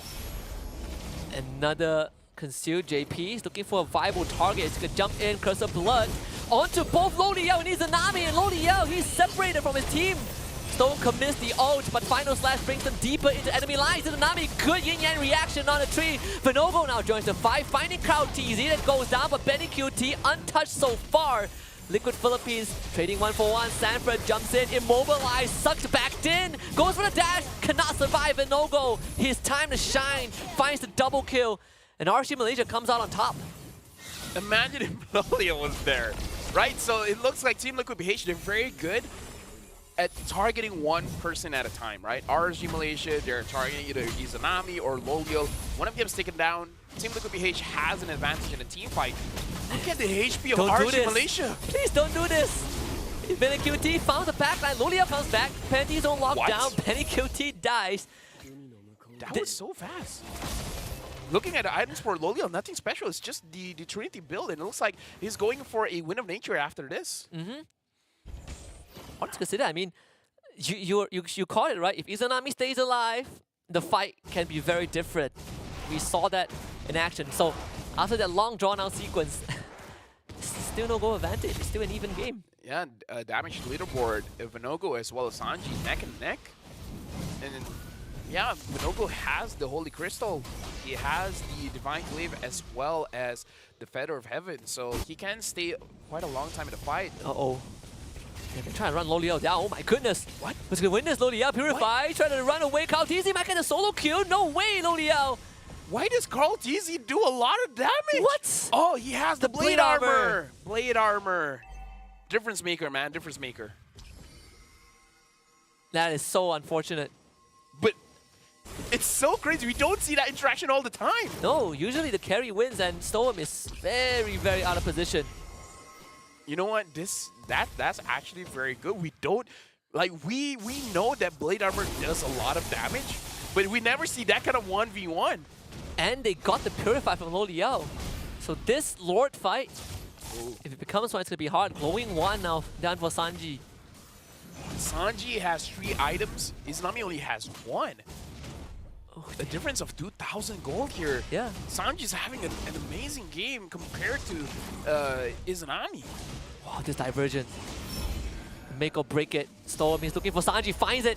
Izanami commits. Sanji should go down. Going to Storm, Loliao being gone on. Spear miss. Final slash connects. Sanford wants to kill, but he dashes behind. Flickers to go for Loliao. Doesn't find it. And RC Malaysia finds 3 kills just like that. Oh, but Benny Cutie's still alive. This could be his big moment. Can they stop Benny QT? Earthshatter misses. The curse of blood damage. Benny QT and JP working together to stop the momentum of RC Malaysia. JP will eventually fall, but Benny QT now. Don't go for the Lord. Please don't do it. Don't go for the Don't Lord. do it. Look at your HP. You can't do it. Don't do it. Don't go for the Lord. She's slowly out for at least for now. Now they can do the Lord. Because Benny Cutie was there, man. You know Benny Cutie could get a Savage if they just went for the Lord and they had no idea where Benny Cutie is. So RC Malaysia finding a lead. This is probably the most substantial lead. I say lead, but then I look at the net worth. There's no lead. I mean, like, It's gold even, is subjective, Yeah. all right? Gold is subjective. what, just like currency, right? Yeah, You know, currency is subjective. Just because you don't have enough money doesn't mean you're poor. Just because the paper says 10,000 doesn't mean you have 10,000. Yes. What you said, right? It's region locked. Honestly, money is a myth, right? So they have control. The diversion is being used, and they don't see this coming. No, they saw it. JP saw it. As ballsy as RT Malaysia is, I don't think they would take that. Yep. Now Lord again, 30% extra match HP. Now look at Carl TZ. Carl TZ Wow. wants to cut lead. He wants Low Liao. Well, Borzi, he's caught. He's dead for sure, right? Yep. They went out. Here comes Carl TZ. Yep, they're looking for Low Liao. Purifies again, Low Liao. He's using everything to try and get away. Curse of Blood keeps him in place. Low Liao surely dies. Sanford buys distance. Benny QT lends the ultimate. He's going to follow up. He's a Nami. He's a target. Doesn't get stunned out. Storm wants the kill. Onto Sanford. Doesn't get it. Carl TZ continues. The divergence. He's a Nami. Saves himself. Liquid Philippines finds 3 kills. That was good from Team Luka PH because we saw Carl TZ. Honestly, I thought he was going to just, get the mid lane, but no, he goes for Loliel. Team Luka PH, they have a game plan. Get Loliel or get Izanami and then get the win. That was a beautiful team fight coming in from Team Luka PH. And again, both teams, no substantial goal. Yeah. This is so even. This is so even. It's dead even. 15 minutes in. This Late is game. more even than I thought this match would be. I thought Team Luka PH would stomp RG Malaysia. This was more even than the MPL Philippines finals. Yes. Wow, this is a happy game for me to cast. Yeah. Both teams are doing very well, and for now, Sanji has the Just Ice got the Queen wand. Yeah, the Ice Queen wand. Ooh, really interesting. He has the Malefic gun. He wants more range because he realizes that yeah, he is shorthand. and a long hand is better than a short hand. Yeah, I suppose. I mean, shorthand tells the hour. The long hand tells the minutes. That is true. I mean, I'm not. I use a digital clock, so. Oh, really? I see. Makes sense. Now, looking at the items here, I kind of feel like at this point, having 2 blade armors for RG Malaysia makes sense. Like, after that interaction, I'm all for blade armor, man. I am. Blade armor counters carry. Noted. I mean, it's okay. On paper, it makes sense, but you're like, oh, Benny Cutie has a Sky Piercer. Ooh. That's a game changer. At this point, I want Vinogo to get a Sky Piercer as well. Yep. Because I feel like he can burst them down fast enough. I think he's going for it, right? There's a chance. He has the expert glove. Lord started up. Team Luka PH. This is going to be such a tough contest. I mean, RG Malaysia, they're already late. Vinogo, is he really still going to try? He's done. They're going to stun him out. He's fully controlled. Penalties don't used by Borzi. They're full commit to this. But Liquid Philippines, they pull off the Lord. The damage though from RG Malaysia is dead. They found Benny. Benny and Sanford both go down. RG Malaysia turning their attention onto the Lord. Borzi tanking it up. But it seems like Vinogo is going to use the Winter Truncheon to survive for now. Kautiti being chased by Izanami. Izanami flickers. Kautiti still survives. The glowing one burn isn't enough. But Sanji might be a victim. He's going to flicker to safety. Borzi still in front of him. I mean, They don't have to chase this. I don't know, man. RG is fighting first. I feel like they shouldn't. Lolio guessed the inhibitor good enough. Vinogo is going for the Lord, but he's Glowing doing it one. alone. Vinogo, you're alone. JP? Borzi. This is so scrappy, Loliao. Where are you gonna go? Vinogo gets it. Borzi, the penalties also gain health back. And Kautizi dies. Loliao now fights JP. There's a curse of blood, but Stolen picks up that kill. RG Malaysia thriving in the chaos. Benny QT ultimate misses. Stoem gets out. RG Malaysia is playing this extended team fight very, very well. They're actually managing the aggro coming in from Team Liquid PH, trading blows. This is like a boxing match where you get one punch in, you dodge the other, and then whoever dodges more punches is eventually going to be the winner. But RG Malaysia, the fact that they get Benny QT fast, because we have to remember Benny QT has the Sky Piercer. If he's led true, if he gets to deal 3 damage, it's done so for RG Malaysia. So they played the team fight very, very well just by taking out Benny QT fast. This is RG Malaysia's biggest lead in the series against Team Liquid Philippines. All inhibitors down. Vinogo, he's down to less than half health. Has to be careful though. See, there is the Conceal. Stolen. Off the Prime Rat. They want to commit onto the Crystal. They're going to try, but Izanami falls. RG Malaysia, they're going to go all in. But do they have the damage? No, they have Winds of Nature. And they have done it. RG Malaysia powers through to bring us Game 3. Look at Lolioli, but he was like, yo, how did we do that? Wow. I mean, like, this is low bracket. No one wants to lose.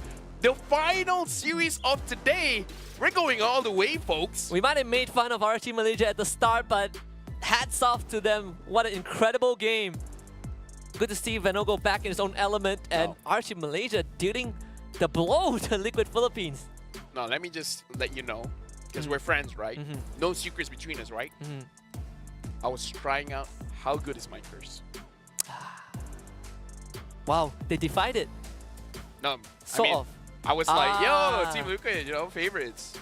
Yeah. Because No. they're champions. Yeah, they are. They're champions. Current world champions. Current world. Oh, no, former world champions. Yes. Yeah, M4, former world champions. Technically, I guess they're still until. Oh wait, no, yeah, I'm Yeah, former world champions, current MPL Philippines champions. Either way, we got a series, man, because Team Liquid PH showed a lot with what they have. Like, we got plays over plays over plays over plays. This is an amazing match. I'm telling you, I bet a lot of people watching this series have their jaws drop. Oh yeah, their jaws are at their knees. Because this is unbelievable. That's as good as a depiction we will get. Yeah, but either ways, this has been an amazing match. And shoutouts to Loliel. He's an amazing gold laner where a lot of doubt has been thrown onto him, but he's starting to show his worth here. The Malefic Gun, I'm not so sure how much the Malefic Gun worked in that game because I believe he sold it for a different item, perhaps an Immortal? He sold it, I think he sold his shoes for Immortality, but he got the, and then he got the Malefic Raw. Maybe he realized that I just need some armor penetration. But either ways, I feel like we really need to rewatch that fight because how did RGMY win that, right? Like, is it because they just out-damaged Team Liquid PH? Team Liquid PH, maybe they made some kind of mistake that caused them the fight? I don't know, but this might be the trigger for Carl TZ to tell his team, you know what? Give me damage. I think it's also because it's a Lord fight, right? The Lord is Yeah. making life hard for Liquid Philippines. And at the same time, I think Liquid Philippines, they made a good call. They decided to pull off the Lord to fight RCMY. But I think the yin-yang reaction from Izanami also contributed. So many things. The fact that Benny Cuny went down, like you said, is already a big factor of RCNY winning that fight. Let me just talk you through this, right? Right. Team Liquid PH, they started the Lord. They started the counter for the aggro, and then the aggro started, so the physical penetration scaled up. And then by the time it was 100% physical penetration, that's where Team Liquid PH, they clumped up together, and maybe that's where all of the damage of the Lord started hitting them. So maybe we can draw the conclusion that the Lord is not worth fighting over, because whoever starts it has a higher chance of losing. Yeah, Lord Dancers are so dangerous. We So even saw that in dangerous. game 1, right? When RC Malaysia went for the Lord. Sure, they got the Lord, but the Lord also was the reason that they all got wiped out by Team Liquid Philippines. I mean, this game has delivered way beyond what the doctor has ordered. Yeah, but hasn't this really shifted how you play Mobile Legends? I think Now, playing a tournament game, it's like playing Classic.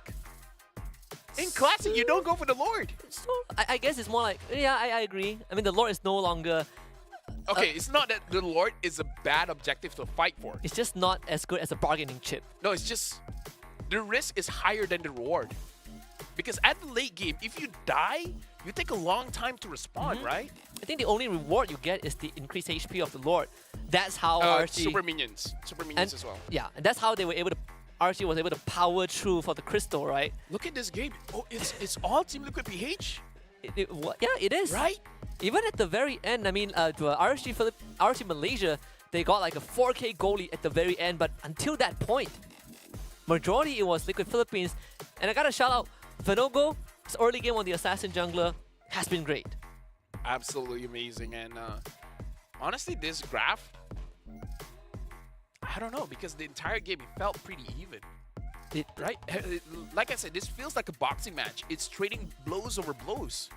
Yeah, and the fact that, I mean, RC Malaysia can play such a scrappy game, I like it. But across MVP... What? Shouts out to Bornsy, the MVP 1, 2, and 12. Repo, who? I'm sorry, Bronzy.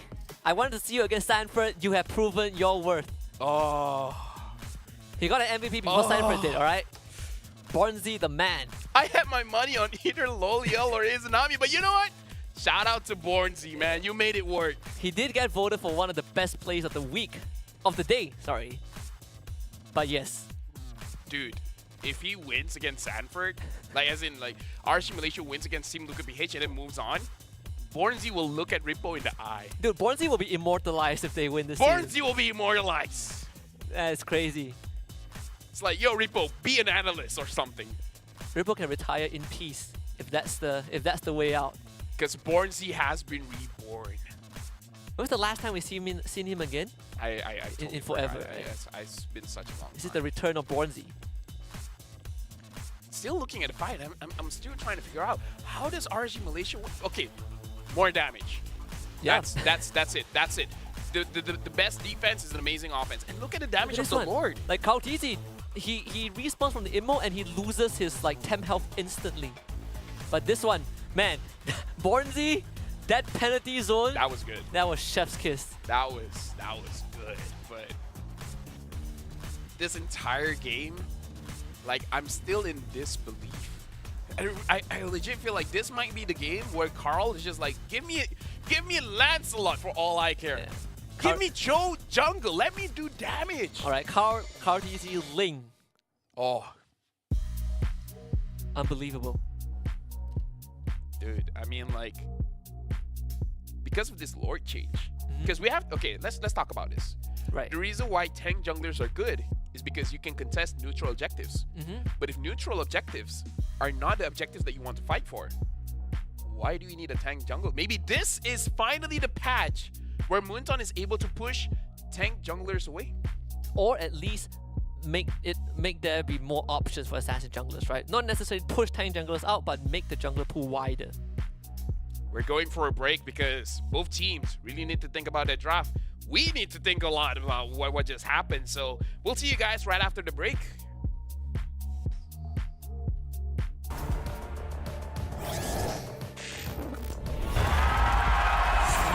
Here we go!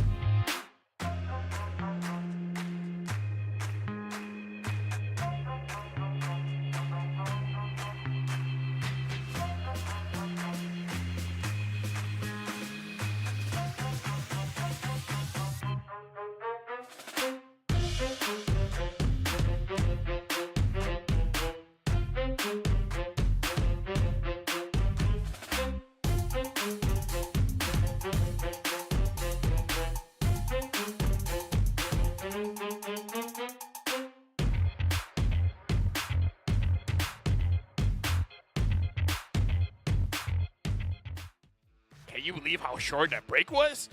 We couldn't even. We still can't digest what just happened. Yeah, I just Okay. I thought about it. Carl, Right. Bane. true. If they ban Lolita, Bane shows up. Tickets. Get your tickets now because what you're watching now will reflect what will happen in Jakarta.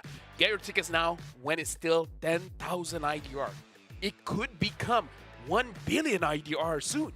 Yeah, and if you are the first 10,000, well, 1,000 1,000. people per day to get it, you're one of the 1,000. You are guaranteed to get exclusive free chest, 65,000 IDR. 65,000 is more than the warmth of the love that you get from your friends.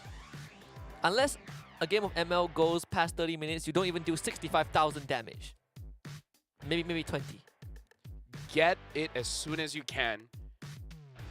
It could be a good. Right now. Get it right now. Just right now. Yeah, just right now. It's not 1,000 people has bought it yet. You I think. can make it a dowry for your marriage. Now I'm looking at this. Okay. Aldous has been buffed. Leomore has been buffed. Hayabusa has been buffed. Bane has been buffed. We got papers here, folks. Clint was buffed up. Clint has been buffed up. Yep. No, Lunox. I'm just thinking of the jungle because I feel like Carl might be like, yo, this is not fair. I don't want to hit the Lord anymore. What about Lunox? Lunox? Lunox jungle. No, Lunox can't contest the Lord. Lunox can kill the Lord way faster. Then the Lord can take her down. Because she's invulnerability. Where is Lunox? I mean, technically, Haya can use his ult and he can still use Retribution. That is true. That is true. That's the new Hayabusa. What else? What else? What do we have? Hellcurt? No. No, Hellcurt. I think. No Hellcurt. Or at least RC Malaysia, they're in good spirits. Just because of that game. That's recovery. Here comes the draft. RC Malaysia back on red side. And this time, we get respect from Liquid Philippines. 3 mid laners removed. Yeah, technically 3. And again, I feel like Louis is out of the table.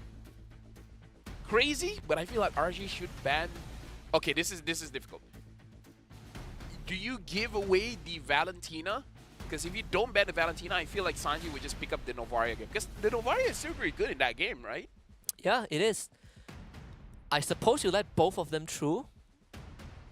So then ban the Roger? Roger No. Moskov? Moskov. Or they I ban. know. Or Arlet. I kind of feel like they can deal with those. Because, I kind of feel like you have to respect Sanji. Sanji is such a big playmaker, you know? I suppose Valentina, I guess.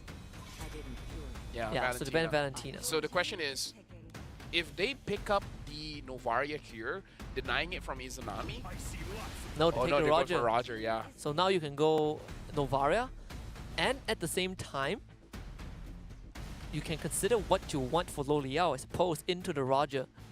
This is going to be a bit different in terms of matchup, right? Because, I mean, we have not seen Kartizi play the Roger jungle, but it is a possibility. Oh yeah, definitely a big possibility here. If you want to win, we have, again, Brody is a good pick. Maybe they want to force out the carry again because the carry did work out well for them. I suppose you can, but I think you can keep the carry for Novaria, later, right? Novaria early? No? Novaria early makes a lot more sense. Wow, this is Ruby Moskov. high chance is a stolen Ruby. I'm down for it. I'm Yeah. down for it. Because I remember that he does play a very mean Ruby. That's the Yuzhong out. That's the Yuzong. We talked about that, right? You brought it out, the Yuzhong for Sanford. Now, okay. So Now it's the not, game is on. It's not Carl Dizzy that's upset. It's Sanford that's upset. Give me my Yuzong. Game's on for Bronzy. Oh, Bornsey, what are you going to use against a Yuzong here? Because when you're going up against a Yuzong, you don't really have a winning lineup. Having a winning matchup is more of a skill matchup all the time. Do you take X-Borg now? Because they have done it before. I mean, it's either you can flex it, right? Jungle, XP lane, there's an option for Venogo, and he does play the X-Borg jungle. And Imperial Rage now does percentage health damage. I don't know, man. I'm still feeling the Novaria. If you don't pick it up here, you're going to get banned out. So yeah, Novaria picked up for RSG Malaysia. This Ruby is a question mark, right? Could go EXP, could go Roam, but I kind of feel like this makes Team Liquid PH ban out the junglers. The question is, which junglers do you want to ban out? Fredrin, I think that's probably priority number But one. I mean, like Vinogo has showed he wants to use damage dealers. You know, That's true. first game he used the Ling. Second game he used the Julian. Or they ban Julian now because Ling is more manageable. Yeah. I kind of feel like Ling is manageable, especially because all of them are technically fire-ish styles. Because even the Roger is more of a fighter, you know. Vexana getting banned out. I feel like this might be a game if Team Liquid wants to bring out, maybe bring out the Odette. Yeah, I think there's a chance that we still see Terizla on Bornzy just because there's a Novaria. There is there is a possibility, but I like the Julian ban. So paying a lot of respect to Venogo. Just acknowledging his impact, especially the early game, right? He's making life, he's challenging Kartizi in the jungle. Again, I still feel like Bane is quite a shout-out that he can try. Venogo Bane? Yeah. I mean, I suppose it's not the worst since you have Novaria. Lancelot is just too difficult here. I feel going up against Yuzong, going up against... I mean, actually now that I say it, Bane is going to have a tough time going up against Yuzong. Yeah. Anyone that has low mobility going up against Yuzong, yeah, there's not much that you can do. No, oh, we forgot about Nolan. Completely forgot about Nolan. Completely forgot about Nolan. Even the Hayabusa doesn't look as great here, but maybe after the buffs and the new items, maybe Hayabusa is actually fine going up against tankier heroes. I suppose, if not, then I think they're forcing him back to the Ling. It feels like they're trying to funnel him to the Ling. Yeah. It's like forcing them to pick up the Ling. If Crazy, pick up your Roamer or EXP now, and then let Vinogo see the entire draft before making a decision. You right? could take the Terizla or the X-Borg. It's either or for Bornzy, right? Let him make the play. Oh, so they take the Akai for Venogo, so we're going back to tank junglers. I'm worried that this Akai has anti-synergy with the Ruby as well as the Moskov. Oh, Farsa gets picked up. Wow. Farsa Edith? It's going to be so tough for Lo Liao. Unless he could do the Joam, you know, somehow find the Farsa with the ult. It's not going to be easy. Yep, so the Edith does become the option. The amount of crowd control is absurd. What can Bornzy do? Do you still commit to the Terizla? I feel like Terizla will have a bad time going up against Yuzong. So you can pick it up, but you have to understand your laning phase, you cannot challenge Sanford. Sanford is going to win that fight. Lapo might be able to survive better. Benedetta honestly is pretty good in this lineup, but I don't know if Bornzy can bring out a Benedetta. Yeah, it will be a lot more technical if they take the Benedetta, right? Crazy, Selena. Selena? I mean, like, they do this whenever... They have done it before, Right. yeah. Wow! There we go. Selena That Novaria. That is something that they have shown, yes. RSG Malaysia special. But can they do it against Team Liquid PH, where this time they brought in the Yuzong, they're bringing the Farsa, they're bringing in the Roger.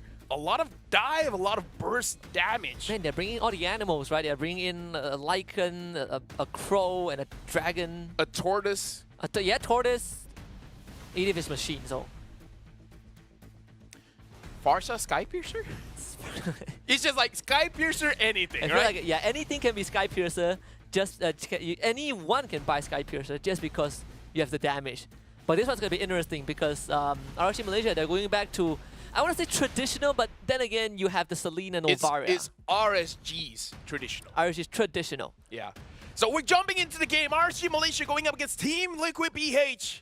It's 1-1. RSG Malaysia was able to win out against the previous game against Team Liquid PH. Now RSG Malaysia bringing in the Selena Novaria combo. And Team Liquid PH, they understand from the previous game, damage is king. They're bringing in more damage in this game. This is going to be one for the books. Regardless of the results, it's going to be a historical series. It is already one, if for those who haven't watched game 1 and 2. Venogo getting some help very early from Storm to accelerate that clear a bit, but it's linear jungling, so both junglers will end up on the same side. Looking at the mid lane here, it looks like JP is taking quite a bit of damage. Trying to trade a bit more, but Sanji getting poked out. It looks like the mid has been won by Izanami as well as Storm. Yeah, despite clearing the way slightly slower, it doesn't matter. But Lo Liao is the one that needs a bit of attention because Benny QT. Ooh, Warcry on Roger. Maybe that's why he's been winning the lane. That is true. Because I kind of feel like even 3 basic attacks count. It's easy, right? Because like you change form, so you have like so many abilities. He's stunned up, had to purify just like that. Izanami almost landing the shot, but RG Malaysia just wrestled back control of the lane. Yeah. Oh, they go for it. Committing to Stolen, Lodial wants the help, pushes BennyQt away, and it's actually enough. Lodial saves his support. What? How? Dude, that was insane. Stone has no HP left, and he's still staying. Oh. Has the arrow, Lodial. He shouldn't be able to get this kill, but that's gonna out of BennyQt. Lycan pounce, purify. No. Lodial survives. No. Izanami, Whoa. and the first, but the arrow somehow hits. What? How did RSG Malaysia outplay that? Yo, What? that is incredible. No, it's just like, it could have gone either way, man. Like, okay, you know what's insane? Uh-huh. If it wasn't for the turret giving the defense armor, I think it's just the defense damage reduction. Yeah, damage reduction. If it wasn't because of the damage reduction, Roger got a kill, man. Yeah, and Sanji, ooh, they didn't commit the heavy spin because there's a turtle up. Izanami, he just hit 4. Black Dragon from Sanford. He's gonna see all the target. The knockup is gonna be there. Full control, and here's the heavy spin. Sanford out of position. The missile arrow actually lands on the Sanji. He's gonna go down for sure as Stolen finds the snipe. And now Team Liquid BH, they're still in control because even though Sanji got taken down, BennyQt first item, Sky Piercer. He's not playing for this one. BennyQt wants to hard carry this game, and this time if he wins the lane, what we saw just now, that kind of shenanigans is not going to happen anymore because he's going to instantly execute you. So we see RC Malaysia, no heavy spin. Bornzy, he just commit to it, but he gets controlled by JP, and this should be an easy turtle for Liquid Philippines. Bornzy ends up going down.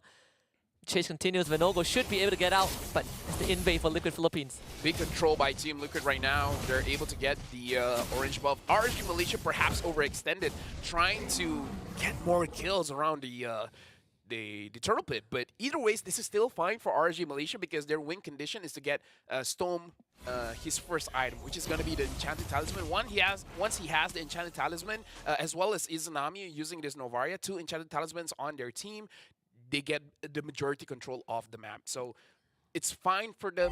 This skill, this comp skills well in the mid game. And they're gonna punish Bornzy again. This time using the Petrify. Shard residue, not enough. Bornzy gets to walk away, but they find Stone. Stone ends up falling.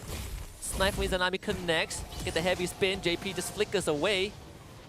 And Liquid Philippines, they getting the pickoffs. Getting the pickoffs now. Again, Team Liquid BH, 1,200 gold lead. Going up against RSG Malaysia. Lodial is a full level behind. This is very dangerous because again, BennyQt with the Sky Piercer first item, Lodial cannot, like you can't, it's hard to outplay someone with a Sky Piercer because you want to play around, oh, I'm trading my HP, blah, blah, blah, and then I'm going to make a surprise and then you're going to get taken down. You can't do that anymore. Like, trading your HP just to make yourself look weaker, trying to bait the opponents, it's not going to work with Sky Piercer. By Sanji again.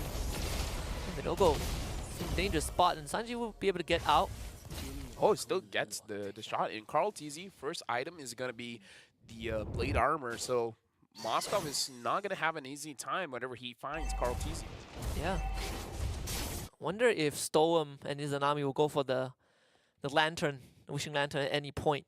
Does feel like a game that they could use it. Oh yeah, I agree. I feel like this lineup is pretty tanky from Team Liquid BH, so you would get a lot of bang for your buck with a Wishing Lantern.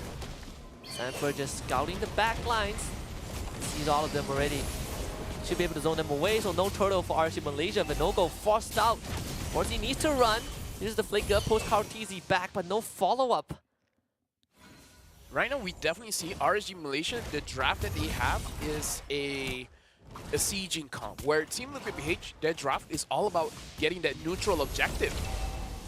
Tag on the Sanji, but again, Storm at this point just does not have enough damage. He might end up going down. The stun actually connects, and Storm makes it out alive. But Kartizi, way too strong. JP stunned up. To get the follow-up with the Earth Shatter. RC Malaysia needs to start falling back though, because BennyQt, he's here. And Storm, that's it. He's gonna bring the Lycan to him. He goes down.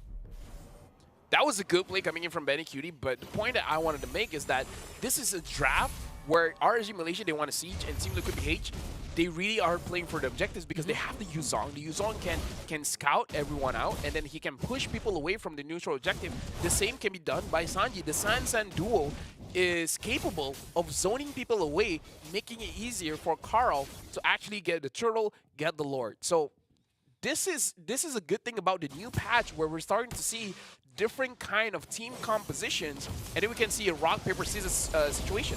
Bornzy, he's going to be taken down. The burst damage so much.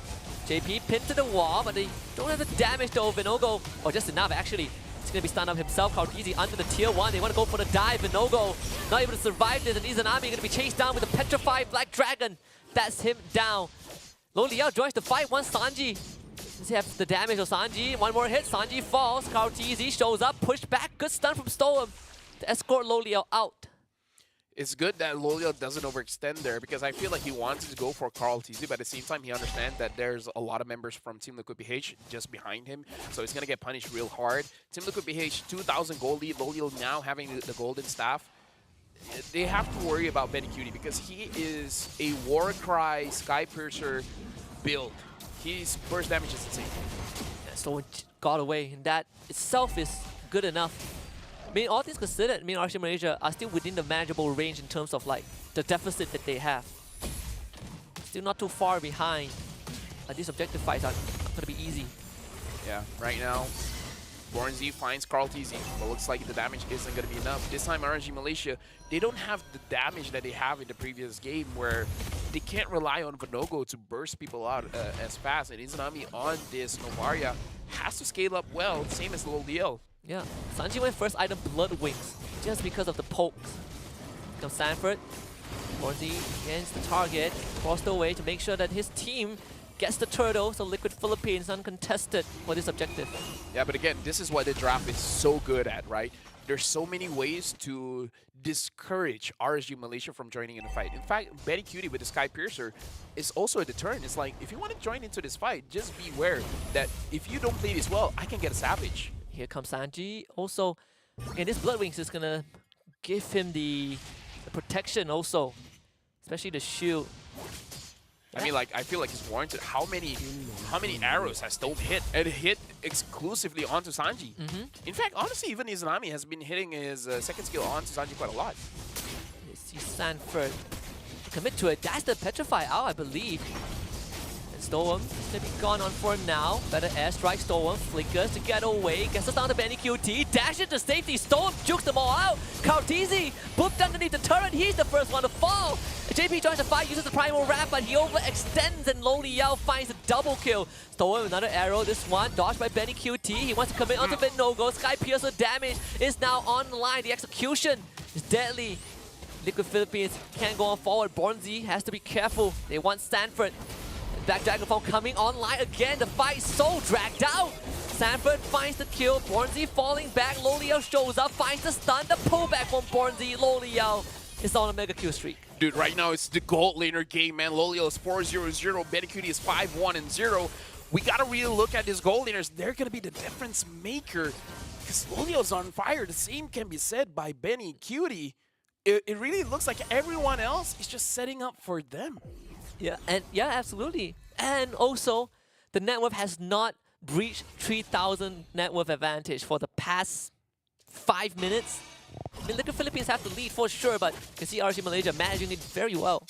I gotta say as well, Stope, I have no idea how he practices his Selena, but it's amazing, man. Like, this is a master class of how you use the Selena, because, again, you're going up against Team Liquid PH, champions of their own region in the Philippines. And that's saying something. Yeah, I mean, the fact that he always feels like a juicy target, and then you overcommit, and he doesn't even go down. And he's starting to get the damage in. Lightning Truncheon done for Izanami. I think he's going for Glowing Wand next. And so, it's not just Storm. Izanami's damage is also starting to ramp up. Yep.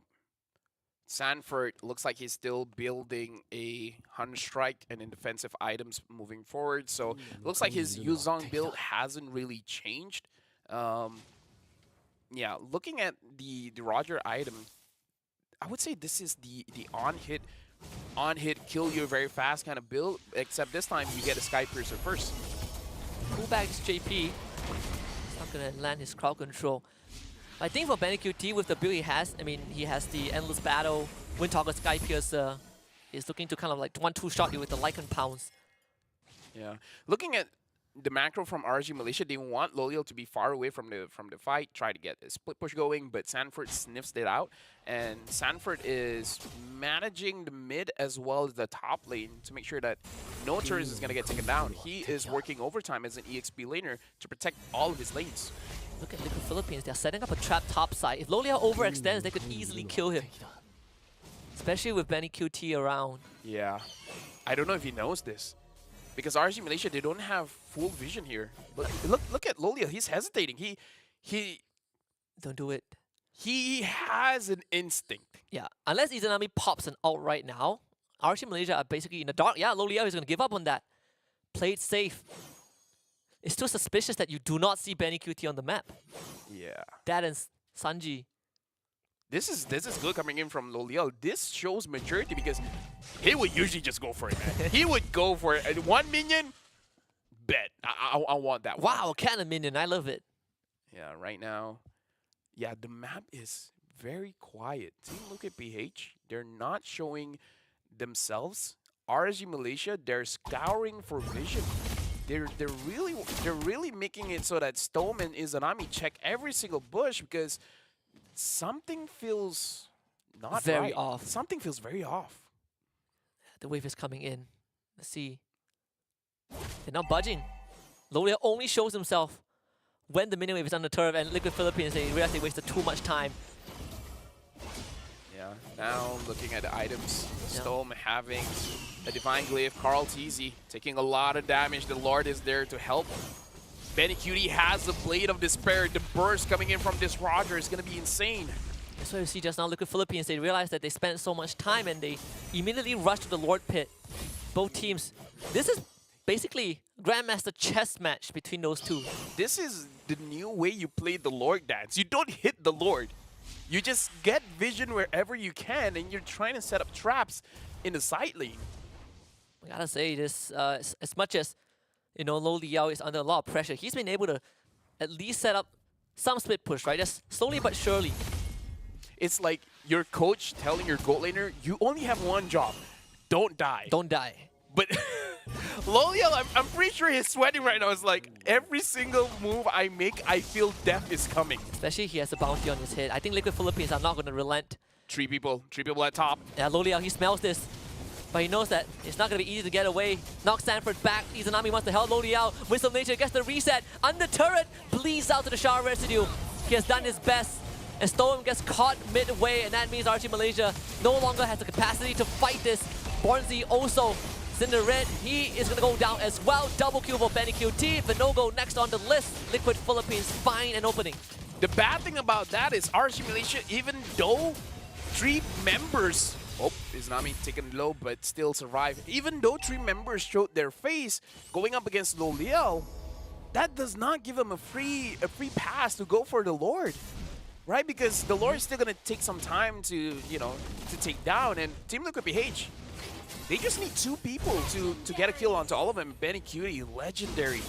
He's making Sky Piercer work overtime, 8-1-0. Yeah, unless Vinogo can make a hero play. Doesn't have his spin or count easy. He is so low. They're still aggroing the Lord. Vinogo finds his Spear of Destruction, connects. That's the heavy spin. Loliel, he's so far in the back. Loliel! That's not the position you want to be in. It should be Lord for Liquid Philippines. Dude, Lord right now is so dangerous because Team Liquid won, and look at the HP. It's still very, very low. Like, Lord is such an important resource, but it's never free now. It's really never free. Yep. And Benny QT, yeah, this Roger is too much, man.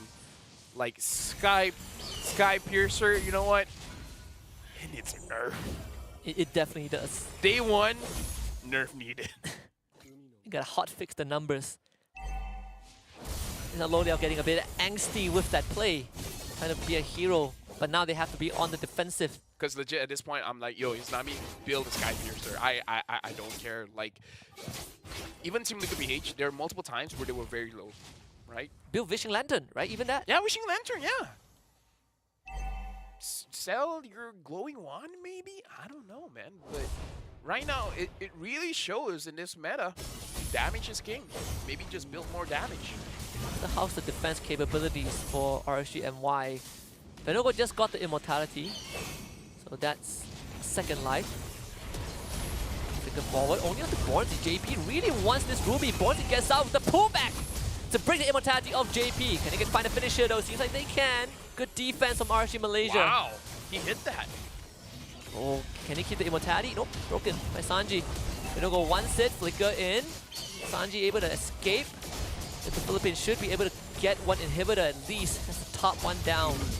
But still a very good defense coming in from RSG Malaysia, able to get 2. And looks like Spear of Destruction isn't going to connect onto anyone. RSG Malaysia, they need to start taking control of the map. And again, I really feel like they need a little bit more damage. Lolio's full build, no Sky Piercer at all for his build.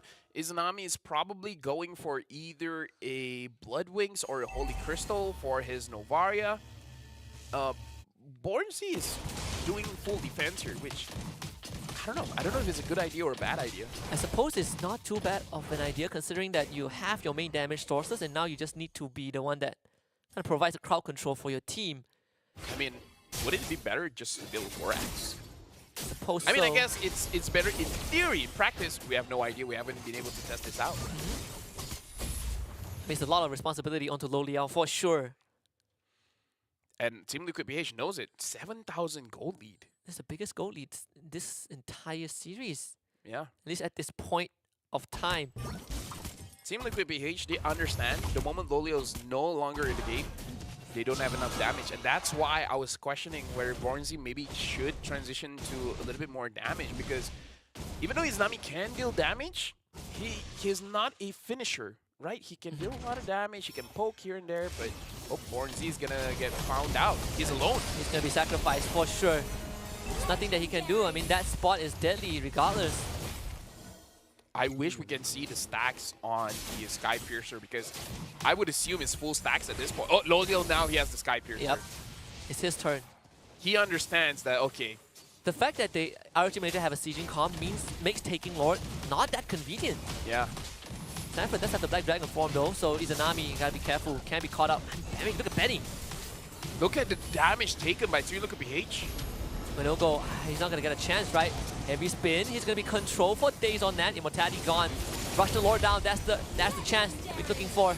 Legendary for Benny QT. He already found the kill that he needs. Lo Liao looking to run away with that Wind Talker. JP sticking onto Lo Liao, turning back, but ends up falling regardless. And Benny QT, oh boy, this is a field day for the Roger. Izanami, so many low health target, doesn't get the snipe, and it could be the end. Izanami chased down. And Sanji finds the snipe. Yeah, he was just trying to delay the inevitable. Like, if he could take 1 guy down, 2 guys down, then maybe Team Liquid PH can't find an end angle. Either way, RSG Malaysia, I feel like this is a good run coming from them. But Team Liquid PH, they just, Benny Cutie just overwhelmed them. 12-1-0. Yep. Roger is reinvigorated in this meta with the Sky Piercer. This is an OP-er Roger.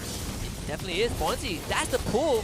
Winter Truncheon, and Sanji finds the snipe. This is Liquid Philippines making the statement to stand their ground. They will proceed in the lower bracket. But I gotta tell you, RSG Malaysia gave them a heck of a fight. Made them work for it every single step. Look at how excited Team Liquid PH was.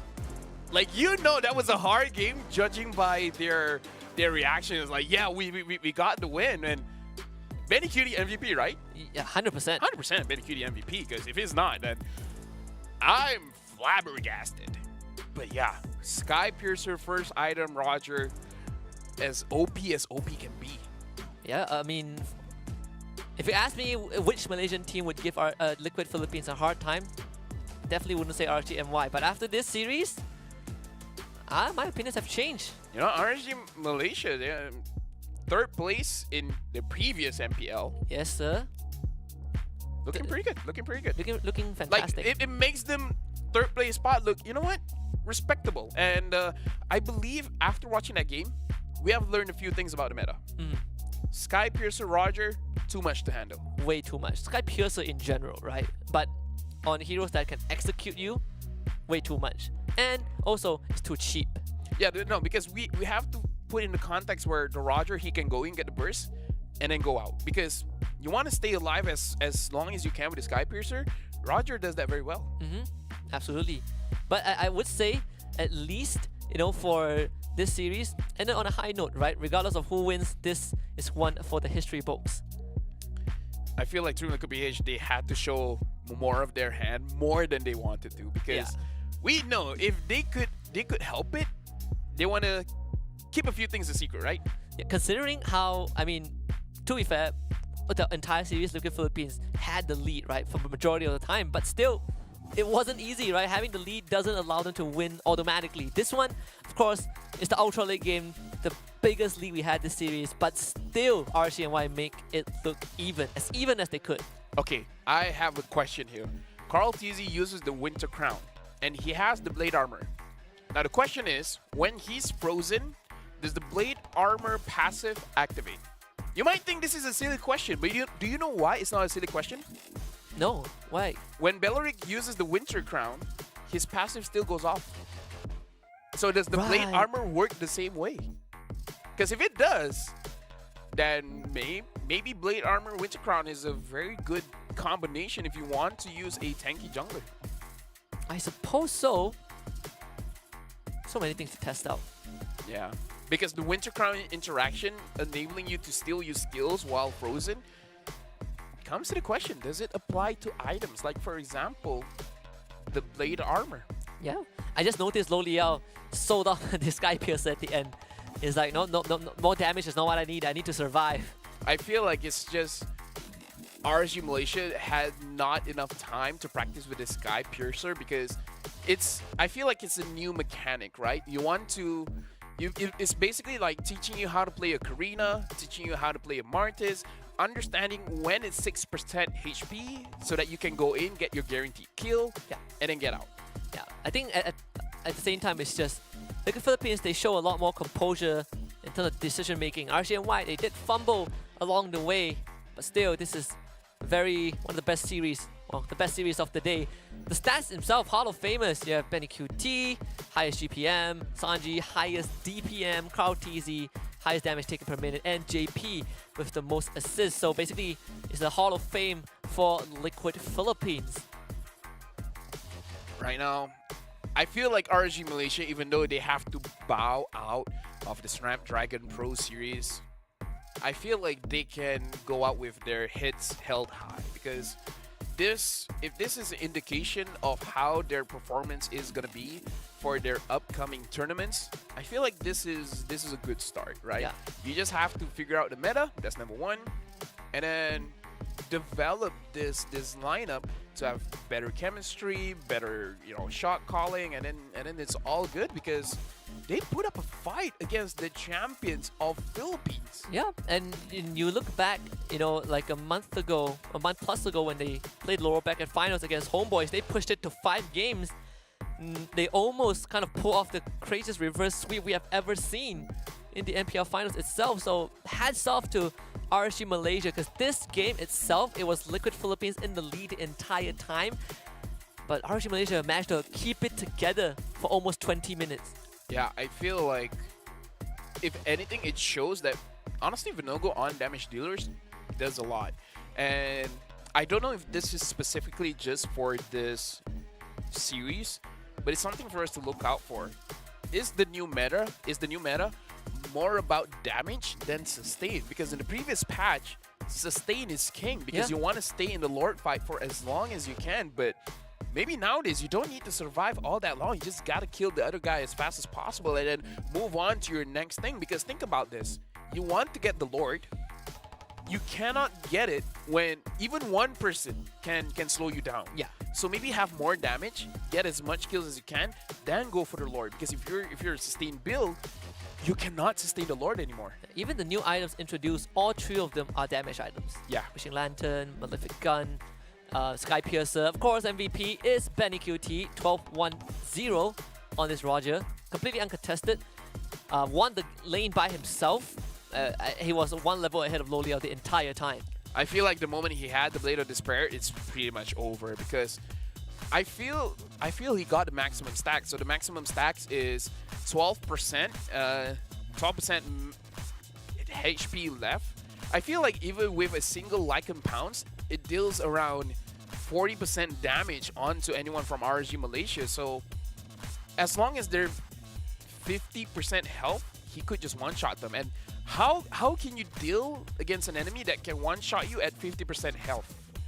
You curl Don't get 50% health. you curl up and cry, I guess. Yeah. You see him come, you put down your phone. The moment he shows up on your screen, it's already too late. Look at this. Even Vinogo's having a hard time, and he's the tank jungler. And look at Lolio, he's frustrated. But we got to talk about the turning point is when Team Liquid PH was able to get Lolio at the top lane. Yeah, I think afterwards you start to feel a bit of the jitters for RSG Look at Malaysia, this. right? Half HP. Okay, he was 30% HP and then instantly gone. Yep. So Benny QD needs to drop you 30% HP and then you're gone. Like, even how do you sustain to the point where you have more than 30% HP? It's very difficult. Lolio, I mean, it's not easy, right? Moskov doesn't have the longest range, and at the same time, you can feel the jitters for RSG Malaysia. Team Liquid Philippines, they split the fight up so well, and to get this win. So again, congratulations to them. They have earned a rematch with CFU in the lower bracket, whereas for RSG Malaysia, the journey ends here. Well, I feel like this will determine how strong is CFU. Because if they can beat Team Liquid once, that's amazing. If they beat twice in a new patch That seals it. that favors fighting, wow. CFU better be ready for this one. Dude, that's the match that I want to see. That's the match I want to see as well. Right? Either ways, the entire day has been amazing. We've seen very one-sided matches, except for the final series that we have here. RSG Malaysia going up against Team Liquid. It could have gone either way. Yeah, I showed up today and I was like, I think Smart Omega and Rebellion Esports going to give us the most intense match. But expectations were defied. It's Liquid Philippines and RSG Malaysia, so I'm going to go home a happy man. New hope for the, well, not new hope, but it does show that we are also progressively improving. I mean, my wife just texted me. She bought me burgers and takoyaki. Wow, So I'm happy. that's nice. I just got word that we have free food in the cafeteria, so I'm also happy. In pantry. I mean. Big boy needs to stay big. But now we got to look at the play of the day. And of course, it has to be this one. I don't see any... Wait, you got to rewind a little bit. It has to be Joe, right? It has to be Joe. I don't see... Honestly, this one is pretty good too. It's pretty nice, the snipe from Benny. But overall, I don't see anyone topping the Joe one. Well, maybe this one's a close second. Let us know what you think. 2 from Smart Omega, 1 from Team Liquid Philippines. But of course, this one for Benny QT is a lot longer. Look at this one. Craziest thing is, it reminds me of what Lo Liao did 2 seasons ago. Yeah. And this is Chaknil engaging onto basically everyone from Rebellion. But yeah, the highlight from Jome, that's... Okay, let's put this into perspective, right? Benny Cutie, Chaknu is good individual plays, but is off of great team plays. Yes. Jome, he's just like, I'm gonna 1v5. Joem is the team. Jome is the team. Joem is the team. So cast your votes. Let us know which play out of those 3 is going to be the play of today. Because I know my vote is casted for Joem. The moment I saw that play, that's it. That's play of the day. Yeah, it's like we don't have to see the rest, but don't let us influence your pick. Choose who you want. It's just that for us personally, the Jome one was insane. Insane. I believe this could, if he gets voted the player of the day, it could be his second player of the day because he's been making plays the entire challenge season. I mean, Jome, I feel like he hasn't gotten the recognition that he deserves, man, because he is honestly an amazing player. I mean, used to play in MPL Malaysia, right? So look how far our kid has grown. Yeah. Either ways, that's it for today. We have more action coming in for tomorrow, which I'm casting for tomorrow.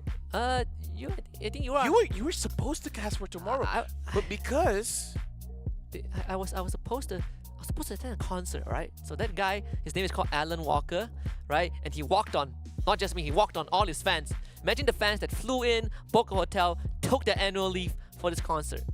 Well, with that being said, we have an interview set up. I believe it's with JP, so let's actually call him up. Oh, Sanford, JP and Sanford. Got my boys here, so we're gonna have interviews. So, hey, JP, how are you feeling, man? I'm good. Okay, first question, very simple enough. Did you guys thought going up against RSG Malaysia was gonna be that tough, or you guys already know like okay, it's gonna be a tough match? Yeah, it's a tough match because the new update of the Lord fight. Ah, so it's tough because of the new update. Yeah, I was about to talk about the new Lord update, right? So how has that like influenced you guys, especially when it comes to objective fighting? How has that been? It's difficult to calculate right now because the Lord is so can't hold the jungler. Yeah, like we That's saw. why we can. Sorry, go ahead. We just need to adapt the new update. Yeah, because we saw Carl TZ cannot deal with the Lord. The Lord hurt so much. So, honestly, a very simple question.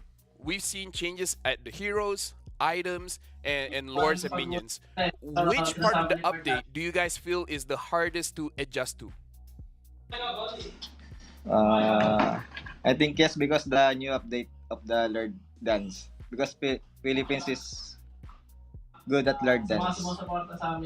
I feel like this is the only way that Munton can make international tournaments more interesting and not like Philippines win every single thing. That's why they had to nerf the Lord dance. But again, JP, first of all, congratulations on your win going up against RSG Malaysia. That was an amazing fight. Is there anything that you want to say to all of your fans? Thank you for the support and keep us supporting upcoming MXC. Wait, I have one more. Okay, JP, okay. before you go. Tomorrow, well, not tomorrow, but you guys are going to have a rematch with CFU, right? So how do you guys think this is gonna go?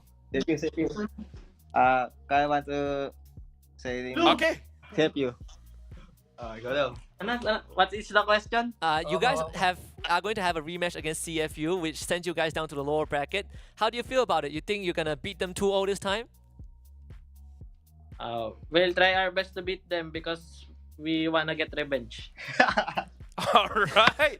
Keeping it very safe. We just want revenge, and we wish you guys the best of luck because it's going to be a match that we want to see as well. And with that being said, bye, JP. You. I feel Carl wanted to say something else. I feel like he has a lot more to say, but he can only say when they beat CFU. I feel like Tic Tac as well as manager Mitch, they're like, Cut it. We haven't beaten them yet. Just say revenge, good, and then that's it. We gotta look at the recap. What has been going on today and how did it influence the groups? Because we had one team to go to the Challenge finals. Challenge finals. Yep. Thank you very much. And then we've lost 2 teams today.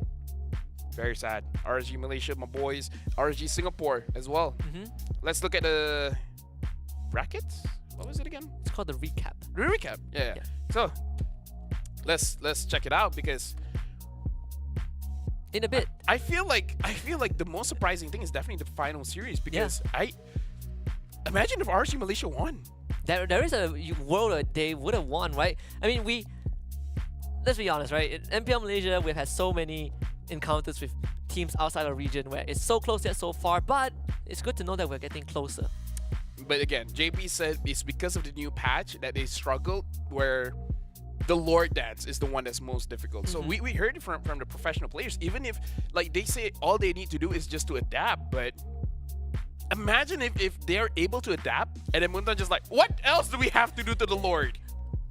More than 10 seconds in the Lord pit, one hit takes like 10% of HP. It's like, okay, you know what? One hit deals 50% of your HP. Dance along the Lord. Now, here's the Group A updated bracket. RSG Philippines, they have already made the challenge final, so they're the only standing RSG team that's going to be in the challenge finals.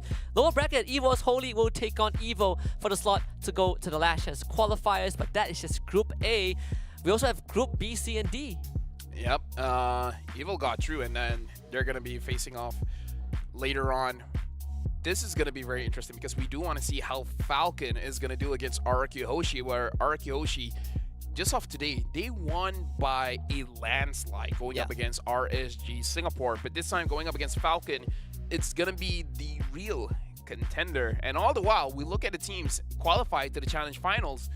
they have a lot to learn watching all the other games and be like, oh, so this is what's strong now. Interesting. Yeah, your predictions might have to change because as much as YRG are one of the favorites, it could change because of the patch. Let's take a look at Group C because we also had to witness some teams packing their bags and exiting the competition. It's Bigatron Beta, the first team to qualify to the Challenge Finals in Group C, but just like we mentioned just now, a rematch between Team Liquid Philippines and CFU is destined to happen. I can make one prediction. Roger is going to get banned.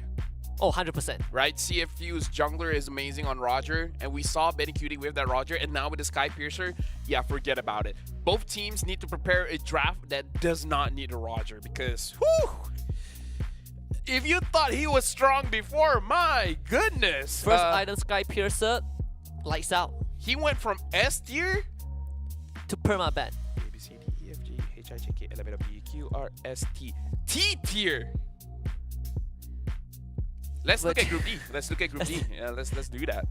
Nothing for that. But Group D, because Smart Omega, we witnessed them early on. First team to qualify the Challenge Finals from the group. And lower bracket, we have Monster Vicious. They will be going up against Bigatron Alpha. And the winner will take on Rebellion eSports for the slot in the last chance qualifiers. I feel like for both MV and BTR, they have a lot to prove here, right? Because BTR lost against Omega, but it was a 2-1. MV has been crushing it in the previous stage, but now getting 2-0'd by Rebellion. I feel like MV wants that rematch. MV wants to show Rebellion is like, you know what? It was a fluke.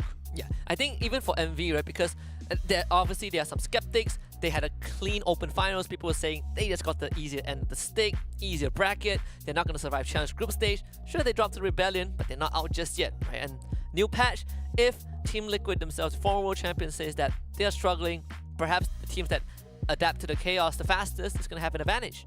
If you guys enjoy the games, make sure you guys grab the tickets while it's still available. Only from 10,000 IDR. Buy now at esl.gg/MLBB-TIX-EN. You guys can scan the QR code as well. Get your tickets as fast as you can because once it's sold out, we're not reopening the sale. And again, the first 10,000 every single day, you guys get 65,000 IDR worth of goodies. So again, get your tickets as fast as you can and as early as you can. First 1,000. 1,000. That's the same thing. As fast as you can, as early as you can. As fast as you can. As fast as you can. Use Sky Piercer when you're buying the ticket. Yes, type in the promo code Sky Piercer. I just made that up. It doesn't There's work. no promo code. Just be the work. first 1,000 to buy it. It's that simple, right? You want to watch your favorite teams play. You know, I heard Kyrie is going to be playing the Challenge Finals. Dude, Sky Piercer I thought was going to be a game-changing item, but I didn't know it was going to be that game-changing. It's meta-changing, or sort of. Well, that's it for today. My name is Afel. This is Husky. I hope you guys enjoyed the game because what a game has been throughout the day. That's it from us. Good night. Drive well. Eat safe. And sleep tightly. Bye-bye.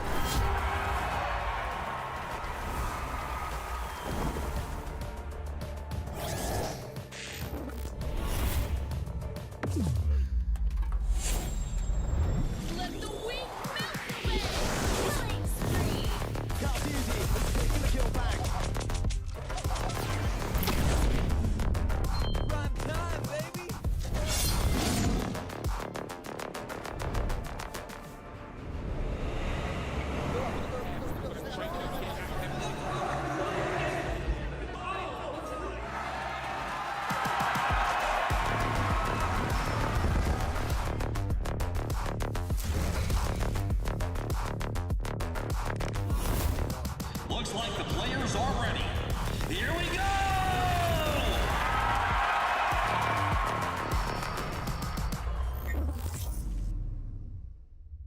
The Snapdragon Pro Series is brought to you by Snapdragon Elite Gaming, Monster Energy, and DHL.